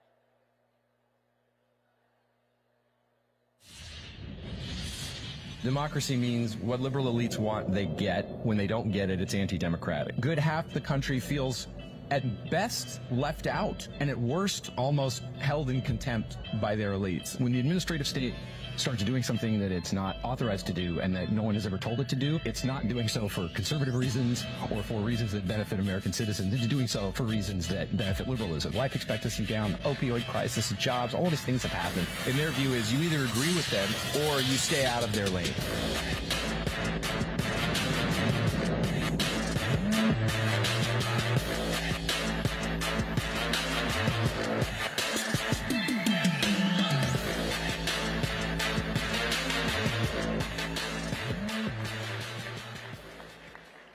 All right, thank you for that. I feel sort of bad for you because compared to what you've been used to, which I've been watching, this is going to be a little bit low energy. I am a college professor by trade. To coin a phrase, low energy. I made that up, by the way. I want credit for it. I'm a college professor, so I'm usually sitting in a room with 15 kids. Not huge. I think I'm reasonably okay at it. You can ask Charlie Kirk. He's taken 2 of my classes, actually. He said they were pretty good. I don't know.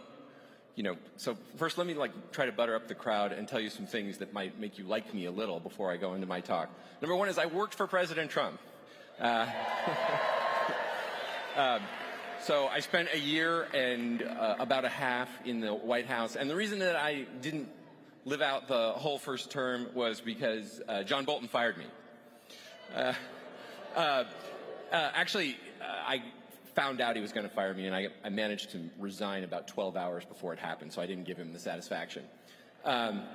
Second thing I will say to butter you up a little bit is that, you know, we've heard some disparaging things about college professors in college. It's justified, I can tell you from the inside, but not my college. I teach at Hillsdale College, okay, which is a Christian college founded in 1844 that just keeps going from strength to strength. And any of you parents in the room, or any of you, you know, young enough to be looking at where you want to go and where to apply, I urge you to take a close look at it. It's what college is supposed to be. Teaches the classics, teaches the Constitution, teaches sound principle in every respect, real stuff, not woke garbage, right? It's what college is supposed to be.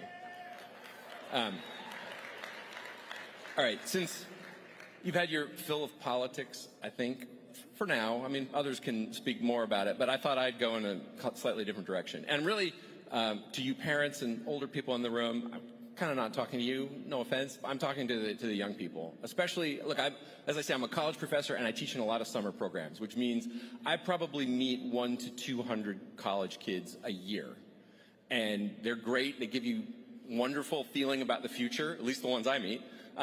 Give you hope for the future, make you think great things are coming. But what I also like about them is there's a lot of ambition out there. These people want to make a name for themselves. They want to do something real that changes the world in a positive direction, that restores their country. And there's a lot of ways you can do that. There's a lot of ways you can serve in that respect. But I want to talk about something apolitical or less political, because I think that as a movement, if we're going to win, if we're going to get what we want and do what we want, we're going to have to kind of spread our bets. We're going to have to put a lot of chips on politics. And we're going to have to put a lot of, do a lot of the traditional things, policy research, run for office, win office. I totally agree with the speakers who said we can't focus just on the presidency, just on the Senate, just on Congress. We got to be looking at statewide races, county races, city races, school boards, you name it, all the way down the line, because that's what they do. And we tend to, as conservatives, I think, have tended to focus a little bit too much on D.C. We got to think beyond that. But I'm speaking to the kids here, ambitious kids. I don't know about you. I'm not a kid. But I remember being a kid, a little bit less clearly every day, but it's still in there somewhere. And I remember being really ambitious for certain types of things that I wanted to do. And I bet you there's some of you in this room, I don't know how many, 5, 10, 50, 100, who really want to make your name as some kind of writer, artist, storyteller, right? And you've gotten sucked into politics because you love it and because you see the problems with the country and you feel like that's where the action is and that's where you want to fight. And that's great if that's your passion. But if your passion is something else, I have a little pitch to make to you. Because I think there are some people in here who will be receptive to this pitch and who may hear me out and may try to do something different that could really make a big difference. Now I'm going to invoke a hero of mine in making this pitch. Maybe you've heard of him. He died 5.5 years ago. It's an author named Tom Wolfe, famous guy, right? Wore the white suit all the time. You knew you were looking at, he was almost always had on the white suit. And he became an extremely successful writer. And he told stories. He told nonfiction stories, and then he started writing novels when he was his first novel came out when he was 57. And he made, have you ever heard the movie The Right Stuff? Okay, that's based on his book about the Mercury 7 astronauts. And you could tell in reading that book, he wants to tell their stories, and he loves these guys, and he thinks that they are heroes, both just human heroes, but also American heroes that helped make America great. We're trying to make it great again. Why was it great in the first place? Well, because of the founding, because of so many reasons, but, the space program is part of that. And the caliber of people that it attracted, and, to literally sit on a gigantic bomb as it got lit and flung them into space. And he told their stories. He told some really unusual stories. He wrote a famous article called The Last American Hero. It's about a stock car driver named Junior Johnson, okay? Tom Wolfe was a Southerner from Richmond, and he went around to what was not then called Red America, and he found interesting, inspiring people, and he told their stories. And my view is, it's been this way for a while, we don't do nearly enough of that as on the conservative side. Now, I think Wolfe was basically a conservative, if not a formal political conservative, certainly culturally right? He loved his hometown, Richmond, Virginia. He loved his home state of Virginia. He loved his roots. He loved everything about it, and he wanted to tell those stories. He ventured into politics one time. He, as he later put it, unwisely admitted to somebody, or just publicly, that he voted Republican in the 2004 presidential election.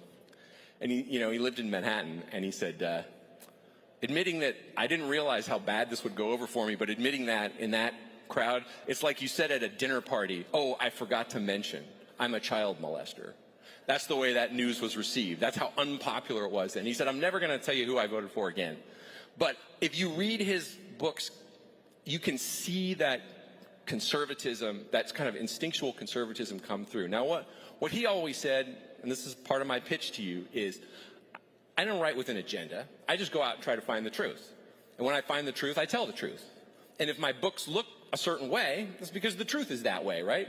So if we're conservatives, I'll raise my hand, I am, then if you tell a true story and the truth is conservative, and we believe the truth is closer to conservatism than whatever crazy woke stuff like 63 genders and everything the left is dreaming up, then all you have to do is tell a true story without an agenda, and it's going to end up being conservative. It's just going to happen, right? How do you do it? That's the question, okay? What he said, now this is really where I'm getting into my pitch. He said, you just got to go out there and do shoe leather reporting. You got to find stories. You got to find people. You got to talk to people. You got to discover things. What you don't want to do, if you're an aspiring writer, is sit in front of your computer or your typewriter or whatever and think your own thoughts and stay inside your own head and come up with, whatever, psychological musings. Nobody cares about that, right? Nobody cares about that kind of thing, or a handful of people do. But if you look at what books sell these days, and then a lot of those kind of books get published, nobody buys them. Nobody reads them. I guess the reviewers at the New York Times read them because they have to. Nobody likes them, right?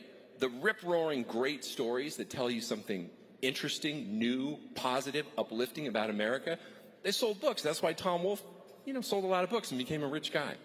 So before he wrote a novel, he basically wrote a kind of taunting essay about the novelist, saying the reason why you're terrible and nobody reads you anymore is because you don't try to do any work. And so those of us writing nonfiction, we're where the action is. You guys are passé. And then 15 years later, he decided to write his own novel, a heavily reported novel that told the truth about New York City. It was called The Bonfire of the Vanities. A great book, which I highly recommend to all of you. Although it's a fairly conservative Christian audience, I will mention it gets a little vulgar at times. There's a lot of swearing, so if you're sensitive to that, you might not want to read that book. But it tells such permanent, powerful truths about human nature, about the nature of cities. I mean, in a way, Tom Wolfe predicted the George Floyd riots of 2020 in The Bonfire of the Vanities, just as he predicted so many things that have overturned and upended and all but destroyed American cities, right? So after this book was a huge success, he wrote a second kind of taunting essay saying, first I told you novelists that you were lame and nobody cares and nobody wants to read you anymore, right? Then I did you one better. I picked up your craft and I did it better than you. And I proved that you're lame and I proved it can be done. And what is needed, is we need a lot of young writers to go out there and take up this method and find good stories and tell them. So I read that article when I was an undergraduate in college, and it totally blew me away. And I thought, I'm going to do exactly what he said. And I started working on something. And for a lot of reasons I won't go into, I was never able to finish it. The main reason was I couldn't find a way to do the reporting. There was no way for me to move to where I wanted to move, take time off, not have an income, or find another income to do it, and I just kind of shelved it and let it go. Many years later, one of the great privileges of my life is I got to know him. I got to actually hang out with him, interview him, go to his apartment, have lunch with him. And I told him about this. I was probably 45 at the time. I won't tell you how old I am now. Older than that. And I said, I had this project, I had this whole thing in mind, and I was going to do this big thing, and I just, no way I could do it. And he said, if you ever have the chance, you got to do it. He didn't exactly say, promise me you'll do it, but that would make a good story if I were writing fiction. So I said, all right, I'll see. I didn't expect I would ever have that chance. I kind of have it now, so I'm putting my money where my mouth is. I'm not going to tell you what my project is. I've talked to enough people that, if you ask around, somebody will tell you. My purpose here is more to challenge you, so challenge the ambitious kids in the audience who want to be writers. Maybe you don't want to write a book. Maybe you want to write a TV show. Harder to do. You got to find somebody with a lot of money that can produce it, right? Believe me, it's difficult. Maybe you want to write a movie. Maybe, but those of you who think you can find and have interesting stories to tell and can move the cultural needle in a positive direction, my pitch to you is go for it. We need you. We're not going to get what we want if the cultural conversation is completely dominated by the other side, which it absolutely is today and has been for a long time. I mean, Hollywood is liberal. Everybody knows that. Hollywood's been liberal since the 1930s, 40s at least, right? Now it's overwhelmingly not just liberal, but kind of far left and crazy. Look at what's on the streaming services. I'm not going to recommend that you actually read any fiction books on the New York Times bestseller list. But just look at the list and look at the titles and see what they say, and you'll see what I'm talking about. It's not that we're dominated like 90-10 or even 99-1. It's close to 100-0 in this space. We're just not, as a movement, we're half the country. We might be more than half the country. I heard one of the earlier speakers, Representative Mills, say we're a majority. Okay, I hope so. If we are, then we're 55-60% of the country whose stories are absolutely not being told. And I mean that in at least two ways. There's positive stories about our parts of the country, what the left derisively refers to as, flyover country or whatever. But then there's some, one of the things Wolf was really good at, and I like to believe some of you in the room could be good at if you tried, there's some really silly stuff going on in Blue America that is crying out for somebody to make fun of it. And tell the truth about it, but, the truth is so hilarious that just in telling the truth about it, you will inevitably make people laugh because it's so absurd. And we don't have people, unfortunately, doing that. That's my pitch to you, to the young people in the audience. Not to everybody, right? Maybe this isn't for you. But I guarantee you there's somebody out there, 1 kid, 5 kids, 10 kids, 50 kids in this room. I mean, this room is so large, I can't even see the back of it. So I don't know how many people are in here. This is probably, without any question, the biggest room I've ever spoken to in my entire life. So I'm throwing a net into the water to catch somebody, and I'm confident I'm going to catch a couple. And maybe you don't even know that this is your ambition yet, so I hope it's a little bit, something to reach for. I hope that, in somebody have awakened, this desire, yeah, I'm going to try that. And you know what? Maybe the first time you try, it won't be that good. I've written a lot of stuff that my hard drive is almost like a graveyard of stuff that I never publish. And I publish a lot of stuff. I'm a college professor. I'm an academic. I write about politics. I write about culture. I write about this or that. I publish a lot of stuff. And yet there's still, my hard drive, as I say, is a graveyard of things that I just looked at and I go, that's not really very good. I can't put that out there. That'll happen to you too, okay? Don't get discouraged. Think of it as training, practice, finding your way. But give it a try. We need that. We need you. We need whoever in this room thinks that you are up to this task challenge. I think it could be a very rewarding challenge. We need you. So to repeat myself, I don't see how we make it as a movement, how we make progress without this, but I also think there's I know there's a market for it. There's people crying out who would love to know, all they see in the popular culture about people and communities and industries and movements and cultural things that they know about. They only see it either ignored or ridiculed. They never see a positive, uplifting, detailed description that shows what their way of life, what their little, section of the country, they're part of this great story, what it is. It's out there for you to tell because you're from the inside. Now, I'm running out, so I'll make 1 or 2 final points. It's going to be easier. I've tried this, so I can tell you from experience. It's a lot easier to tell a story when the people you're trying to talk about know who you are and they trust you, right? So Michael Anton from the Trump administration, who's written a bunch of, things that the left doesn't like. If I go around, knocking on doors in LA and said, hey, I want to tell the true story of, how a Hollywood movie gets made and why, woke garbage like the new Snow White loses $1 billion, but you still finance it anyway. No one's going to take my call or open the door, right? Because I know who I am. That's harder. But it's worth a try, especially, you know, as I said, I used to work in the Trump White House in the National Security Council. So in the intelligence community, they use jargon. These kind of targets are difficult to penetrate, right? Very hard to spy on an enemy closed country. Well, you give it a try. But before you try that, the easier lift, and maybe even the more important one, is not to try to go to places that are going to be hostile to you first. Try to go to places that will be welcoming to you. That I guarantee you out there, Wolf always said this, and I know he's right, there are people who want to hear their stories told, and they're delighted when somebody whom they trust and believe in shows an interest, and they'll talk to you. I'm confident that they will talk to you. And I'm not going to tell you what to write or who to find or where to go. You know already. Some of you know. I bet if I hung around, people, you know, people wanted to come up and they could say, hey, have you ever heard about, you know, this particular rodeo or something that I had no idea about? And this is fascinating. I want to write about it. You know what's out there better than I do, so go find it, tell the story in an engaging way, and help begin to turn this culture around. Thank you.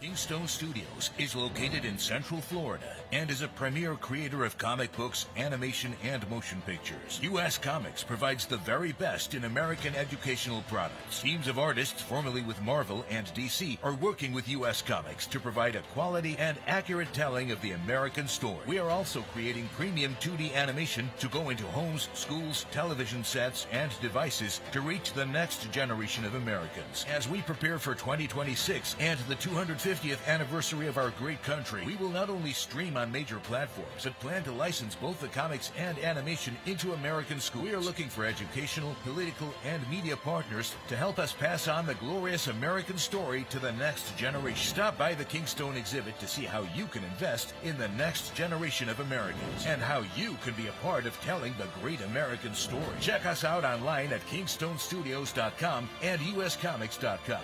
May God bless America.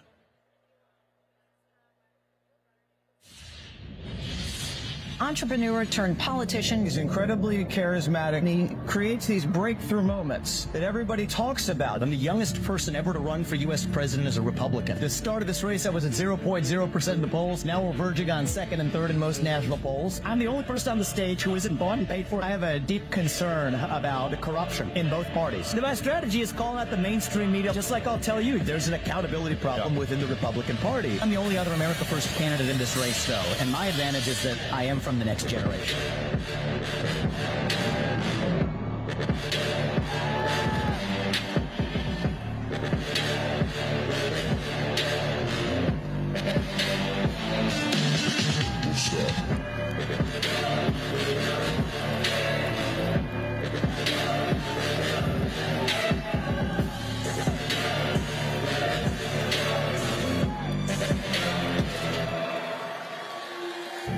It's good to see you guys.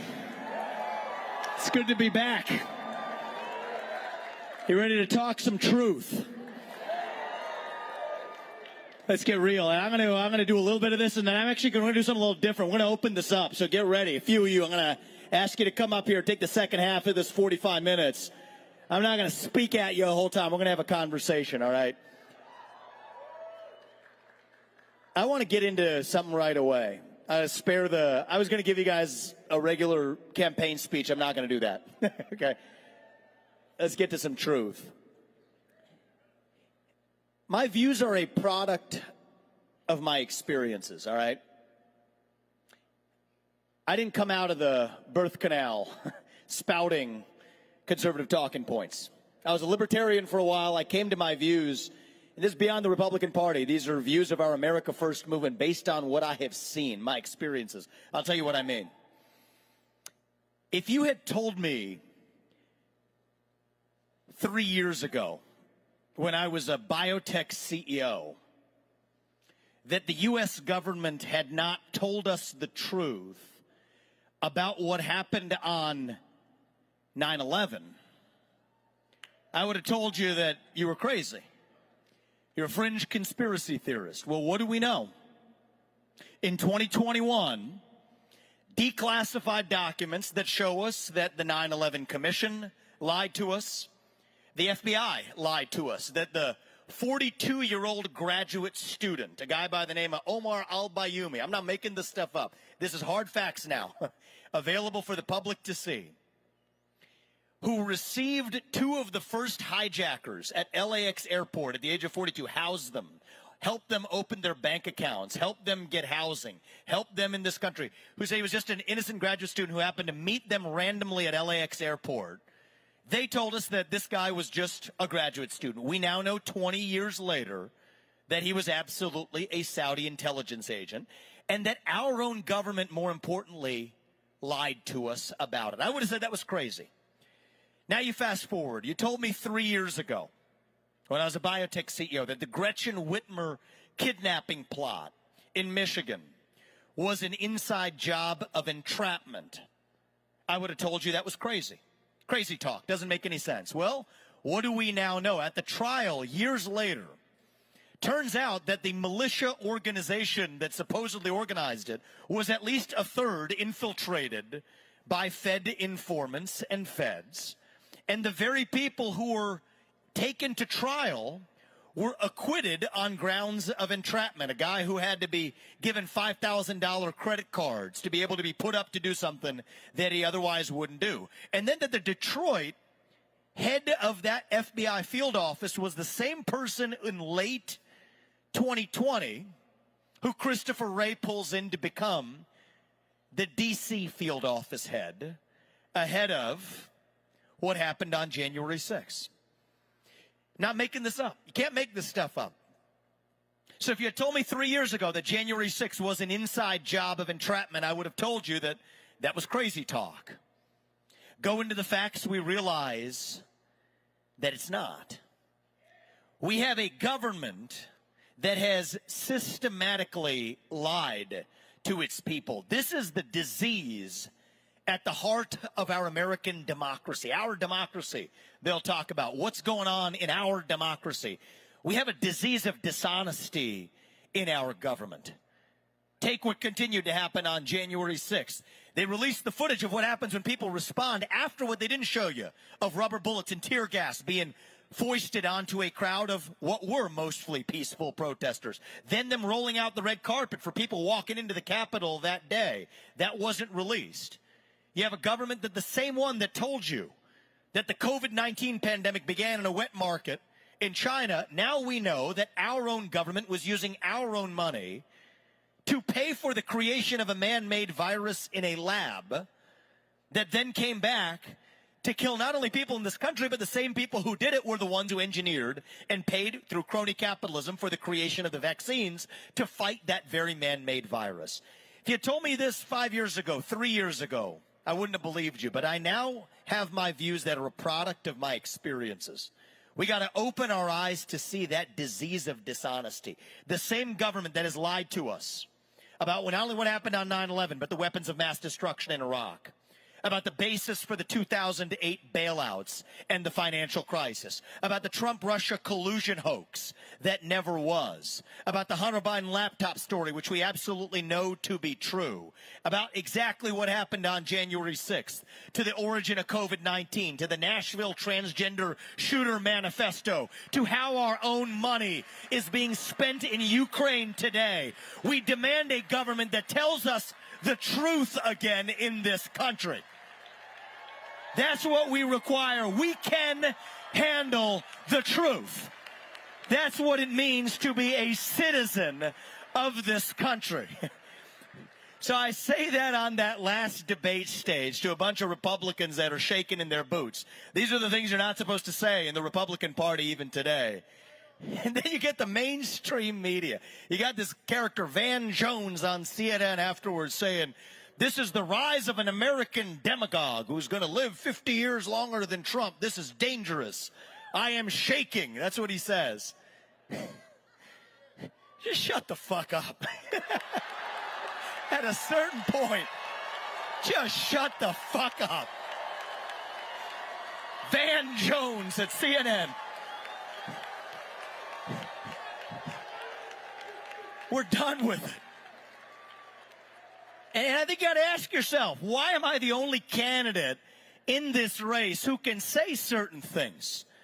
That January 6th was the product of entrapment, that our money is being sent to persecute Christians from Ukraine to Armenia, something you're not supposed to talk about, to the fact that the climate change agenda is a hoax because it has nothing to do with the climate and everything to do with China. The only person in this race who can say that Ronna McDaniel should resign as the failed chairwoman of the RNC. Get the hell out of our house. We're done. The only person who can stay with a straight face that the likes of Nikki Haley or any other neocon is not coming within spitting distance of my administration as a VP or otherwise. We got to speak the truth of who we are. And that's the thing. You ever seen that movie, A Few Good Men? What does that guy say at the end? You can't handle the truth. No, we the people, we can handle the truth. We demand the truth. We require the truth. That's who we are. That's what it means to be an American. And let me tell you something. I'm not going to wage some pointless foreign war that is Iraq 2.0, Afghanistan 2.0, where we sent thousands of America's sons and daughters, people my age, to go die so corrupt politicians could make millions for themselves, spending billions, killing millions. This is wrong. It's not going to happen on my watch. The war I am going to wage. Thank you. It's our generation, your generation, that's going to end up in Ukraine or some other godforsaken place if we don't put an end to this. The war I'm going to wage is a war on our own shadow government right here in the United States of America. That's the war we require. And we are in the middle of a war in this country. You can't win a war unless you know that you're in one. It's not a war between black and white, as the media or Van Jones or whoever would teach you to believe. It's not a war even between Democrat and Republican. Frankly, both parties are corrupt. It is deeper than that. It is a war between the managerial class and the everyday citizen. It is a war between the Great Reset and the Great Uprising. It is a war between those of us who love the United States of America and our founding ideals, who believe that all men are created equal, endowed by their Creator with certain inalienable rights, among these life, liberty, and the pursuit of happiness. Those of us who believe that you get ahead in this country not on the color of your skin, but on the content of your character and your contributions. Those of us who believe in free speech, that you get to speak your mind as long as I get to in return. Those of us who believe that these ideals form the backbone of the greatest nation known to mankind.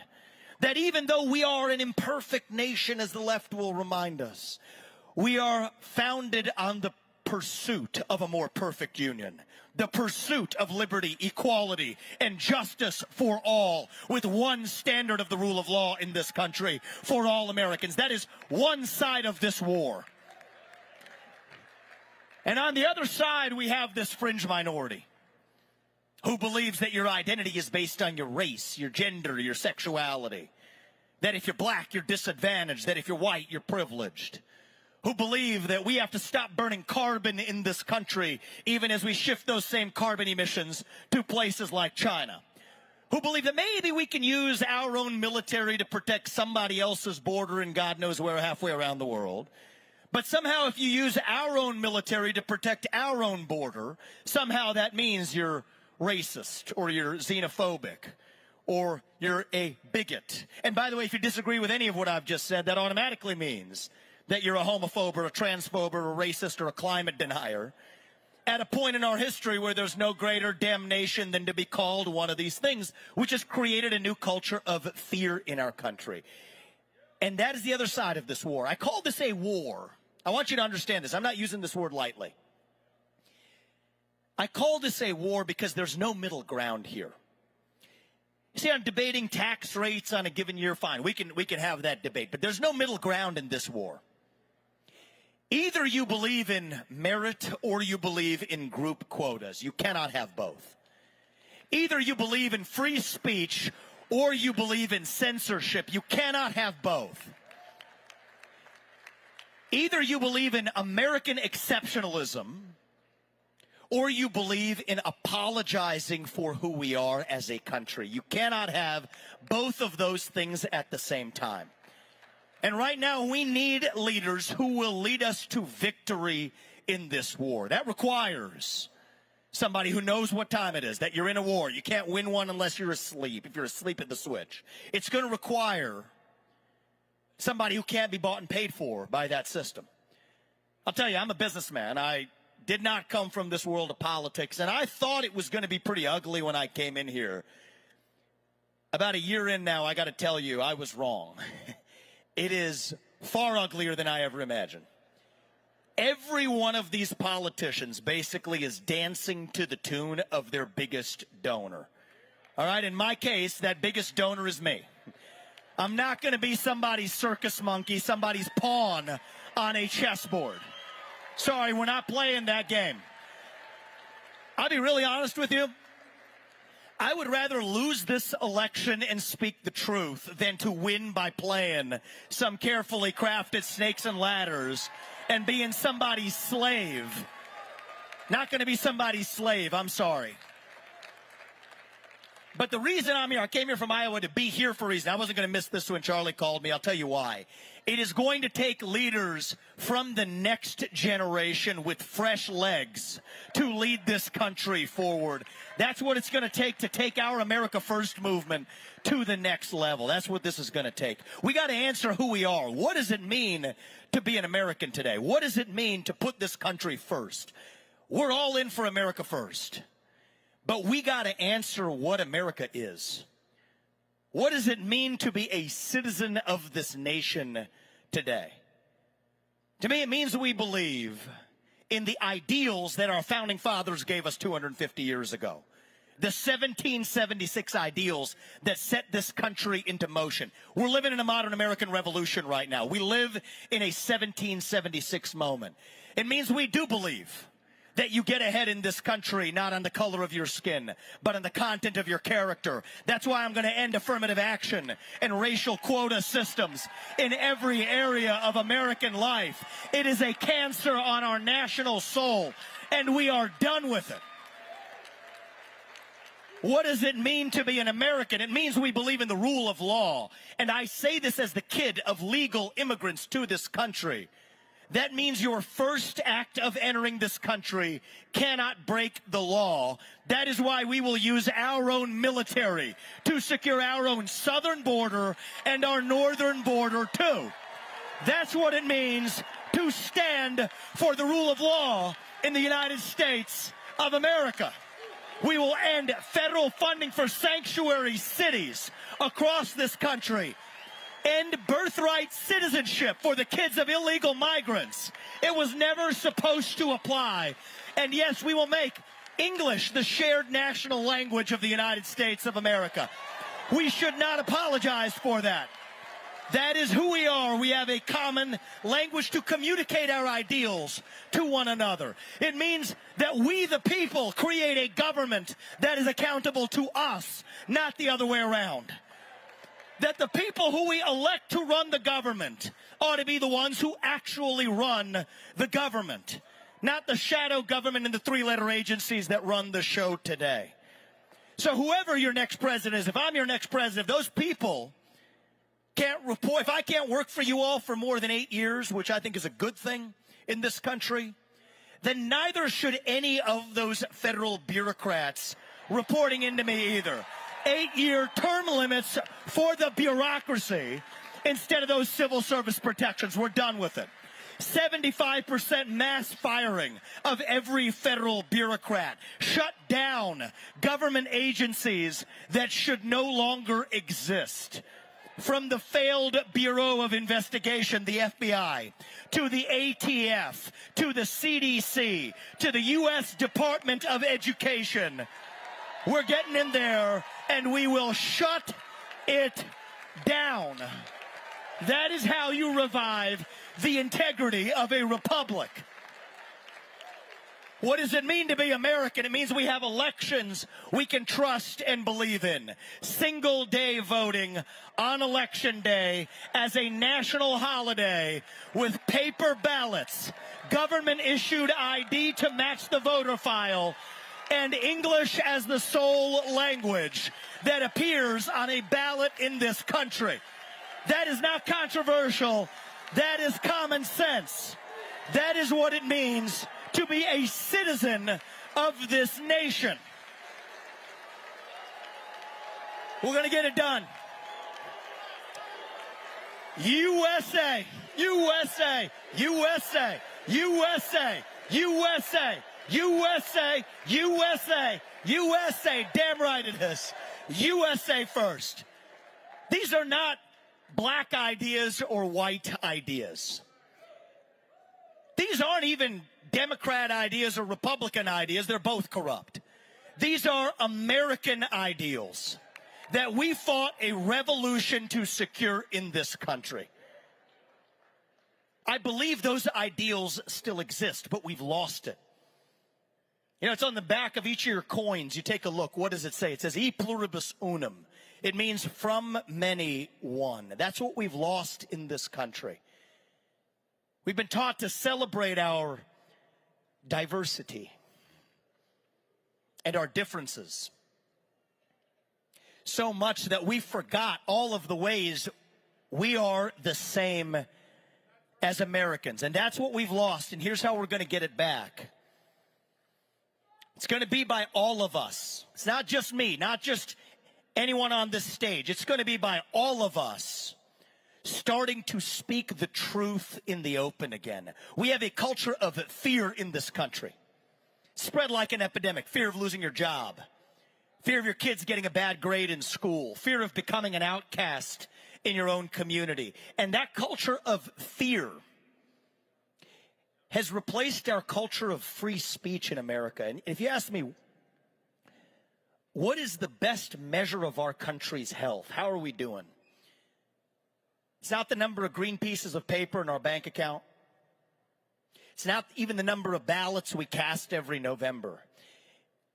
It is the percentage of people who feel free to say what they actually think in public. Right now we're doing poorly. The only way we're going to do it is all of us starting to speak the truth in the open again. The things I'm saying today, the things I'm saying in this campaign, they're controversial to the mainstream media, not because they're false, but because they are true. We got to stand up with a spine. Speak that truth. Speak it without apology. Speak it with a spine. Speak it with respect. But part of respect is that you respect your neighbor enough to tell him what you actually think. That is what this is about. Speaking that truth, we're going to do that today. God is real. There are two genders. Fossil fuels are a requirement for human prosperity. Reverse racism is racism.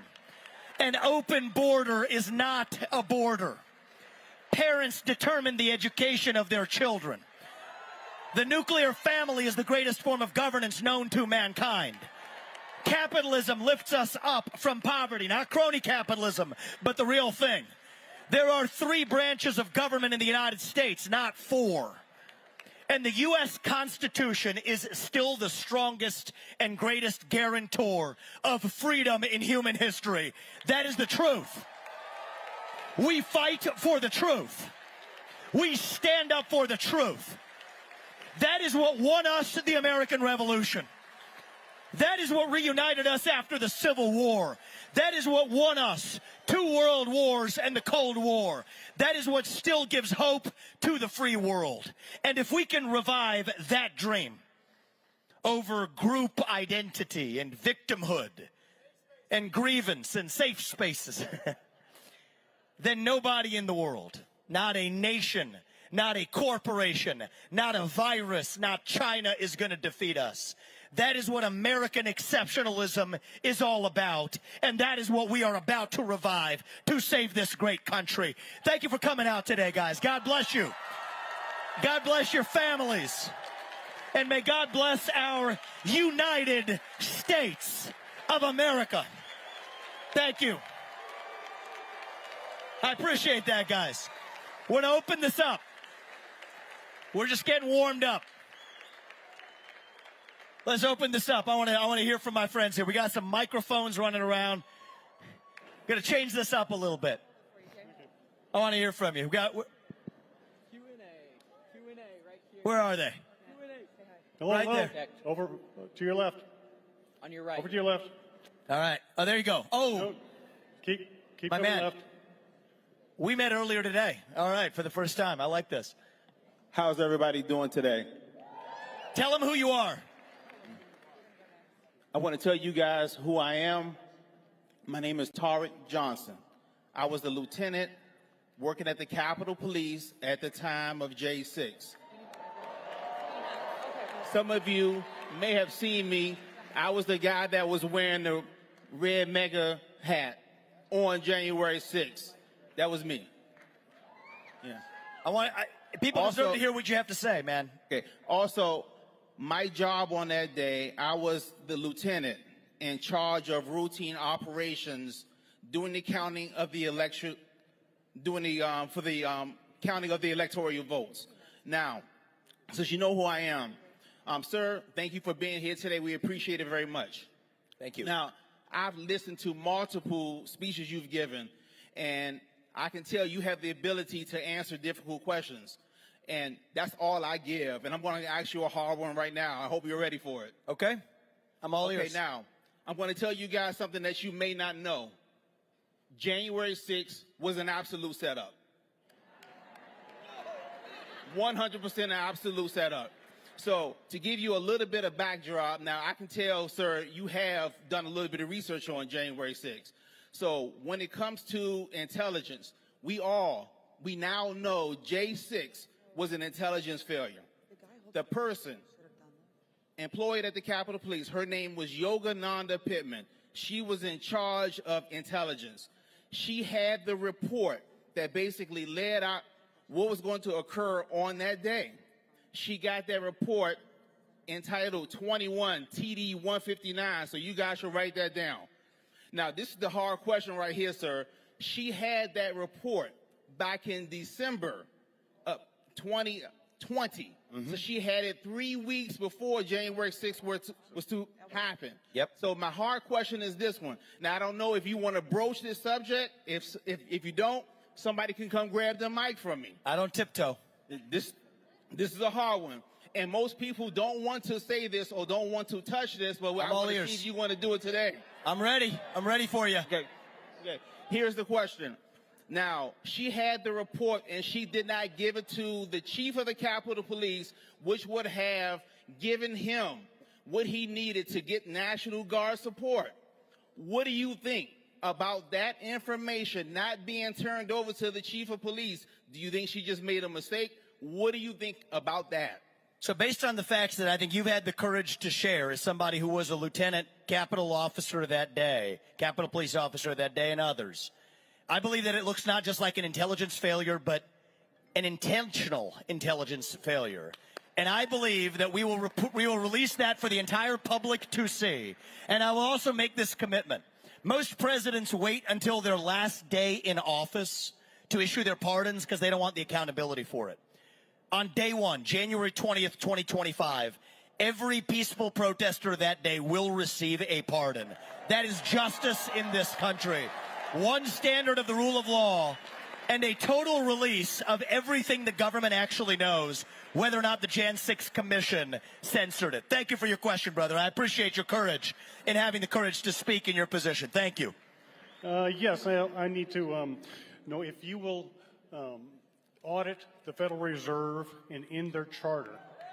The answer is, got to go further than that. I want to do because I don't want to wait till Congress. Here's what I get to do as U.S. president. Every president, whoever's in that office needs to know this. I think it takes a president who understands this with the Fed. 90% headcount reduction in year one. That's achievable right out the gate. And then peg the dollar to gold, silver, nickel commodities. Period. Don't ask questions. That the next U.S. president can do. Then you take step two and actually audit and end. That's exactly what comes next. Thank you. Hopefully you'll end their charter. They've been running our country through our money supply. Great question, and I love it. Years. Thank you. And I think that the charter starts with Congress. So the promises I make, those are the promises the president can keep. 90% headcount reduction, single mandate, peg it to commodities. That's how you get this economy back and end the corruption at the U.S. Federal Reserve. Love the question, my man. We'll come right here. First of all, thank you so much for representing Gen Z in your foreign policy. Thank you. How old are you, if you don't mind me asking? I'm 22 years old. Love it. And you were saying that we need young leaders. My name is Cheyenne Kenny. I'm a college student at UC Berkeley, and I'm running for state assembly out of Oakland, California. They could use you. Thank you. Nice. Love it. My question is, do I have your endorsement? Based on what you just told me with your courage, if you line up with the same values that I'm speaking on this stage, you have my endorsement right here. Let's talk after. Thank you. I appreciate it. Hi. Love that. My name's Jerry Navarro. I'm a Republican State Committeeman from Santa Cruz County at the border. I'm running for District 2 Supervisor. Illegal aliens should never be allowed to become citizens, period. Yeah. And their children either, because they came here illegally. Why are we giving them the opportunity to become citizens? Let's take the politics out of it from them and not allow them to become citizens. That way they won't come over here, or if they do, they cannot vote. Totally right. And I want to say a word about this one, right? Because this is one where I accidentally landed on this third rail by just speaking an obvious truth. The Great Replacement theory is not some grand right-wing conspiracy theory. It is a basic statement of the Democratic Party's immigration platform, right? If somebody says something, you take their word for it. Look at Joe Biden 10 years ago, sitting with Mayorkas next to him, talking exactly about the replacement of the population, about the ethnic compositional change, what that would mean for elections. Stacey Abrams have talked about the blue wave driven by documented and undocumented migrants. You got left-wing press even talking about this in 2013, and then somebody made a call in and say, hey, guys, we got to stop talking about this out loud. So today you state that that then becomes a right-wing conspiracy theory. Here's the answer as a matter of policy, all right? Birthright citizenship does not apply to the kids of illegal migrants, and I'll explain to you why. The left will tell you, the left's answer to this is, what about the 14th Amendment? Here's my suggestion to them. Read it, actually. It's a novel idea. They don't try it that often. The opening words of the 14th Amendment, here's what it says. All persons born or naturalized in the United States and subject to the jurisdiction thereof shall be citizens. What are those extra words doing there? The kid of a Mexican diplomat who's born in this country does not enjoy birthright citizenship. Nobody thinks he does. So if a kid of a Mexican diplomat who's here legally and his kid doesn't enjoy birthright citizenship, surely somebody who crossed here illegally and has a kid doesn't apply to them either. It's basic logic. It's what the law says. But what you need is somebody with a spine. All it takes is a president right now with the spine to swear an oath to the Constitution, know what it says, and keep it. So starting in January 20th, 2025, somebody who's born in this country of illegal migrants will no longer enjoy birthright citizenship in this country. We should not apologize for that. That's how we get this done. And one more for you. We got to go further. Here's the harder. This is a hard question. You didn't ask me the hard one. What the heck are we going to do with all of the illegals who are already in this country? There's one answer. We stand for the rule of law. I can't look my kids in the eye and tell them they have to follow the rules if the government doesn't follow its own rules. Anyone who is in this country illegally will be returned to their country of origin. That is the correct answer for this country. We are founded on the rule of law, and we should not apologize for who we are. Thank you for that question. Go to the young man right here. Vivek, it's been a dream of mine to meet you, to hear you speak in public. Here we are. Here we are. My name's Johnny Ramone. I'm from San Diego, California. And when I was at university, I went to a private Protestant university. and you spoke about merit, like the absolute rejection of merit. And what I saw as the central reason why the university there was failing was because there was an inversion of all of our hierarchies, every human hierarchy. Yep. Normally the people that are at the top, right, if you become wealthy, you tend to be a good person, oftentimes, or create a business and help people. But they would always put the people at the bottom of every hierarchy as if they were the most virtuous people. Mm-hmm. What is your response to such a assault on objective hierarchies?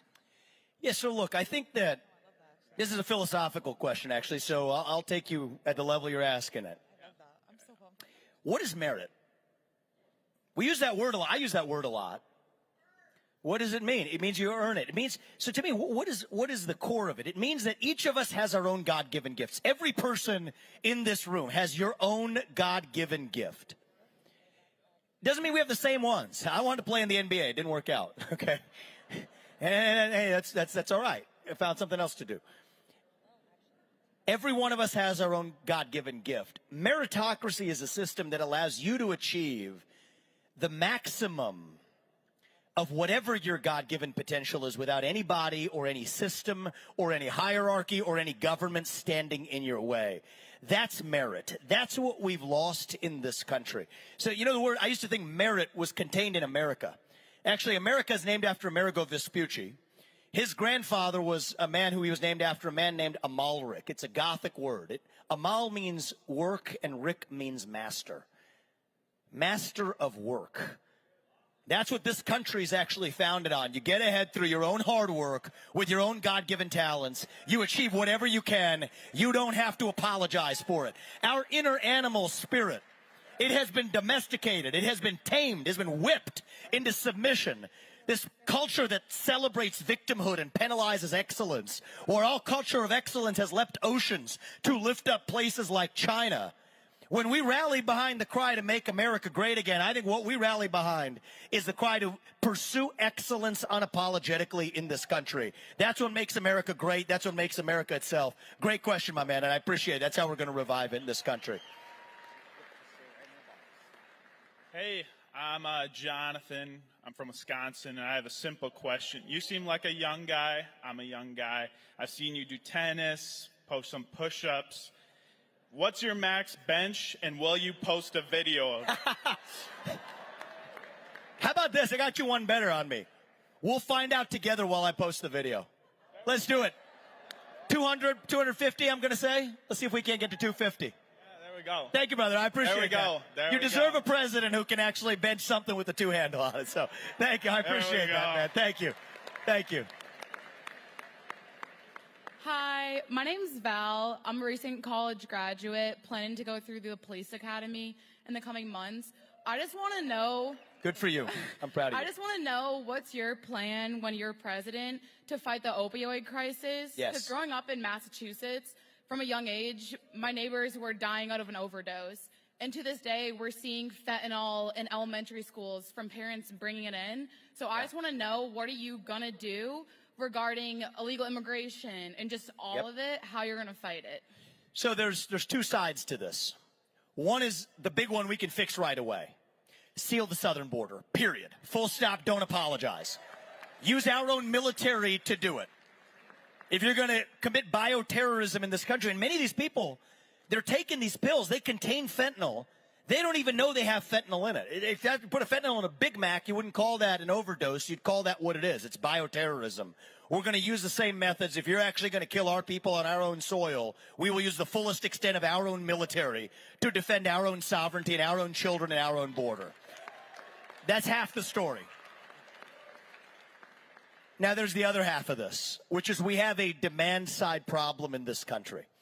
One way we're going to deal with this is we got to bring back those mental health institutions that we closed in this country. And I'll tell you why we closed it.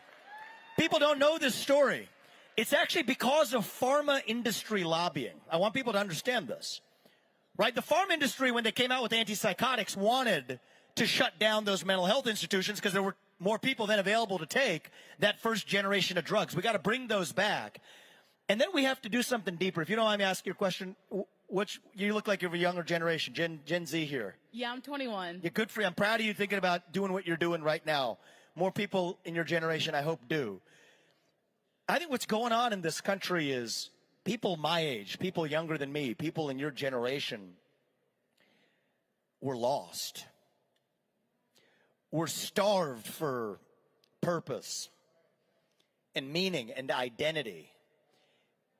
At a time in our history right now when the things that used to fill that void, faith in God, patriotism, belief in country, hard work, family, these things have disappeared. And I think it's not an accident that you see the rise of, pick your favorite poison, right? Wokeism, transgenderism, climatism, COVIDism, Zelenskyism, depression, anxiety, fentanyl, opioids, suicide.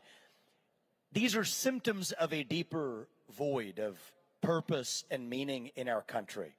And I think half the job of the leaders of this country is to answer who we are, fill that vacuum with our sense of purpose. That addresses the demand side of this. And together, I think we're going to have a country where people aren't turning to transgenderism or gender conversion surgery or opioids or fentanyl, but can look inside to say, this is who we are. We're proud of it. And that's how we're going to wake this country back up, including people like you on the front lines, showing that national pride, stepping up to do what you're doing.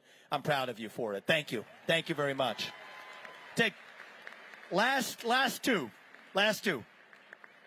Great to see you, Vivek. Last couple. My name's Rob Fisher, and on January 3rd, I'll be taking office as America's youngest school board member. Awesome, man. Proud Raise to be hell. endorsed by Moms for Liberty. Raise some hell. That's all I can say. Yeah, don't let him off easy. Being the youngest Republican presidential candidate ever, with a president past 60 and a Senate looking like a nursing home, how do we grow a new conservative generation of leaders? So I'll say one thing is people say you can't do term limits because it's 3 terms. I want 3 terms for Congress, 2 for the Senate, but you can't do it because that requires 75% of the people who you're trying to term limit out to vote for it. That's not going to happen. Here's my way of doing this. All right, pass this on to anybody you know. It's an easiest way to do this. At least grandfather in the people who are already there so that they can at least say, okay, these people don't vote. It's all about their self-interest. But at least when they get the heck out of their seat, then the next person that comes along is subject to that same term limit. So that's the way we get this done. You got to be a business guy. Think about incentives. That's the incentives of people. Use it back against them. And that's how we ultimately get those term limits back in. And I appreciate that question, man. We'll give you probably the final word unless this is quick, in which case I'll take one more. Awesome. Thank you, Mr. Ramaswamy. I love your tie, man. Being here. This was strong, from my patriotic mom's tie. wedding. My mom wanted us to all have her get married in this, so thank you. So Good my mom. question for you is, I'm a senior senator from University of Northwestern St. Paul Christian College in Minnesota, and one of the things that I do advocating very strongly for is against this toxic femininity culture, where we would rather sit down and deny the truth than stand up and proclaim it boldly because people's feelings are going to get hurt.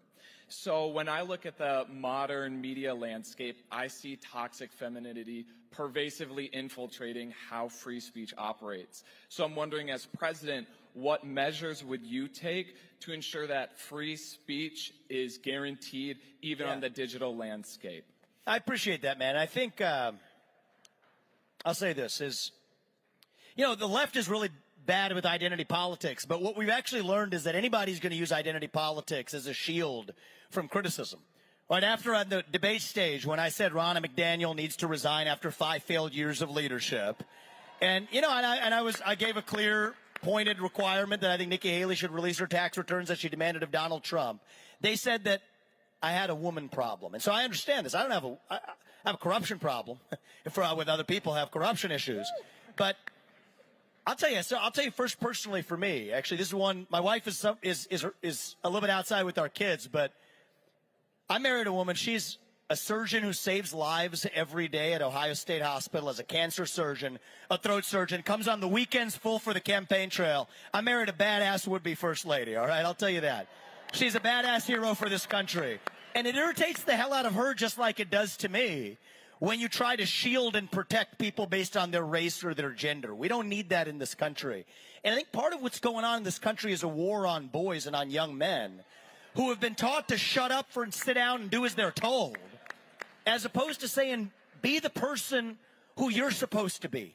God made each of us differently. That's okay. There are two genders. They're not the same in every way. That's a beautiful thing. Each of us has our own strengths, and we shouldn't apologize for that. I'm a father of 2 sons myself, and I think that we need to teach people to apologize. There have been points in our history where you've had to apologize, or other countries today that will coddle, that will make you apologize for being a woman, or points in our history 240, 50 years ago when you had to apologize for having the wrong skin color. Well, you shouldn't have to apologize for being a man or being white or being Christian or being Jewish or being whoever you are. You should be able to be who you are in this country. And I think that war on boys, that assault on men and the culture of masculinity in this country, I think it's something that's actually draining the lifeblood out of this country. I'm proud of you for asking you for it. And I'm proud of your mom for instilling in you the good values to be able to ask that question too, young man. I can't leave him hanging.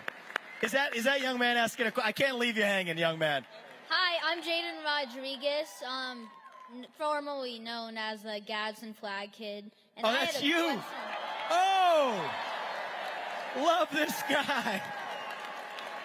You are the man. I love this. Thank you. I'm a big fan. I'd vote for you if I could, but the Democrats would let anybody vote. So true. But I had a question. How will you ensure that schools will respect free speech in the future? Yeah, great question, young man. It's your generation. I'll tell you, when you tell people they can't speak, that's when they scream.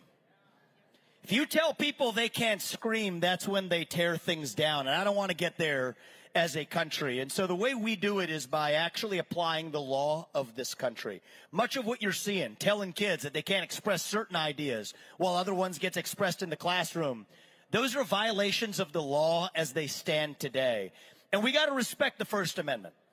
Now's the moment to remember that as conservatives. You got people equally prominent in the Republican Party as the Democrat who say that if you're going to use a social media platform that you need your own government-issued ID tied to it so the government can follow you for what you say. No, I don't care if you're a Republican or a Democrat. That ends on my watch. And I think that what we got to understand is the path to truth. It runs through free speech and open debate. So I'm going to do that for you, but I got something for you because I know you can do it too. I got an ask of you. You have an ask of me. I'll do my part. I have an ask of you. How old are you, man? 12. I'm about to be 13, spending my birthday here at AmericaFest. I love that. Happy birthday, brother. I love that. You pump me up. Well, thank you for everything you're doing for America. Thank you, man. I got an ask of you. One ask of you before you go. When you find yourself, here's how we get our culture of free speech back. It's not going to be me doing it for you. It's going to be you doing it for this country. Here's how. When you find yourself, and this is going to happen, I guarantee you this is going to happen to you. When you find yourself in a room and you are the only person who believes what you do, you have an obligation now more than ever to stand up and say it. And when you do that, I have a promise back to you right now. If you do that, you will almost every time find out that you were actually not the only person in that room who believed what you did. It's not going to be me. It's going to be you. And we're counting on you. I'll use that to wrap. I want to just say this in closing, guys. We're taught to believe that we're a nation in decline, that we're at the end of the ancient Roman Empire. I don't think we have to be. This young man gives me the hope to tell you this. I think as a nation right now, we're actually a little bit like him. We're all a little young, actually. Going through our own version of adolescence. Figuring out who we're going to be when we grow up. And when you view it that way, actually, this young man's turning 13 here with us this weekend. When you view it that way, it makes sense again. You go through your adolescence, you do some stupid things. You lose your way. You do some idiotic things. I did, certainly. But we are stronger for it when we get to our adulthood on the other side. So no, I don't think we have to be that nation in decline. I think it's our last chance for me to actually come here and tell you this, but I think we can still be a nation in our ascent. I'm not going to tell you it's morning in America. I'm not that guy. It's not morning in America, but it can be. I'm not going to tell you the American dream is alive and well. It is not. It is alive and hanging on for life support, but it can be. And so if you all do your part for this country, you're here, that means I know you are. If you all do your part, I promise you, my family and I and so many other people who are speaking to you here too, we're going to do ours. To make sure, not in some cheesy politician way, but in a true way, make sure that our best days are still ahead of us, that we will look this young man in the eye and tell him and mean it, that this is still the country where no matter who you are, or where your parents came from, or what your skin color is, or how long your last name is, in some of our cases, that maybe not his case, but that you will get ahead in this country with your own hard work, your own commitment, your own dedication, and that you know what, young man, you are free to speak your mind at every step of the way. That is the American dream. That is what we are running to. And with your help, that is what we are going to revive to save this great country. God bless you. God bless your families. And may God bless our United States of America. Thank you. USA. Thank you.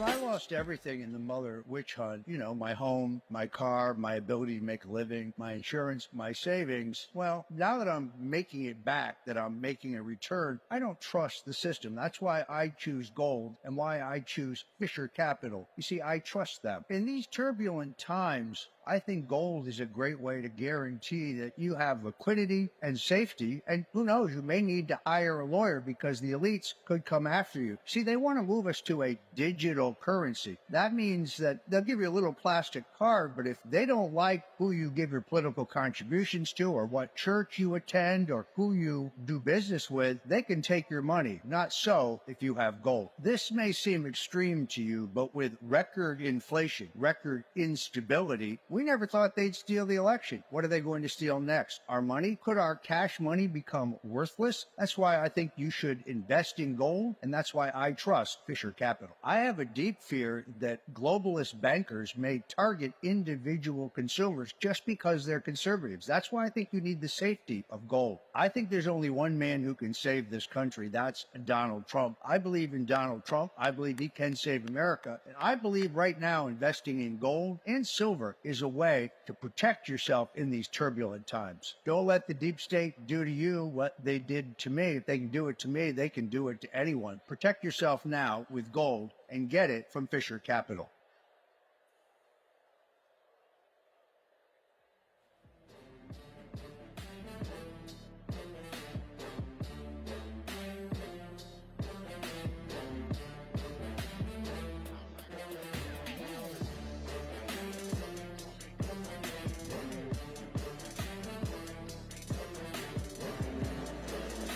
AmericaFest. It is good to be back. How is everybody doing? Make some noise! Okay, for those of you who don't know who I am, my name is Alexander Spillane. I am the CEO of Fisher Capital, and I'm proud to say that we are the diamond and title sponsors of this event for the second year in a row. Give it up! I want to personally thank Charlie Kirk for making all this possible. Give Charlie Kirk a round of applause, everybody. There's one man who's really making it happen. Over the past few events that we've sponsored, we've only continued to see an amazing growth, and I think it's undeniable at this point. Turning Point USA has become the most important organization in the conservative movement. Who's with me on that? Okay. I also want to thank our spokesperson, Roger Stone. And really, I have the utmost respect for all the speakers at this event. You know, I've got news for you guys. It really takes a lot of courage to go up against the deep state and stand up for what's right and speak the truth. And that also does come with a lot of sacrifice. But we can't live in fear of the backlash that comes up with speaking the truth. We can't live in fear of that. So, I have a young son, a young daughter, Angelina. Anthony, I love you very much. And I need this country to be here in 15 years for them. So, the students of TPUSA, where are you? Where are the students at? Give these students a round of applause, everybody, because the youth really is the future of this country. So just like Turning Point, Fisher Capital also did start in a small garage, believe it or not. And last year, I'm blessed to say, we actually took over the beautiful office spaces of the New York Times. So it really does feel good. Feels great to be able to say we're taking back America from these liberals. One office at a time, everybody. Yes, God is good. I also want to thank our amazing clients and my amazing team for making that all possible. Finally, my mom is here. Mom, I love you. I see you right there. Everyone give my mom a round of applause, please. She is a true patriot, I will tell you. And thank you for raising me right, giving me the values I have, and making this all possible for me too, Mom. I love you. So I really do love this crowd. I'm from Los Angeles, but don't hold that against me, please. Okay? We are in California fighting a good fight, and we are a speck of red and a sea of blue. Who else is a minority in their city? Come on. I know how it feels. I really do. So I'm actually not here to talk about myself. I'm not here to talk about Fisher Capital. By the way, that is FisherCapital group.com, FisherCapitalGroup.com. I'm actually here to talk about the importance of voting with your wallet. And I've been talking about this for a long time. I'm blessed to be on this stage and share this message with you. So let's just get started. Let's play a quick game. So I'm going to shout out some companies. And when I shout these companies, it's actually okay to boo. Okay. Starbucks. Bud Light. All right. I heard that. Has anyone heard of BlackRock? Oh, man. Target. Guys, this is going to be really hard, but we've got to get our wives to stop shopping at Target. We got to do it. And I'm guilty, too. That's where all the baby formula is and stuff. I've got a 5-month-old daughter, and I'm trying the best I can. I know it's hard. There is, I know. I hear you. So I'm in this with you. Trust me. But we really got to get this right. It's so important. Now, Turning Point USA has done a great job talking about how the far left has infiltrated schools, big tech, corporations, social media. And I just don't hear a lot of people talking about how they've infiltrated the financial sector.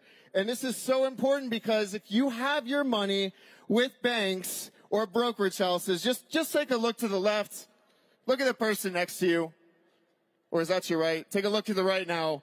And just tell me, I mean, how does it feel to know that just by having your money in custody, these are the banks and brokerages donating all the money to Joe Biden's campaign. They raised $74 million and donated that to Joe Biden's campaign. just in the 2016 election, 2020 election, excuse me, and I'll tell you they're about to make another big donation this time as well. So right now, I don't know a lot of conservative banks. Did anybody go to an ATM today? Did anybody buy a Starbucks coffee this weekend? Okay, praise God. Happy to hear that. Who in here has a retirement savings? Guys, see some hands? Who's just young and starting out, who's a student that's getting a retirement account set up? Okay, be cautious. Be cautious, because this goes to the younger generations too. When you give your money to these investment companies, everybody, the majority of the companies that are on the S&P 500 and the funds that they're going to allow you to invest in, these are companies that are majority going woke. And you've got to see that. You've got to understand that you have a right to choose where your money goes. And you've got to get this right. Otherwise, the companies that also manage custody of the funds are going to donate your money too. So people are getting hit twice and they don't even realize it. So if you didn't know, it's not your fault. But now that you know, you got to take action. So when clients trust their business to Fisher Capital, they can rest well knowing that their money is not going to a woke, liberal, Wall Street-backed institution. And when you invest with Fisher Capital and you buy with us, you know that your money's being used and the profits are being turned into purpose, supporting great institutions and organizations like Turning Point USA. And I'm just so proud to be a part of that, and I'm so happy you guys are all here supporting that with us. So, we have a right to take control of our finances, don't we? Come on, let's hear it. Let's hear it. Because if we don't soon, we may end up all getting screwed by a big black rock. Seriously. Is that too much? Is that joke too much? Sorry. But I'm going to tell you right now, there's a reason why this system is set up this way. Wall Street has done something genius. You don't have an option to opt into a 401k. You get automatically enrolled, and you have to wake up and you have to take control. So if you can't not enjoy your Bud Light every weekend, if your wife can't stop shopping at Target and ordering Starbucks, can you at least not leave your life savings in a position where it's going to be weaponized against you? And can you at least do the right thing for your kids and grandkids? Come on now. Come on, I want to hear it. So what we do at Fisher Capital is we help our clients diversify into alternative assets like physical gold and silver. And when you do that, you claim back your ownership. You eliminate your third party and your counterparty risk. And I will tell you, what is in short supply for conservatives especially is having true ownership. These companies don't want you to own anything. They don't want you to have a say in where you send your money. And when we move closer and closer to a crisis, an economic crisis, with all this debt that's surmounted, I'm going to tell you right now, you're going to be happier knowing that you have some sort of funds in a position where these guys can't push a button and they can't cut you off from your money. And it's so important now more than ever for you guys to take those steps. And I just want to say I'm really happy that our company's been able to help conservatives do that, truly. And I want to give glory to God for the opportunity to share that message with you, because we really have to get this right. We have to start taking action, and it's in our everyday purchases, guys. I talked with Roger Stone, who I also personally want to thank again, who is our spokesperson. There's a reason why the deep state goes after people for speaking out against these messages. There's not money in this for the speakers that are up here, I will tell you. They really do what they do because they love this country. They really do, and I know you guys do too. So what are we going to do? What kind of action are we going to take moving forward? We've got to take action, and I really, really encourage everybody to learn more about how they can do that. You need to research companies that you know are going to do the right thing with the funds. And that's the message I have to share with you guys. So everyone, thank you for being here. Thank you for supporting this event. And I hope that we can see you out there in the exhibitor hall and media row. Get ready for Matt Gaetz, everybody.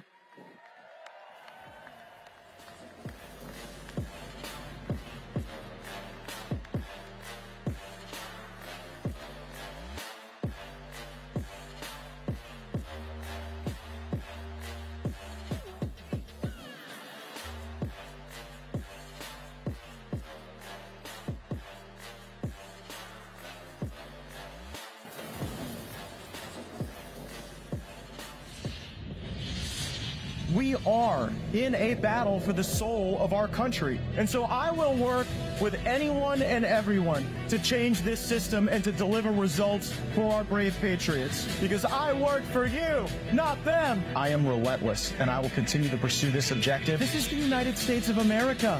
We are not a third world country. It is time we start acting like the vibrant republic that we are. We've got a country to save. You can fight with me any day of the week, Turning Point. Let's go get them.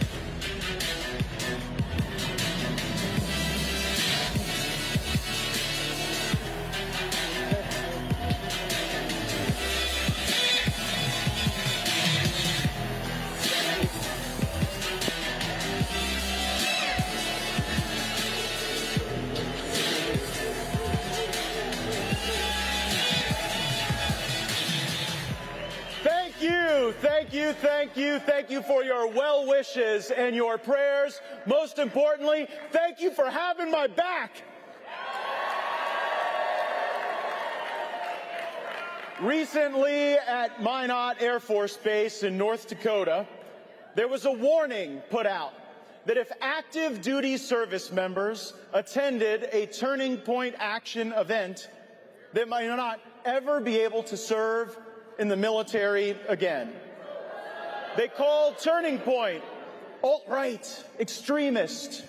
We aren't alt-right, but we do demand that the political leaders on the right actually give a rip about we the people, and I will hold them accountable if they break their promises. The only thing extreme about Turning Point Action is that we love our country with the vision and the passion and the dedication that she deserves. So let me state clearly, every patriotic active duty service member who attends these conferences will be cherished and celebrated and honored, and I'm going to find out who the woke generals were who put out that message, and they deserve to be exposed, humiliated, and fired. And I don't even think we should use their preferred pronouns when we do it. We got the next United States Senator for the great state of Arizona coming up, Kari Lake. She'll fight. And the OG strategist himself, my man Steve Bannon. I really think that War Room Prison Break is going to be the best series yet. You'll be able to go enter promo code Bannon at Birch Gold and contribute directly to Steve's release. Have you ever had a job where you work with crazy people? A lot of the folks I work with are stone cold nuts. I got one coworker who hosts Hamas pep rallies inside the Capitol building. And I got another one who pulls the fire alarm when he doesn't do his homework. And I feel for the poor schmuck who gets lost in the Capitol building and Googles Senate Judiciary Room, because they're going to get some content they weren't expecting. In fairness, there is one rare area of agreement. Democrats and a lot of Republicans in Washington don't like me very much.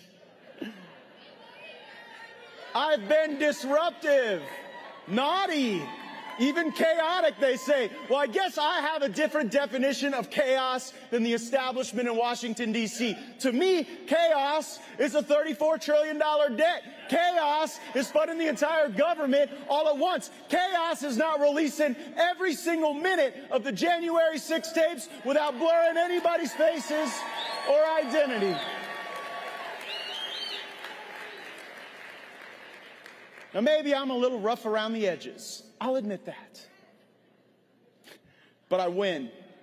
And if you will fight with me, we can win together against these establishment goons in both political parties who have been destroying our country and selling out our people. Congress needs to change. Things can't keep going the way they've always been. We need disruption, not another lobbyist-funded happy hour or PAC-funded junket.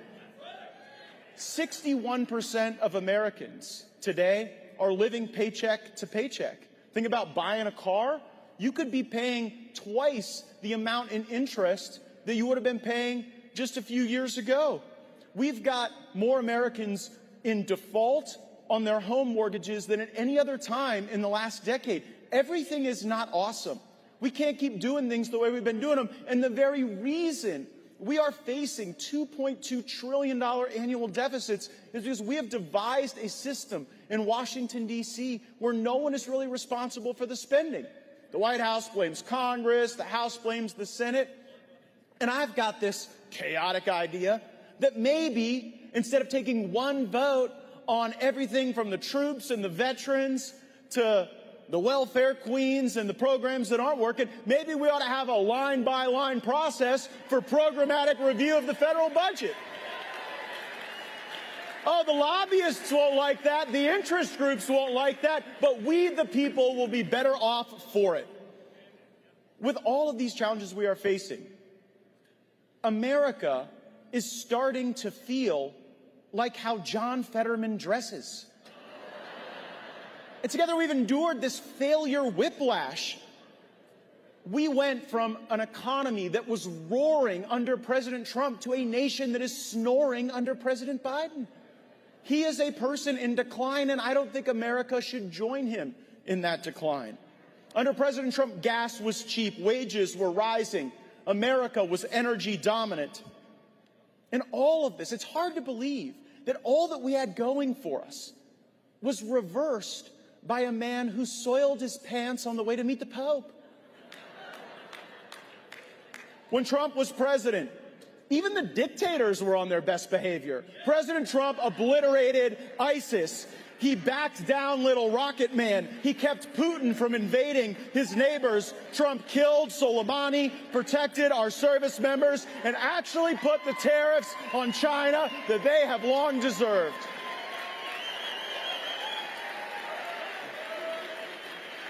I miss the days when America deterred war and America stopped war. Now we've got this stumbling and bumbling president who is literally sleepwalking us into a potential war with a nuclear power. Like, over what? Which guy in a sweatsuit gets to run Crimea? I don't think that's worth the risk of accident and escalation that could put Americans in harm's way. I don't fear broke-down Russian tanks in the Donbass. I fear the risk that we could see violence visited on the American people. And it is the duty of your leaders to do everything possible to protect you, your family, your lives, your bank accounts, and your interests. Joe Biden is so obviously too old and too corrupt to be president.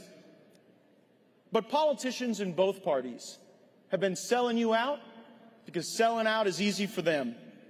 They give their voting cards to the leadership, and they give their calendars to the lobby corps and the special interest bundlers. And so I proudly stand before you as the only Republican in the United States Congress who refuses all donations from federal lobbyists and political action committees. I don't take their bribes, and I don't take their commands. And they can hate me, they can smear me, they can try to expel me, but I know I have you in my corner, and I will never stop fighting for you. They couldn't buy me off, they couldn't compromise me, they couldn't destroy me, and trust me, they tried all three. But President Trump knows that we have to clean this mess up. He has called for term limits on members of Congress and a lifetime ban on any member of Congress becoming a lobbyist or a registered foreign agent. If you are writing the laws for our nation, you should not get to enter the transfer portal. And you know what? If those lackey congressmen don't like it, if they don't want the reforms that we are fighting for, then they can follow that former Speaker of the House right out the door.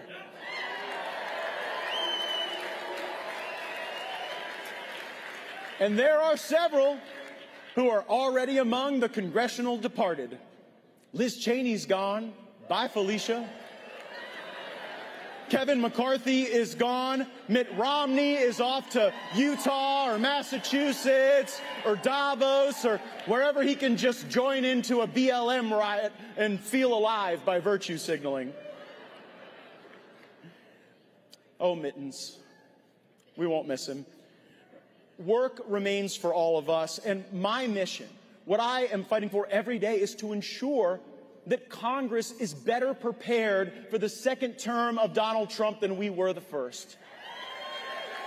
I saw too much vision. I saw too much potential unrealized because we had to deal with the likes of Mitch McConnell and Paul Ryan. Now we've got a new generation of conservative leaders, and we've shown the capability to flex. And it gives me hope.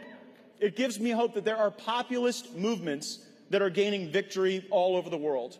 Giorgia Meloni in Italy, Melee in Argentina, the Dutch farmers are rising up. Maybe Conor McGregor will fix what's going on in Ireland. We've got Bukele in El Salvador and many others. And it all forecasts and leads to one obvious next step. Donald Trump is going to win the Iowa caucuses. He is going to win the Republican nomination, and he will be triumphantly sworn in as the 47th president of these United States of America.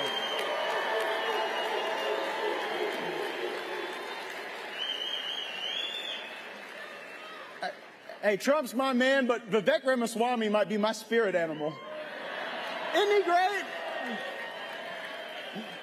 And who knows? Maybe we'll even get Tucker Carlson joining President Trump in the White House as his VP. Trump Tucker 2024. The world might not be ready, but I'm ready. Are you ready? Oh, that would be fun. We are the winning team, and that's why the left is acting out so crazily. They have no arguments left to make. Who wants to vote for high crime, high taxes, high prices, and low testosterone? It's not really a winning agenda. But they have to smear us as extremists, try to imprison us, commit election interference and election fraud against us to protect their power. They're literally working to knock Donald Trump off the ballot in the name of protecting democracy. Removing the leading candidate in a national election from the ballot is the most dictatorial thing the Biden administration and their allies could ever even think of. They're trying to beat Trump in the witness box and the jury box because they know they can never legitimately beat him at the ballot box. And it's kind of weird. They aren't even really trying to win you over. Like, look, in the words of America's greatest president, they aren't sending their best. They're putting up like some dementia ward escapee and the annoying lady from your HR department. And I'm pretty sure every time Gavin Newsom shakes Joe Biden's hand, he's checking his pulse. The left in America today is the political movement that believes Adam Schiff is a truth teller and Lizzo is a sex symbol. So I will pass on both. Our heroes are Davy Crockett, Theodore Roosevelt, Thomas Jefferson, Donald Trump. Their heroes are George Floyd and Anthony Fauci and Dylan Mulvaney. Now, one of the great wins for our movement has been Nayib Bukele in El Salvador. And just think about how awful American governance is that I'm here before you cheerleading for what's going on in El Salvador. But look at the data. Murders in El Salvador have been cut in half. There's actually a lower murder rate in El Salvador today than in Baltimore. Like, maybe the people dodging bullets in Democrat-run Baltimore should seek asylum in San Salvador. But Bukele's success story reminds me how San Francisco really cleaned up pretty nice when Xi Jinping came to town. I mean, they cleaned it up so good, you could eat off of the streets that they were defecating on just days before. Gavin Newsom was willing to clean things up for the foreign communists, but he wasn't willing to clean things up for the homegrown communists who elected him. How rude. But San Francisco's improvement overnight revealed the obvious to all of us. Many of our problems are actually really easy to solve, but it just requires the will, the dedication, and the drive to solve them. It turns out you can simply remove homeless tents. Who knew? That's what Bukele did in El Salvador. He had this revolutionary idea to actually lock up the thugs and cartels and criminals who are destroying his country. And similarly, President Trump understands that some of our greatest problems just require the deployment of a little common sense. Gas prices are too high? Drill for more oil. Too many illegal immigrants? Deport them.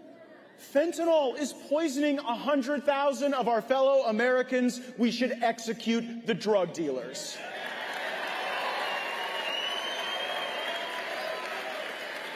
And it just feels right to all of us when we hear President Trump say drain the swamp, because we know instinctively that it is the entire ecosystem that is mucky and nasty and toxic and in need of disruption for something better for all of us to arise. The Republican majority that we have in the House of Representatives right now is the only lever of power at our disposal. I don't think it's too ostentatious or unreasonable to suggest that we start using it for our people. So here's my message to Joe Biden. Shut down the border, or we will shut down the government.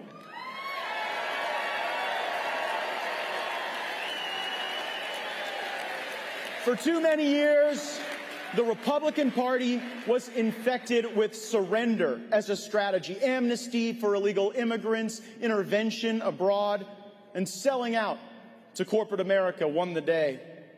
Well, I don't think there should be liability protections for the jab pushers, and I don't think there should be one more dollar to Ukraine. What has emerged in Congress today is a dangerous uniparty, fused together by a mutual interest in changing as little as possible. They keep getting rich while our country keeps getting screwed. Members of Congress should be banned from trading individual stocks for the same reason you don't let the referee bet on the game. And interestingly, you haven't felt enough difference between Republican and Democrat control in Congress because both sides far too often are working for the same special interests. Big banks, big tech, big business, big pharma. Less than a year from now, America has a choice to make. And it's pretty simple. Strength or weakness. Greatness or decline. I will not give this country to the people who hate her. Politics in a representative republic eventually comes down to this. Choose your fighter. And so I want the biggest, baddest, toughest, strongest, most inspirational advocate for our nation and for our movement. And with all due respect to the other candidates running, I ride or die with Donald John Trump. You can ride with me any day, Turning Point. We've got more winning on the way. Winning so much, you get tired of it. After all, that's what you were promised. Our country is not just an idea or a constitution. It is our home, and we must protect our home. Thank you so much for being in the fight. Thank you for demanding more of your government and your representatives and your country. Let's win this thing and let's go get them. Thank you all so much.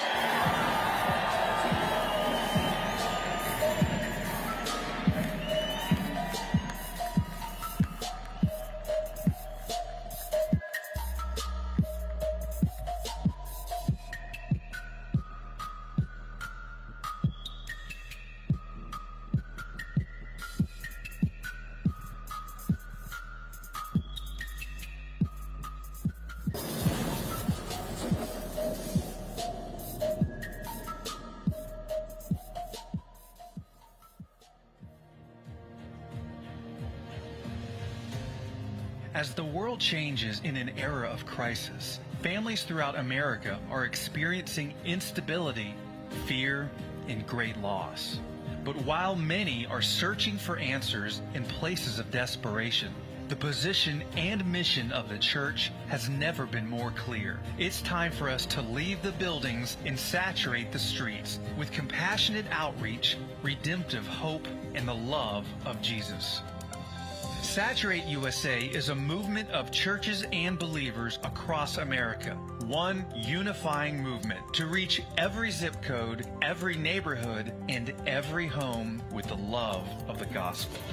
Churches can join the Saturate USA movement by adopting a zip code and receiving free neighborhood maps, door hanger bags, and evangelistic materials, including Jesus Film DVDs with free online streaming. Assembling saturation packs is easy and fun. We saw families working together. We have a Spanish church and an English church that have come together.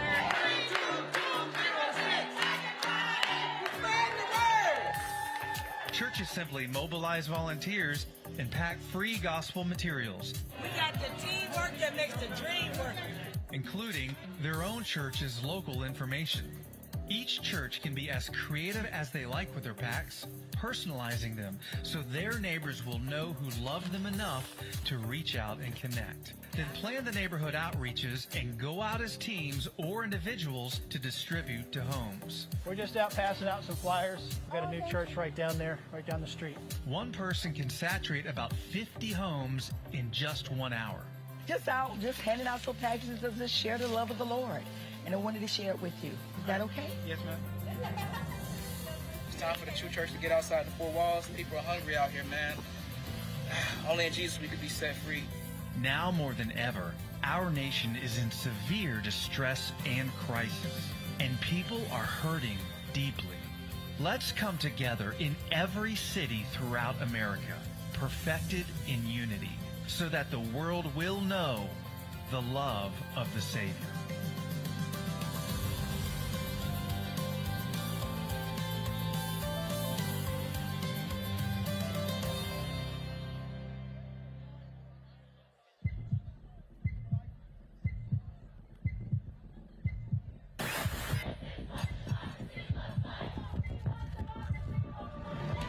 We are here to defend democracy. Misinformation poses a threat to our nation's health. Climate change is an emergency. Democratic socialism. Codify one's right to choose. Hell yes, we're going to take your AR-15.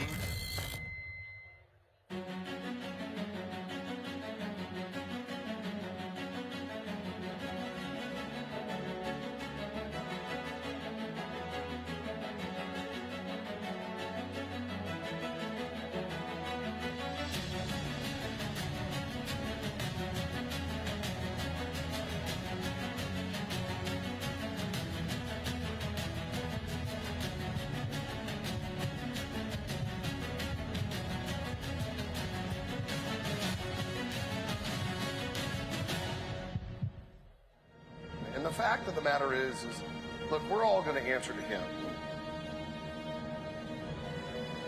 But I live by that faith.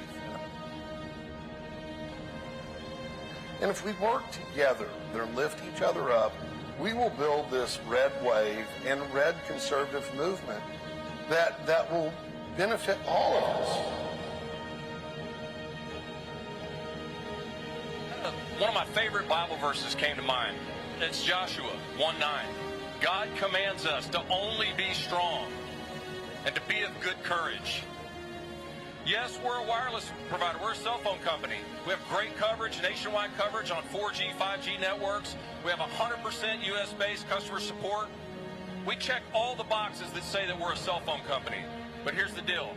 Our mission has nothing to do with cell phones. Our mission is to relentlessly defend our God-given constitutional rights and freedoms, and to do so in a way that glorifies our God. My pronouns are Bible believer, Jesus lover, gun carrier, and mama bear. We give a portion of every dollar we earn to conservative causes, and our four pillars are the First Amendment, the Second Amendment, the sanctity of life, and we support our military and our first responders. And as long as there is breath in our bodies, as long as God lets us wake up to another day, we will stand up for our children, and we will fight to take our country back, and we will take America back in our lifetime. Patriot Mobile stands with you. We'd love for you to join us. Sign up today.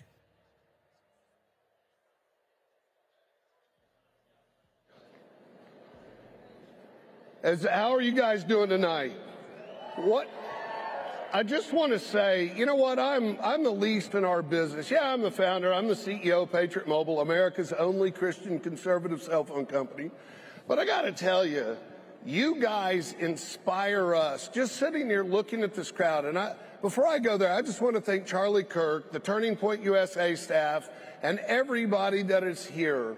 Because it's you guys that inspire us to stand on the street corner waving, "We are God's company. God is in charge of our company, and through him, we are his stewards." And so the real beauty of that is y'all inspire us to get out and do that. Before I go any further, I just want to say a quick word of prayer. Dear Father, and bow your head, please. Dear Father in heaven, we just want to thank you. We want to thank you for everything that we have, because we know that everything we have is through you. Bless everybody in the stands out here and out in the audience. Help them and us and everybody here in attendance be your lights for you, that we can shine light in darkness, because we know that evil is everywhere. And through you, we can take this country back, because this country was founded on you, founded on biblical principles. So God, just please be with us. In Christ's name, amen. You know what? I just want to say this. If we can all, and I see young people, older people, if we all put him in charge of our lives and our business, we can do anything. Patriot Mobile's growth has just been staggering. And it's not because of us, it's his blessings. And it's you guys that come to us and say, "Hey, I want to be with a cell phone company." Yes, a cell phone company.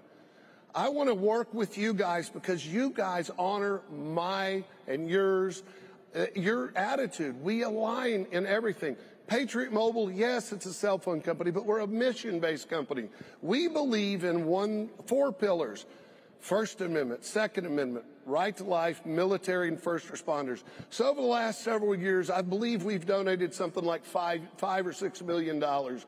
That's because of every little cell phone call adds up. So I really encourage you guys to come get involved with Patriot Mobile and just work with us. And look, we'll provide better service, because when you call us, you're speaking with somebody in Texas or California. I'm not going to say anything else. So, but before we end, does anybody want one of these T-shirts? Right? All right, I think there's some folks out in the audience. I don't know if I can get it out there, but hey, I'm going to throw this. All right, well, hey, we can get it somewhere. Oh, anyway, thank you guys for being here. You're an inspiration in everything that we do. God bless you guys.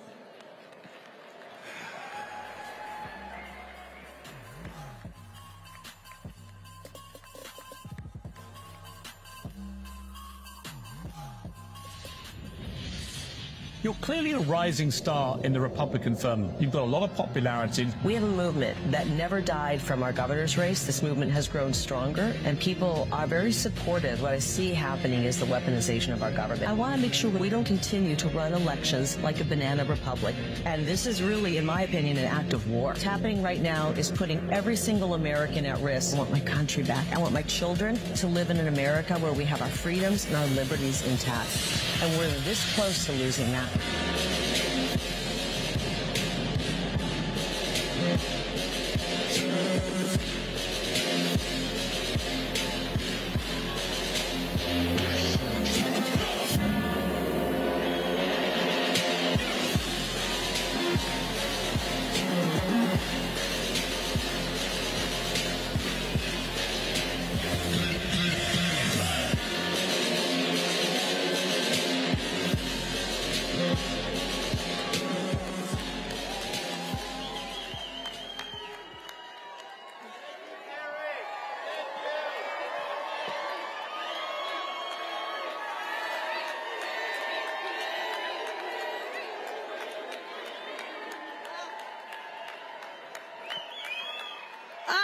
my goodness. Arizona, I love you. Thank you for being here.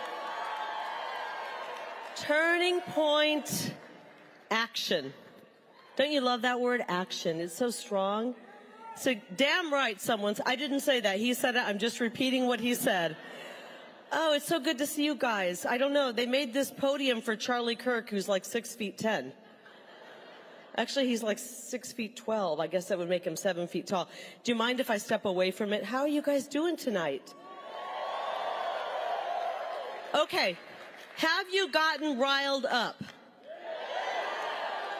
Okay, so then maybe I can bring us into the realm of let's get encouraged. Because I've been riled up for, I feel like, years now, and I'm ready to remember that we got to keep our heart in this. It's easy to keep our muscle in this, but where's our heart right now? So we're going to talk a little bit about our heart, but I just remembered as I was standing back there, and I'm going to be honest, I get nervous. How many of you get nervous when you have to speak in front of like 5 people? Okay, I'm speaking in front of 15,000, and I always tell my team, I love you too. Whoever said that, I love you 10 times more. I tell my team I get nervous every time because I'm not a public speaker. And they laugh and they go, you speak publicly like all the time? And I go, yeah, but I'm not a public speaker. So I got nervous back there. And as I was getting ready to walk on the stage, I had a flashback to 1 year ago. How many of you were here 1 year ago? Wow. How many of you are new this year? I thought so. I see some new faces who've been, here. I don't recognize you, but I'm so happy you're in this fight with us. There's one right there. Or there's that. You're an old face. And I don't mean old. She's like 20. She goes, I'm not old. I mean, you've been around, Heather, for a long time. And I see those faces where you've been in the fight for a long time. I thank you for being in this fight. I know it's not easy. It's a beatdown some days. And so as I was getting ready to walk out, I got the butterflies in my stomach.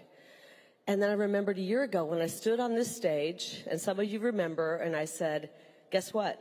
We're taking our election case, and we are going to court. You remember that? I was feeling the same way because we've been done wrong. And we've been in the battle. We have been in the fight. We've stayed in the fight. And because we did that, we've accomplished a lot in the last year. And you might say, wait a minute, Kari, have we really? And yes, we have accomplished a lot. Yes, we have, because we stayed in the fight. We have shown not just Arizona how they are trampling our sacred vote, how they are rigging our elections, how they are sabotaging Election Day. We've shown the whole world how they're doing that. And this is where the battle is, in waking people up into what our elections have become.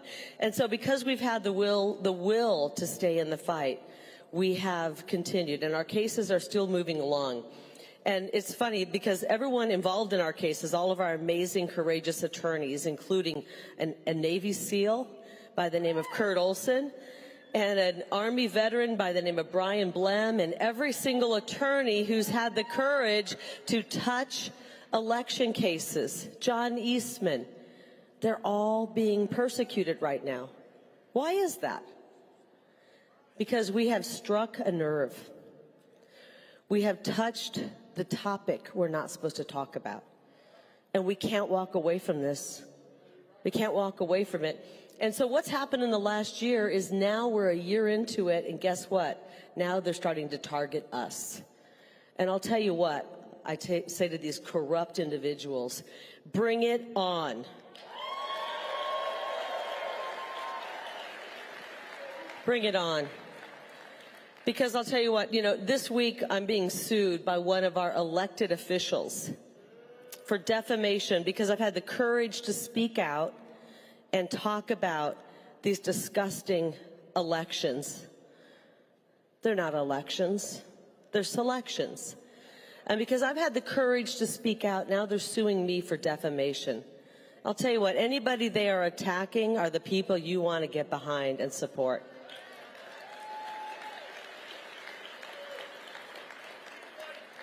I will keep fighting. Thank you. They're coming after my attorneys just as I'm being sued by one of these corrupt election officials. They're trying to make it so I don't even have an attorney to sit there by my side and help me out. I don't know, maybe I should just represent myself. I mean, at this point, we got your back, she said. At this point, maybe I will have to stand alone in court. But I will not back down from this fight, because if we don't have a voice and a vote, we don't have a country. Do you agree with me on that?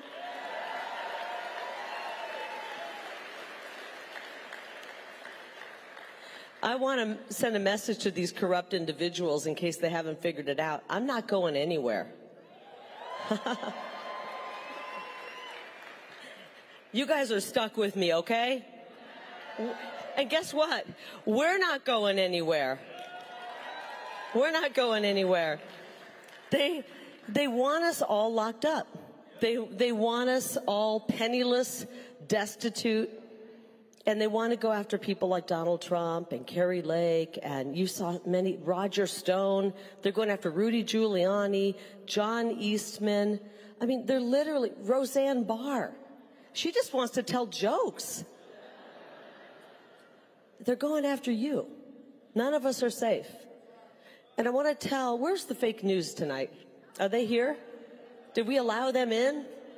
They're back there somewhere. I see the red lights. Now, as Donald Trump always says, the red lights go off when you mention them because they don't want to cover this part. They're also going after you. You just don't know it. Every single one of our cases. Okay, a green light just went on back there. I see a green light back there. Here's what our cases are. One of them is about public records request. We have a right to public records. And the fake news is rooting for the tyrannical government, not us who want public records. We have another case where we're asking for transparent elections, to have elections that aren't sabotaged. And the fake news, the propagandists in the media, have been for the tyrannical government. And now this week, I'll be the defendant in a case where they don't want us to be able to criticize our elected officials. And guess where the fake news is on that? They're with the tyrannical government. We are on the verge, people, of losing our First Amendment right now. And I want to remind the people in the media right now, your existence relies on the First Amendment. Your existence relies on the First Amendment.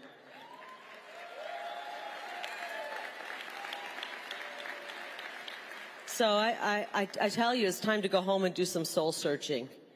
Do you want to be journalists, or do you want to be propagandists? Because we got one choice. If the First Amendment's gone, you don't have a job. Actually, maybe that's a good thing. Maybe that's a good thing. So I will say, shame on you. Shame on you to the press that thinks that they're on the right side of history when they're on the wrong side of history. It's time to do some soul searching, because we're this close to losing our country. And they're actually coming after the journalists. How many of you heard that we actually had a journalist who got locked up because of January 6th, and he wasn't even in Washington, D.C. He did 3 months. Did you all hear about him? This week, they came after another journalist and said, get ready, we're coming after you. They're not going to stop until every single one of us who wants to put our country first is locked up. You know that, I bet you everyone in here, raise your hand if you've ever liked a Donald Trump tweet. Some people are standing up for that. Have you ever retweeted a Donald Trump tweet? Okay. We're on a list, guys. It's almost comical. We're on a list right now. So here's what it's about. It's about silencing us. They want to scare these amazing people. I see Raheem out here. He's always fighting. Thank you, Raheem, for fighting so much. Stand up. This guy actually, you might end up behind bars, Raheem. You might end up behind bars. They might end up putting him behind bars because he's one of the honest guys. And they're coming after each and every one of us because we're speaking the truth. What they're trying to do is scare you, scare us, scare everyone in this amazing arena out of speaking up. Remember, in 2020, how did they do that? How did they keep us silent? They masked us up. They told us we had to be separated 6 feet apart. They told us we couldn't talk. And that's how they stop our movement. That's how they kill our country. And this time around, they can't do that because we're not going to fall for that again. And this time around, what they're going to do is try to scare you from using the most powerful ammunition you have, which is your voice and our First Amendment, and we will not succumb to that pressure. No.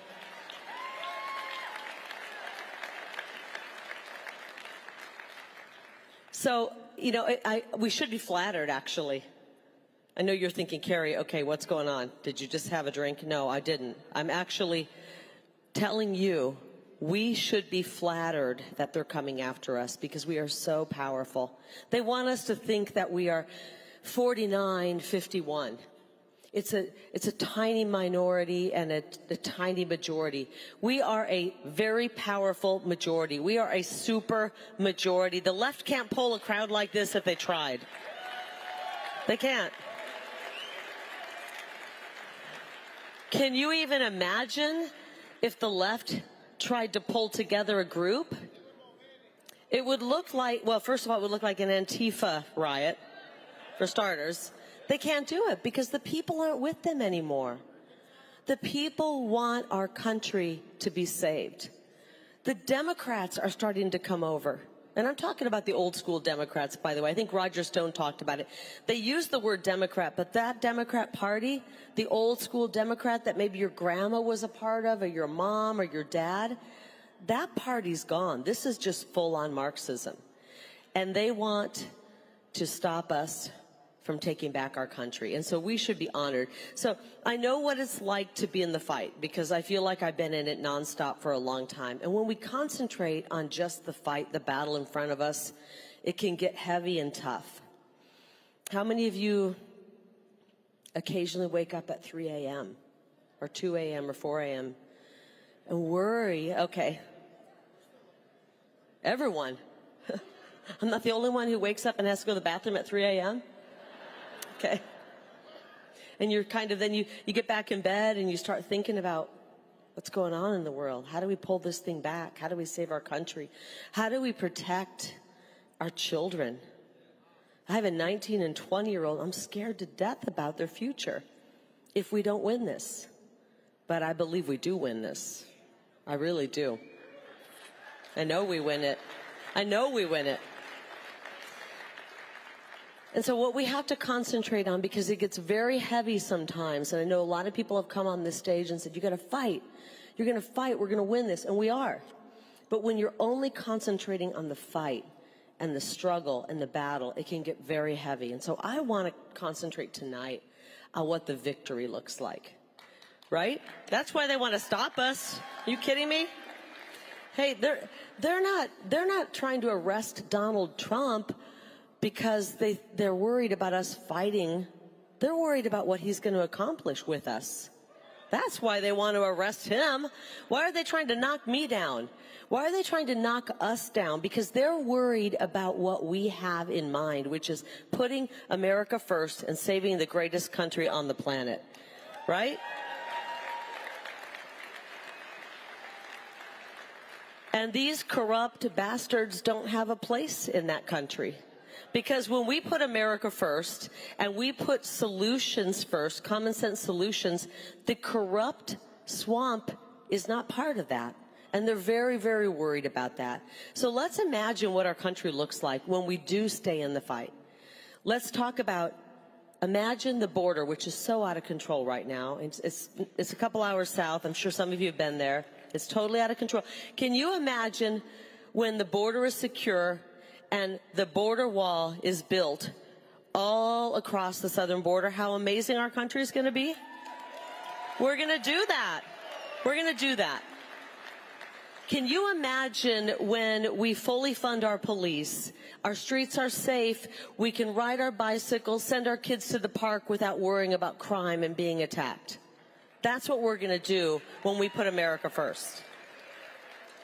Can you imagine gas at $1.50 or $2 a gallon again? I'm ready for that. When we become energy independent and energy dominant and we're not relying on the Middle East for oil, that's what's going to be possible. It's so amazing. Now, how many of you are, I'm going to be honest, I'm Gen X, okay? I'm not a boomer, I'm Gen X. How many, okay, do we have any Gen X in here? I call us the red pill generation because we lived in such a great era with Ronald Reagan as our president. We saw how amazing America was when we had a patriotic country with a patriotic leader that put our country first. And now we have this amazing generation, Gen Z, they call it. And I love these kids because they inspire me. I go all over the country, and young people come up to me, and it's the greatest feeling ever. They say, you inspire me. Don't stop fighting, Kari. Thank you for fighting for us. See some of them here in the front row. And I always tell them, are you kidding me? I'm a middle-aged mom. I'm not afraid to speak out. I raised toddlers and teenagers. I changed diapers. I dealt with teenagers. I'm not afraid to speak out. You inspire me. The young people in this room who are willing to stand up inspire the heck out of me. You guys are the bravest people on the planet. Let's give them a round of applause. These young people. You guys have to deal with the peer pressure, social media, cancellations. Many of you are in your 20s. That's a lot more daunting than for a 50 plus, I'm not going to go there, 50 plus year old woman. And so you inspire me. You inspire me. But many of you have told me we don't ever see ourselves owning a home, starting a family, because the economy is so bad. Imagine we get back the Trump economy. You are married, and you are moving in to your first home, and you are living the American dream. That's what America First is about. And we want that for you. Every mother and father in this room, every grandparent yearns for you to have that. We want you to have a better life than we had. We truly do. And with America First policies, you can have that, and we're going to give that. Imagine a world where we're America First, where these peaceful protesters who showed up on January 6th on a cold Washington, D.C. day to peacefully protest a rigged election. Imagine a day where they are freed from prison, and the real culprits who started that riot are locked up behind bars. We can have that.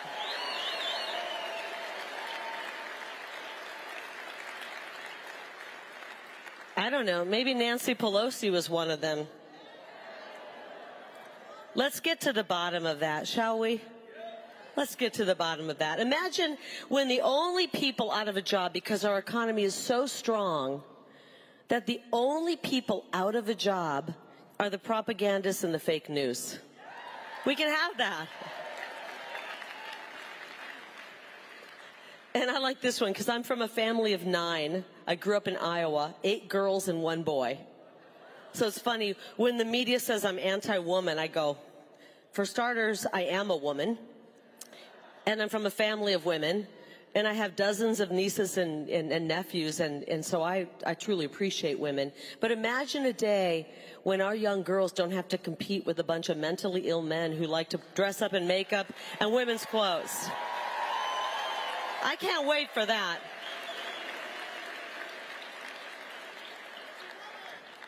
And most of all, imagine a day when we root out these corrupt politicians and replace them with citizen politicians in Washington, D.C. who want to do the people's work.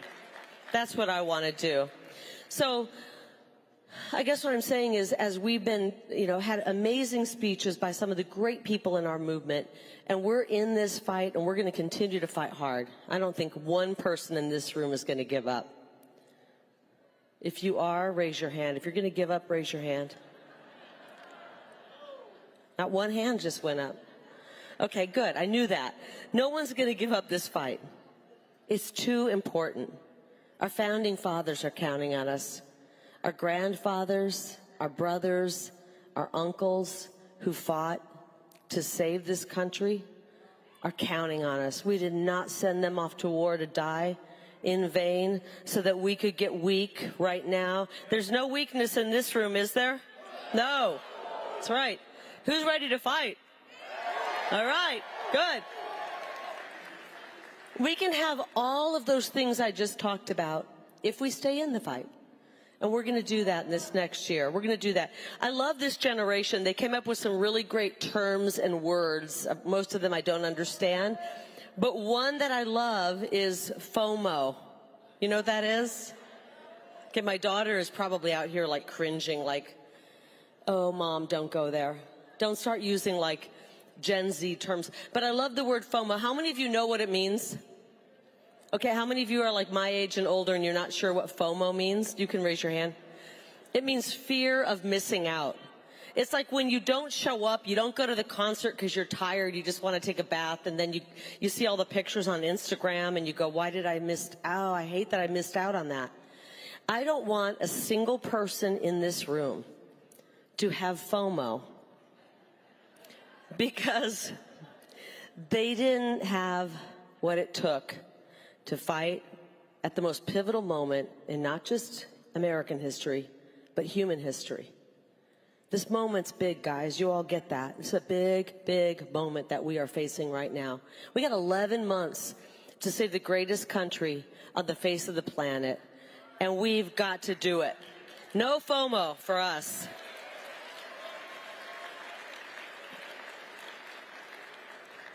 And we're so lucky to be here.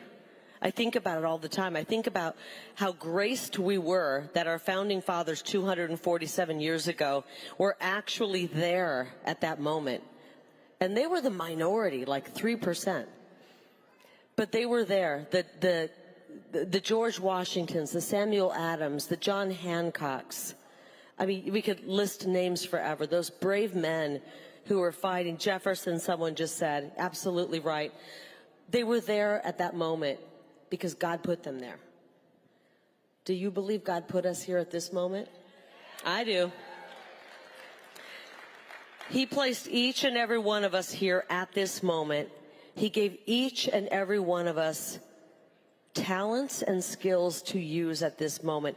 This is the moment that He placed us here for. Not 10 years ago. He strengthened us for this moment.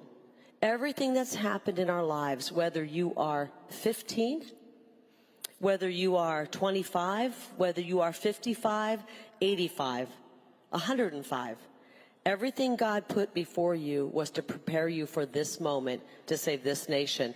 And I don't want you to have a fear of missing out because you're not in the fight with me. So how many of you are in the fight to save the greatest country on the face of the earth? That's right. That's right.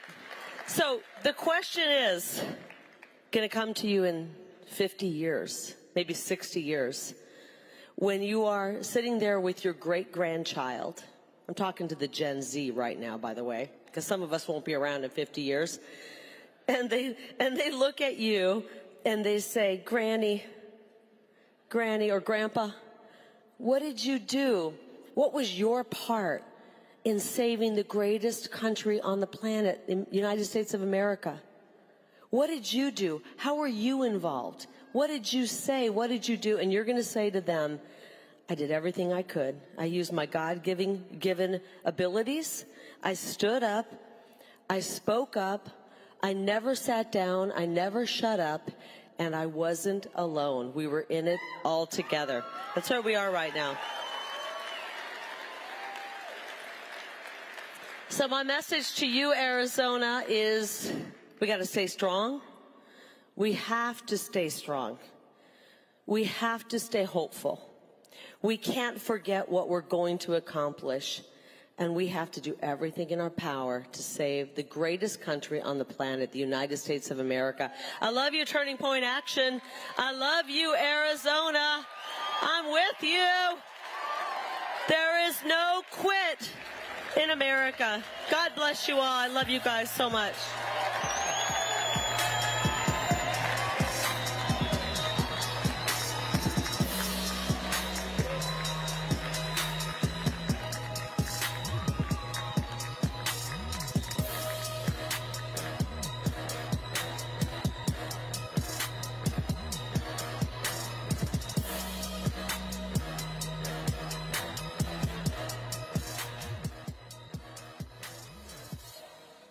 Hi, everybody. I'm sorry I couldn't be there in person to celebrate America. And Charlie, I want to thank you for all the hard work and dedication to help save America and allowing me to speak to these patriots tonight. We're all here to celebrate America, but what she really needs is to be defended and saved. I'm 94 years old and I've seen a lot of presidents come and go, some good, some bad, and some really horrible. But I've never been more worried about the future of our country than I am now. When Charlie asked me to speak to you about my endorsement of Donald Trump for President of the United States, I thought about all the things that are obvious to folks like you. There's inflation, there's high energy, corruption, there's crime in our cities, open borders, national security issues. I could go on, but I was just coming back to one simple statement, and this is the statement. I love America. Did you hear that? I love America. It's the greatest country in the world. Where else could the son of Russian immigrants go from a tenement in Newark, New Jersey, to become involved with one of the most iconic companies in the world? This could only happen in America. To fully understand my perspective, you have to wind back the clock to the early days of the Home Depot. Believe it or not, back there we were a small business and had some of the same challenges as many millions of other small businesses do today. But there's something very different about the economy and the climate back then. The government wasn't out to get you. Then the government was there to help you. Let's fast forward today, and government red tape and high taxes are strangling the small business community, compromising the entrepreneurial spirit that has helped make this country great. It's so difficult to grow a seed of an idea into a successful business. In fact, I've often said that I think we could never have started the Home Depot today. This is why this has me so concerned about the future of this country. It's not for me, I'm 94. It's for my grandchildren and my great-grandchildren and beyond. That's why I can't walk away.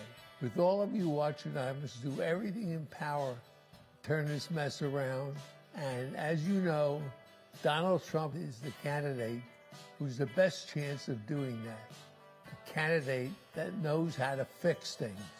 We cannot let his brash style be the reason to walk away from his otherwise excellent stewardship of the country during the first term.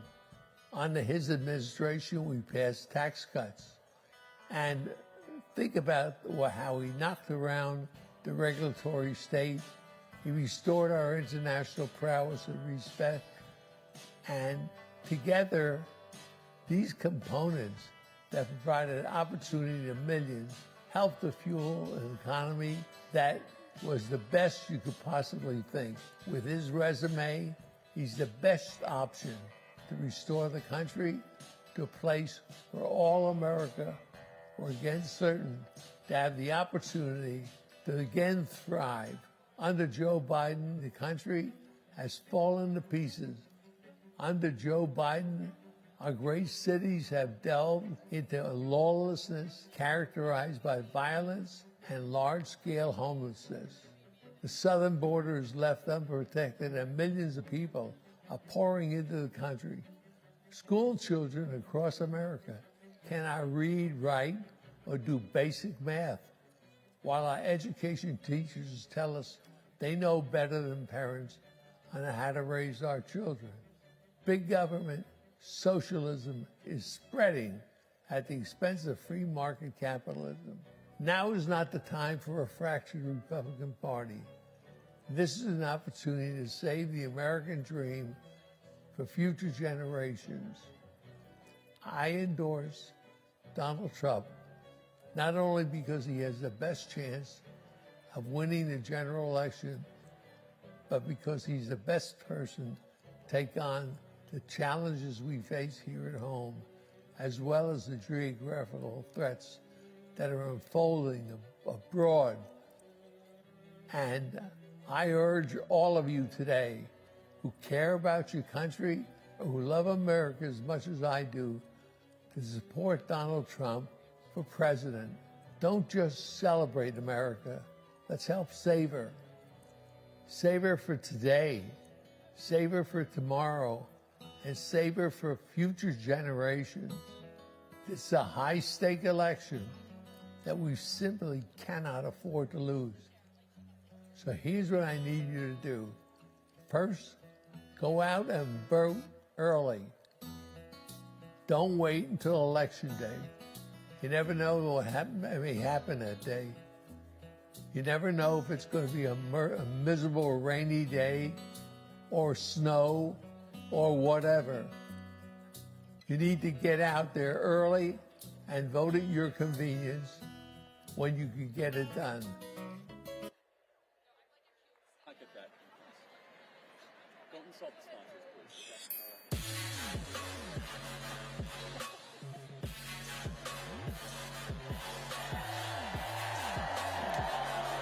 So, in just a minute, you are going to hear from the great Steve Bannon, and he is going to bring down the House. But while I have your attention, you see, I just intercepted. It wasn't scheduled. I want to encourage you to come tonight to our worship night, Strong Church. We have an amazing worship band. We have Eric Metaxas. We have Allie B. Stuckey. And for those of you that might say, I don't like church or I don't like religion, I'm challenging you. I'm asking you to make time tonight because it might just be a night that would change your life. So after all the programming tonight, we have a night of worship and programming for you. I can't wait to see you guys there. And enjoy whatever comes next. Enjoy.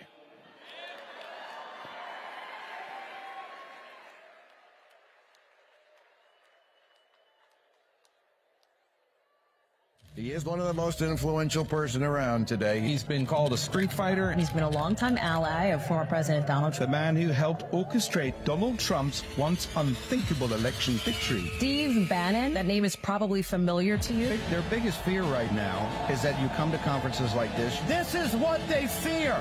And everybody in this audience, left and right, should come together.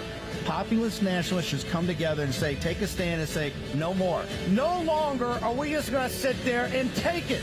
You are an awakened army. We're tougher. We're smarter. They're going to try to bait you into everything. You have to be smarter than that. From this day forward, there's no more talk. It's just action, action, action.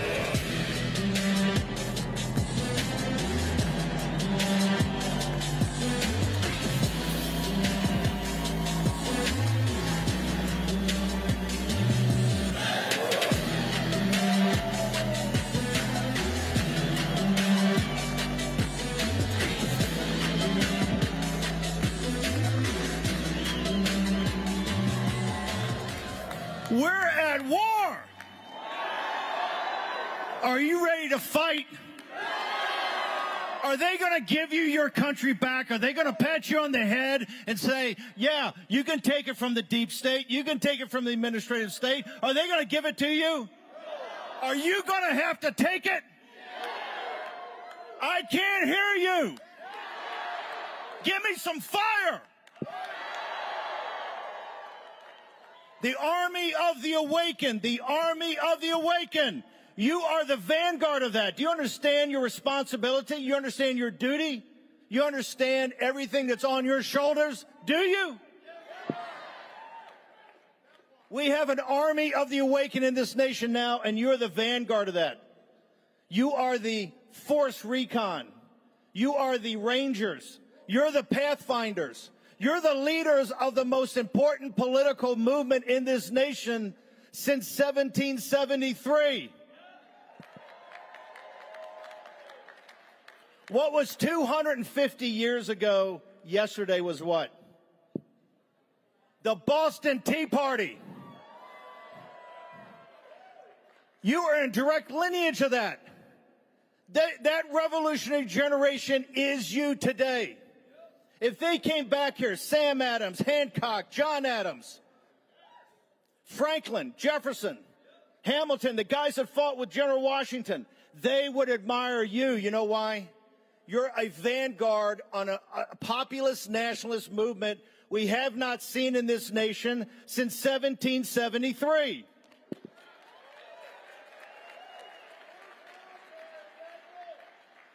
And you know why I know they're coming for you? Because just look, they're coming for Trump, but they're coming for you too. Because you have Trump's back. You need a vanguard, you need a cadre. No revolutionary movement in history has ever been without it. That's what you are. You're fighters. You may not be the smartest people in the world. You may not be the richest people in the world, but you're a damn sure the toughest people in the world, right? They're scared to death of you. Look at what just happened here recently. By the way, and Charlie announces the thing that's going to blow their heads up. What does he announce? A Sunday night prayer service, right? Because you know the number one problem we have in this country is Christian nationalism, right? What is Tim Alberta? He's sitting on there on MSNBC. You know what he says? The single biggest problem we have in the country and the church is that there's certain Christians that love their country too much, right? There's certain Christians out there that are super uber patriotic, and that's a problem, right? They are afraid of Christians that are populist nationalists. You are the greatest threat to the system there's ever been. This is why they fear Trump. Let me tell you something, and let me give it to you straight. If you're under 35 years old, you are screwed. Let me be blunt. You're screwed. You know why? And they say it out loud. It's just not the lawfare and coming after you. If you get out of line, they're going to other you or make sure you get bounced from your company, or all the propaganda and the climate change and the anxiety and all the drugs they gave you when you were kids, right? Everything to break people, not to support them and have them fulfill their destiny. Here's how I know they're going to come after you. Even worse. Look at what the Federal Reserve and the Treasury said the other day, right? They're going to have 4 rate cuts. They're going to flood the zone with fiat currency. We have $34 trillion in debt as of tomorrow, not 33. We've added $1 trillion in 90 days. Trailing 12 months is $2.5 trillion of deficits. Our deficit is $200 billion a month. You would never do this kind of Keynesian stimulus, except they're doing it to defeat Trump. That's the convergence of forces. And they are sacrificing every person in this room and the nation under 35 years old. You're nothing but a Russian serf. And that's exactly how they want it. This is why is Trump now leading with what, people 25 to 35, and their heads are blowing up? Why are African-American men and Hispanic men now coming to our cause? Why are more and more young people? Because of you. You've been the force multiplier. You haven't backed down. You sent the message out there day in and day out, and people are listening to it. And that's why they must destroy you. Do you understand how when they flood the zone by the time Election Day comes, we're going to be, I don't know, $36 or $37 trillion in debt? The credit card situation is going to be $1.5 trillion with 20% non-performing. You live your life right now on a hamster wheel, right? They give you a little bit of credit. You got a job, right? At the end of the year, your bonus goes to pay down the credit card just to get a little bit of gap. And you gap your wages now. You go paycheck to paycheck with the credit card. It can't go on. And you guys are buried. So what are you going to do about it? Are you going to sit there and take it? Or are you going to sit there? This is the first elite generation in our country's history that has taken a younger generation and trashed them. They are prepared to destroy your generation to defeat Trump. To defeat Trump. They will do anything to defeat Trump. You have the convergence of forces right now. You got the lawfare, right? You see, look at Rudy yesterday, $148 million for whatever this was, right? $148 million. You got Trump 700 years in prison, 700 years in federal prison for what? They're trying to take him off the ballot in what, 9 states with the 14th Amendment? The Justice Department and the FBI has become the modern American Gestapo. We see that on January 6th. The DOJ is not any better. That's the legal and lawful forces. Then in the middle, you've got the biopharmaceutical industry with the phony vaccine, right? The vax. Right now, hey, who knows out there? Another COVID, another flu, who knows? But here's what I do know.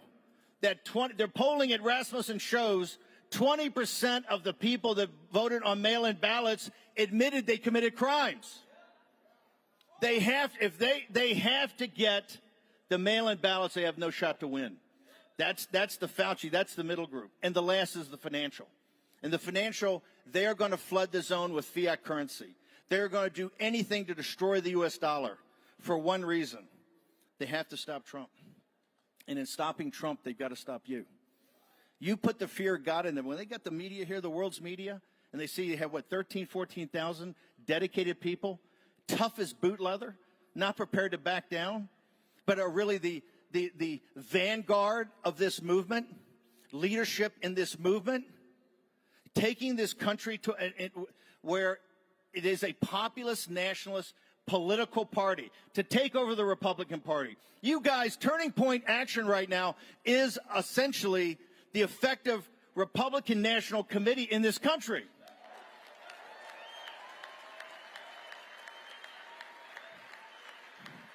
You raise more money, you have more volunteers, you do more work than the RNC. And I know there's some RNC delegates here. We want to talk to you at the War Room to make sure Ronna McDaniel has got to go.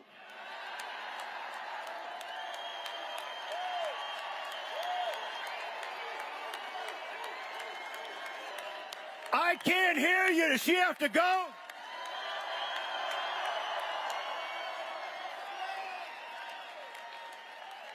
And I got her replacement. Since Charlie Kirk has so much to do here at Turning Point, how about Don Jr.? How about Don Jr. to head the RNC starting immediately? He's smart. He's tough. He works like crazy. I think he knows his dad pretty well. Is that the way to rejuvenate it? Can we win? And by the way, this is why the media treats it with kid gloves. If the RNC was strong, to be on them every day. They're weak. Here's how weak they are, and they're devious. They're devious. $700 million in this phony primary with the debates and the sanctimonious and, neocon Nikki, all of it. All to do one thing. All to do one thing. To stop Donald Trump. And the Murdoch News, TV for stupid people. Have we talked about Murdoch News? They remember for a year and a half you had DeSantis, then you had Youngkin, now you got Nikki, and they put out a poll today. The Wall Street Journal had a poll the other day. She's beating Biden. Poll today in CBS. She's closing out. She's got momentum. They're going to be all over that. You know what they're trying to do? I'm going to give you some inside base. You know what they're trying to do? $700 million. It'll be $1 billion. Not one penny of that spent on voter integrity or securing the election.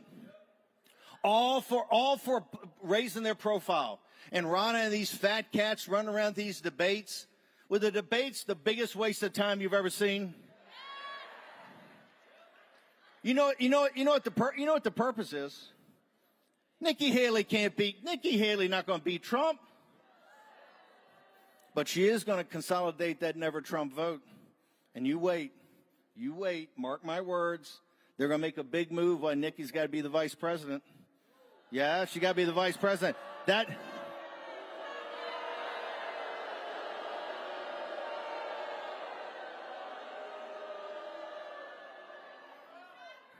You don't love Nikki? Neocon Nikki? Neoliberal neocon Nikki? You don't love her?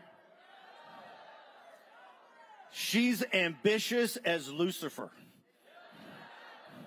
You're going to see, they're going to come on, jam it up. You watch. Mark my words. We're going to have to stop that That viper over there, that'd be worse than Judas Pence in the West Wing, wouldn't it?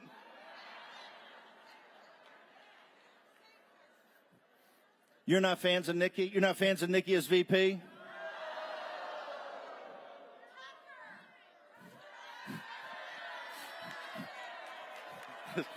This is...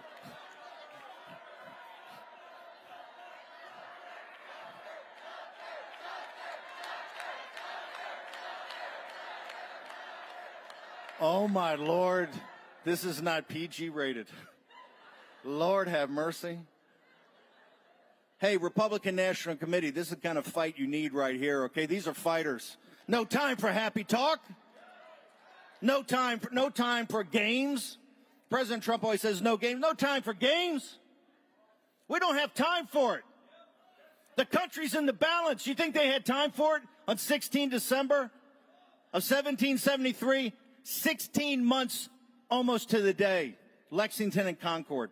The war started, and they knew the war was coming, just like we know the war's coming, right?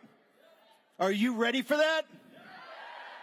Are you going to let them take your country? Are you sure about that? Are you going to do everything in your power, and I mean everything in your earthly power, to stop that? Do you understand listen, this is so much bigger than the Boston Tea Party or Lexington and Concord. Do you understand with this group right here, if your task and purpose, and I mean to the core of your being, if your task and purpose is to save your country, that country will be saved?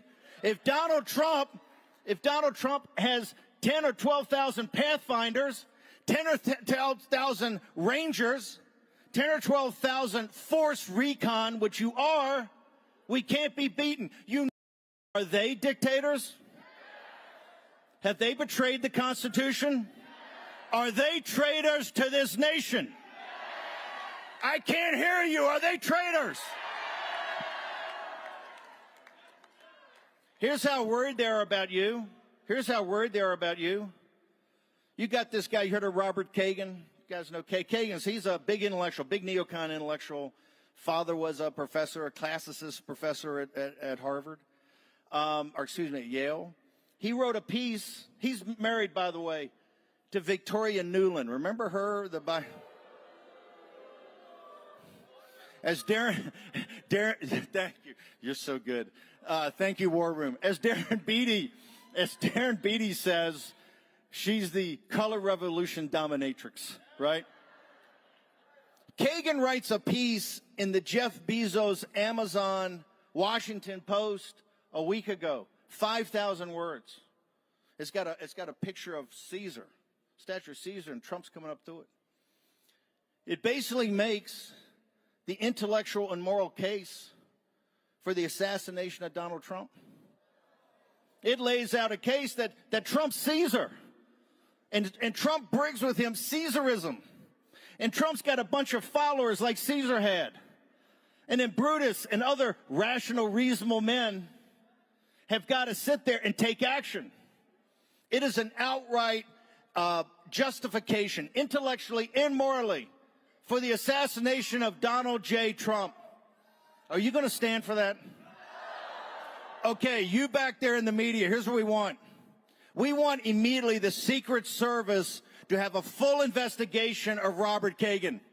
I want to see every email, everybody talked to. I want to see when Bezos approved it in the editors of the Washington Post. Washington Post, you are a dangerous scum. Let me change that. You are dangerous vermin. You have laid out a case, and hey, understand this. If anything happens to Trump or there's any move on Trump, you people will pay. It is outrageous. It is outrageous what they've done with Trump. And by the way, people are talking about this in circles, in Democratic Party circles, in Republican donor circles. That article is well read and well passed around. That's how much they fear you. They come after Trump because Trump put you in the room. Not in the room, not in the deal. And Trump put you at the head of the table. God, they hate that. Do you understand how much they hate you? How much they despise you? how much they think you're just trash, right? They take your tax. Yeah, they're demons. They're demons.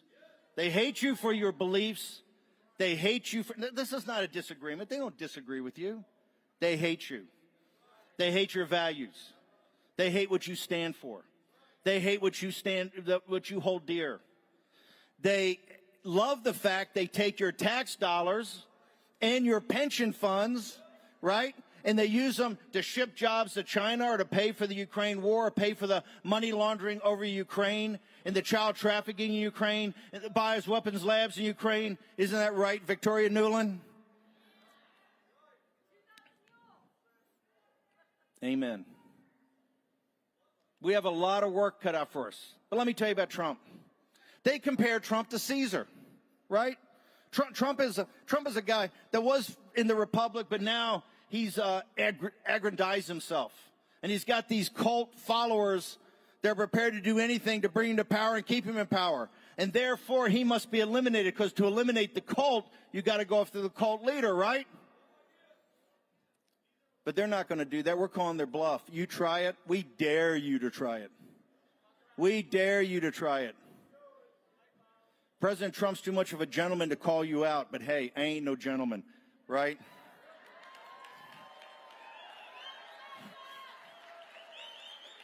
We're going to start with Kagan. Kagan, you're disgusting. You need to be investigated right away. That shows you how weak the Justice Department is. Anybody, if you wrote an essay like that and printed it up on Biden, they would come down and kick down your door in a New York second and drag you out in chains.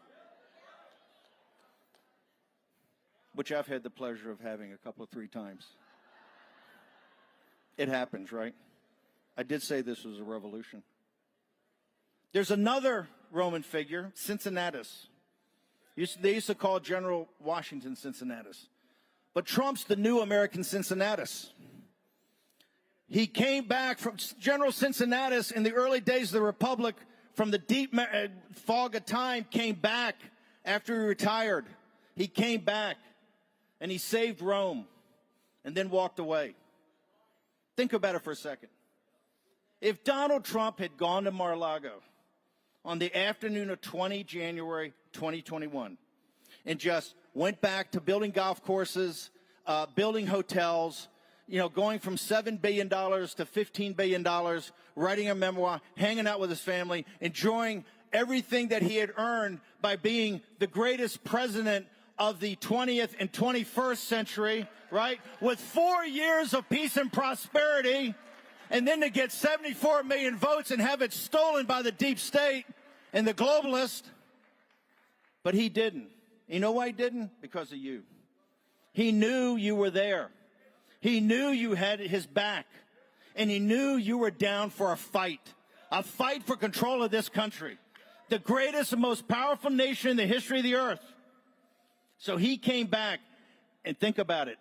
None of this would have happened to him. The 700 years in prison, taking his entire business, right? In Colorado, it was all the sake, taking him off the ballot. Everything he goes through every day, mocked and ridiculed by the mainstream media, the propaganda department of the deep state. None of it would have happened. None of it. That shows his courage and his deep love of country. No person in the history of this nation, with all the patriots we have ever done what Trump has done by come back to save his country. And the American people are on his side. Look at the numbers. Those sons of bitches try to destroy him every day, and he's still winning. He's still winning. He's still winning. 700 years in prison. Think about it. It's never happened on any country on earth.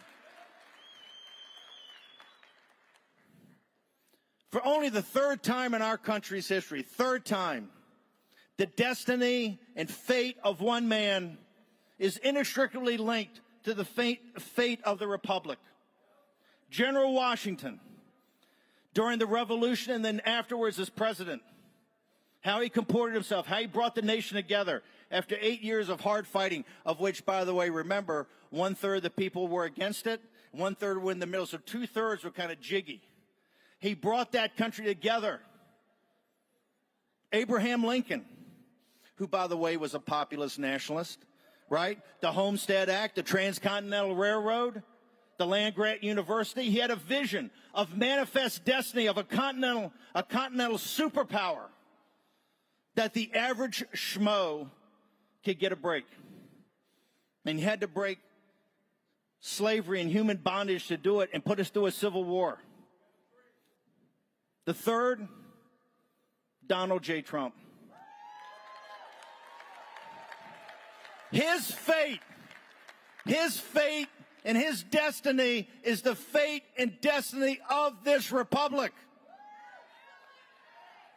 We either win and save this republic with him as our leader and the 47th president of the United States, or you tell me what's after that. You've seen it, right? Look, the 16 victory was providential. I was there. I saw it. We had a candidate, a plane, no money, no organization, and a great message. And we won, right? And they were stunned. We won in 2020 and they stole it. We won in 2020 and they stole it. But even that stealing was providential, because we see exactly who they are and what they are. The great unmasking of who's on our side of the football, who's on the side of the republic, and who are globalists, who are followers of the party of Davos, who are not populist nationalists, has all been unmasked. And you've seen what they've done, from the schools to the children to the drugs, all of it. The southern border, 9 million illegal alien invaders in this country. Who our first priority is not simply sealing the border, but to send them home. And I don't mean just criminals and people from the mental institutions. I mean every single 9 million of them gotta go. Gotta go. Have to go. The African American and Hispanic community will never recover. You let these 9 million in, the wages will never get there, will crush them. They're selling out below 35s, and they're selling out minority working class people in this country. You know why? They think they're just like you. They're just trash. So we have a great work ahead of us. Remember, after the Tea Party, 16 months later, Concord in Lexington. We have our Concord in Lexington on the 5th of November of 2024. I will guarantee you, like I guaranteed Trump when I first took the job in 16, to 100% metaphysical certitude, we will be victorious. Hold it. There's one caveat. This room, you, every one of you, your task and purpose has to be victory. That nothing will come between us and victory. Damn right. Amen, brother. Force multipliers, not just force multipliers. You are a historic force. This is why they're trying to destroy you. This is why you're now Christian nationalists. They're going to try to get you out of all your jobs. This is why they fear you. This is why they fear Trump. Because of you. Trump can't do it alone. His shoulders are big, but they're not that big. He's a strong man, but he's not that strong. He can't carry an entire republic, an entire movement, and turn this thing around. Only you can. Are you with him? I can't hear you. Are you with him? Trump, Trump, Trump, Trump, Trump.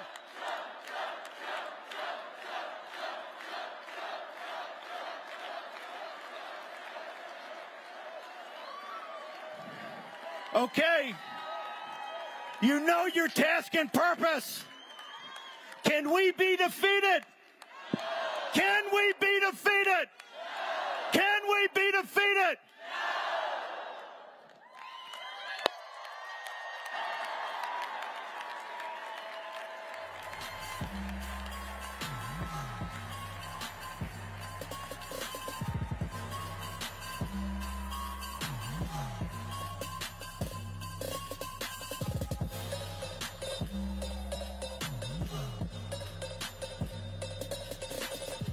everybody. Okay, everybody. A couple announcements here. Number one, make sure you check your email and vote in the straw poll. Lots of important questions, both for president and vice president. So make sure you check your email and do that. Number two, we have a very, very fun announcement of something we're going to be doing in the summer. We want to host the largest event of the summer that's open to you. Many of you say, Charlie, I want to go to the RNC convention. Well, it's very hard for many of you to get to that convention. So we're going to be hosting the People's Convention in June. Watch this video. Turning Point Action Conference, everybody. This event is going to be unlike any other. It's a conservative movement that is ready to fight and win.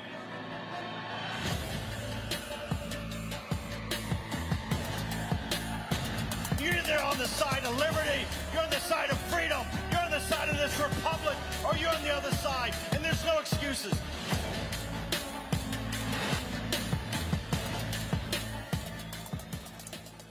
The RNC is not going to be happy that the people will have a convention this summer, and we're going to be doing it in Detroit, Michigan, everybody.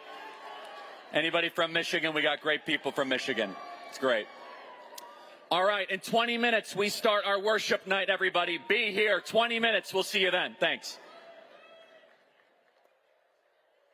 Say there's nothing in the world as powerful as an idea whose time has come. When the Heritage Foundation was founded, the idea was simple: empower principled conservatives and build a battleship for a new conservative movement. But 50 years later, those conservatives have inspired a new generation, and that battleship, now powered by 500,000 of our closest friends, has scored public policy victories never thought possible before. The Heritage Foundation has become the space for conservatives to meet, strategize, organize, and come out fighting again. All on behalf of the only special interest in Washington that matters to us, the American people. It's been 50 years and a lot has changed. Our challenges are greater, our nation's enemies more ruthless. But some things, the things that make us who we are, have stayed the same. Our heritage is believing parents have a say in their kids' education. Our heritage is understanding that when we give up the right to life, we give up everything. Our heritage is protecting free and fair elections and knowing a broken southern border when we see it. Our heritage is refusing to drown our grandchildren in senseless government debt. Our heritage is telling corrupt foreign governments, woke corporations, and leftist bureaucrats that they believe is what we're given, but it's also what we'll pass on to future generations. And that's an idea whose time has come.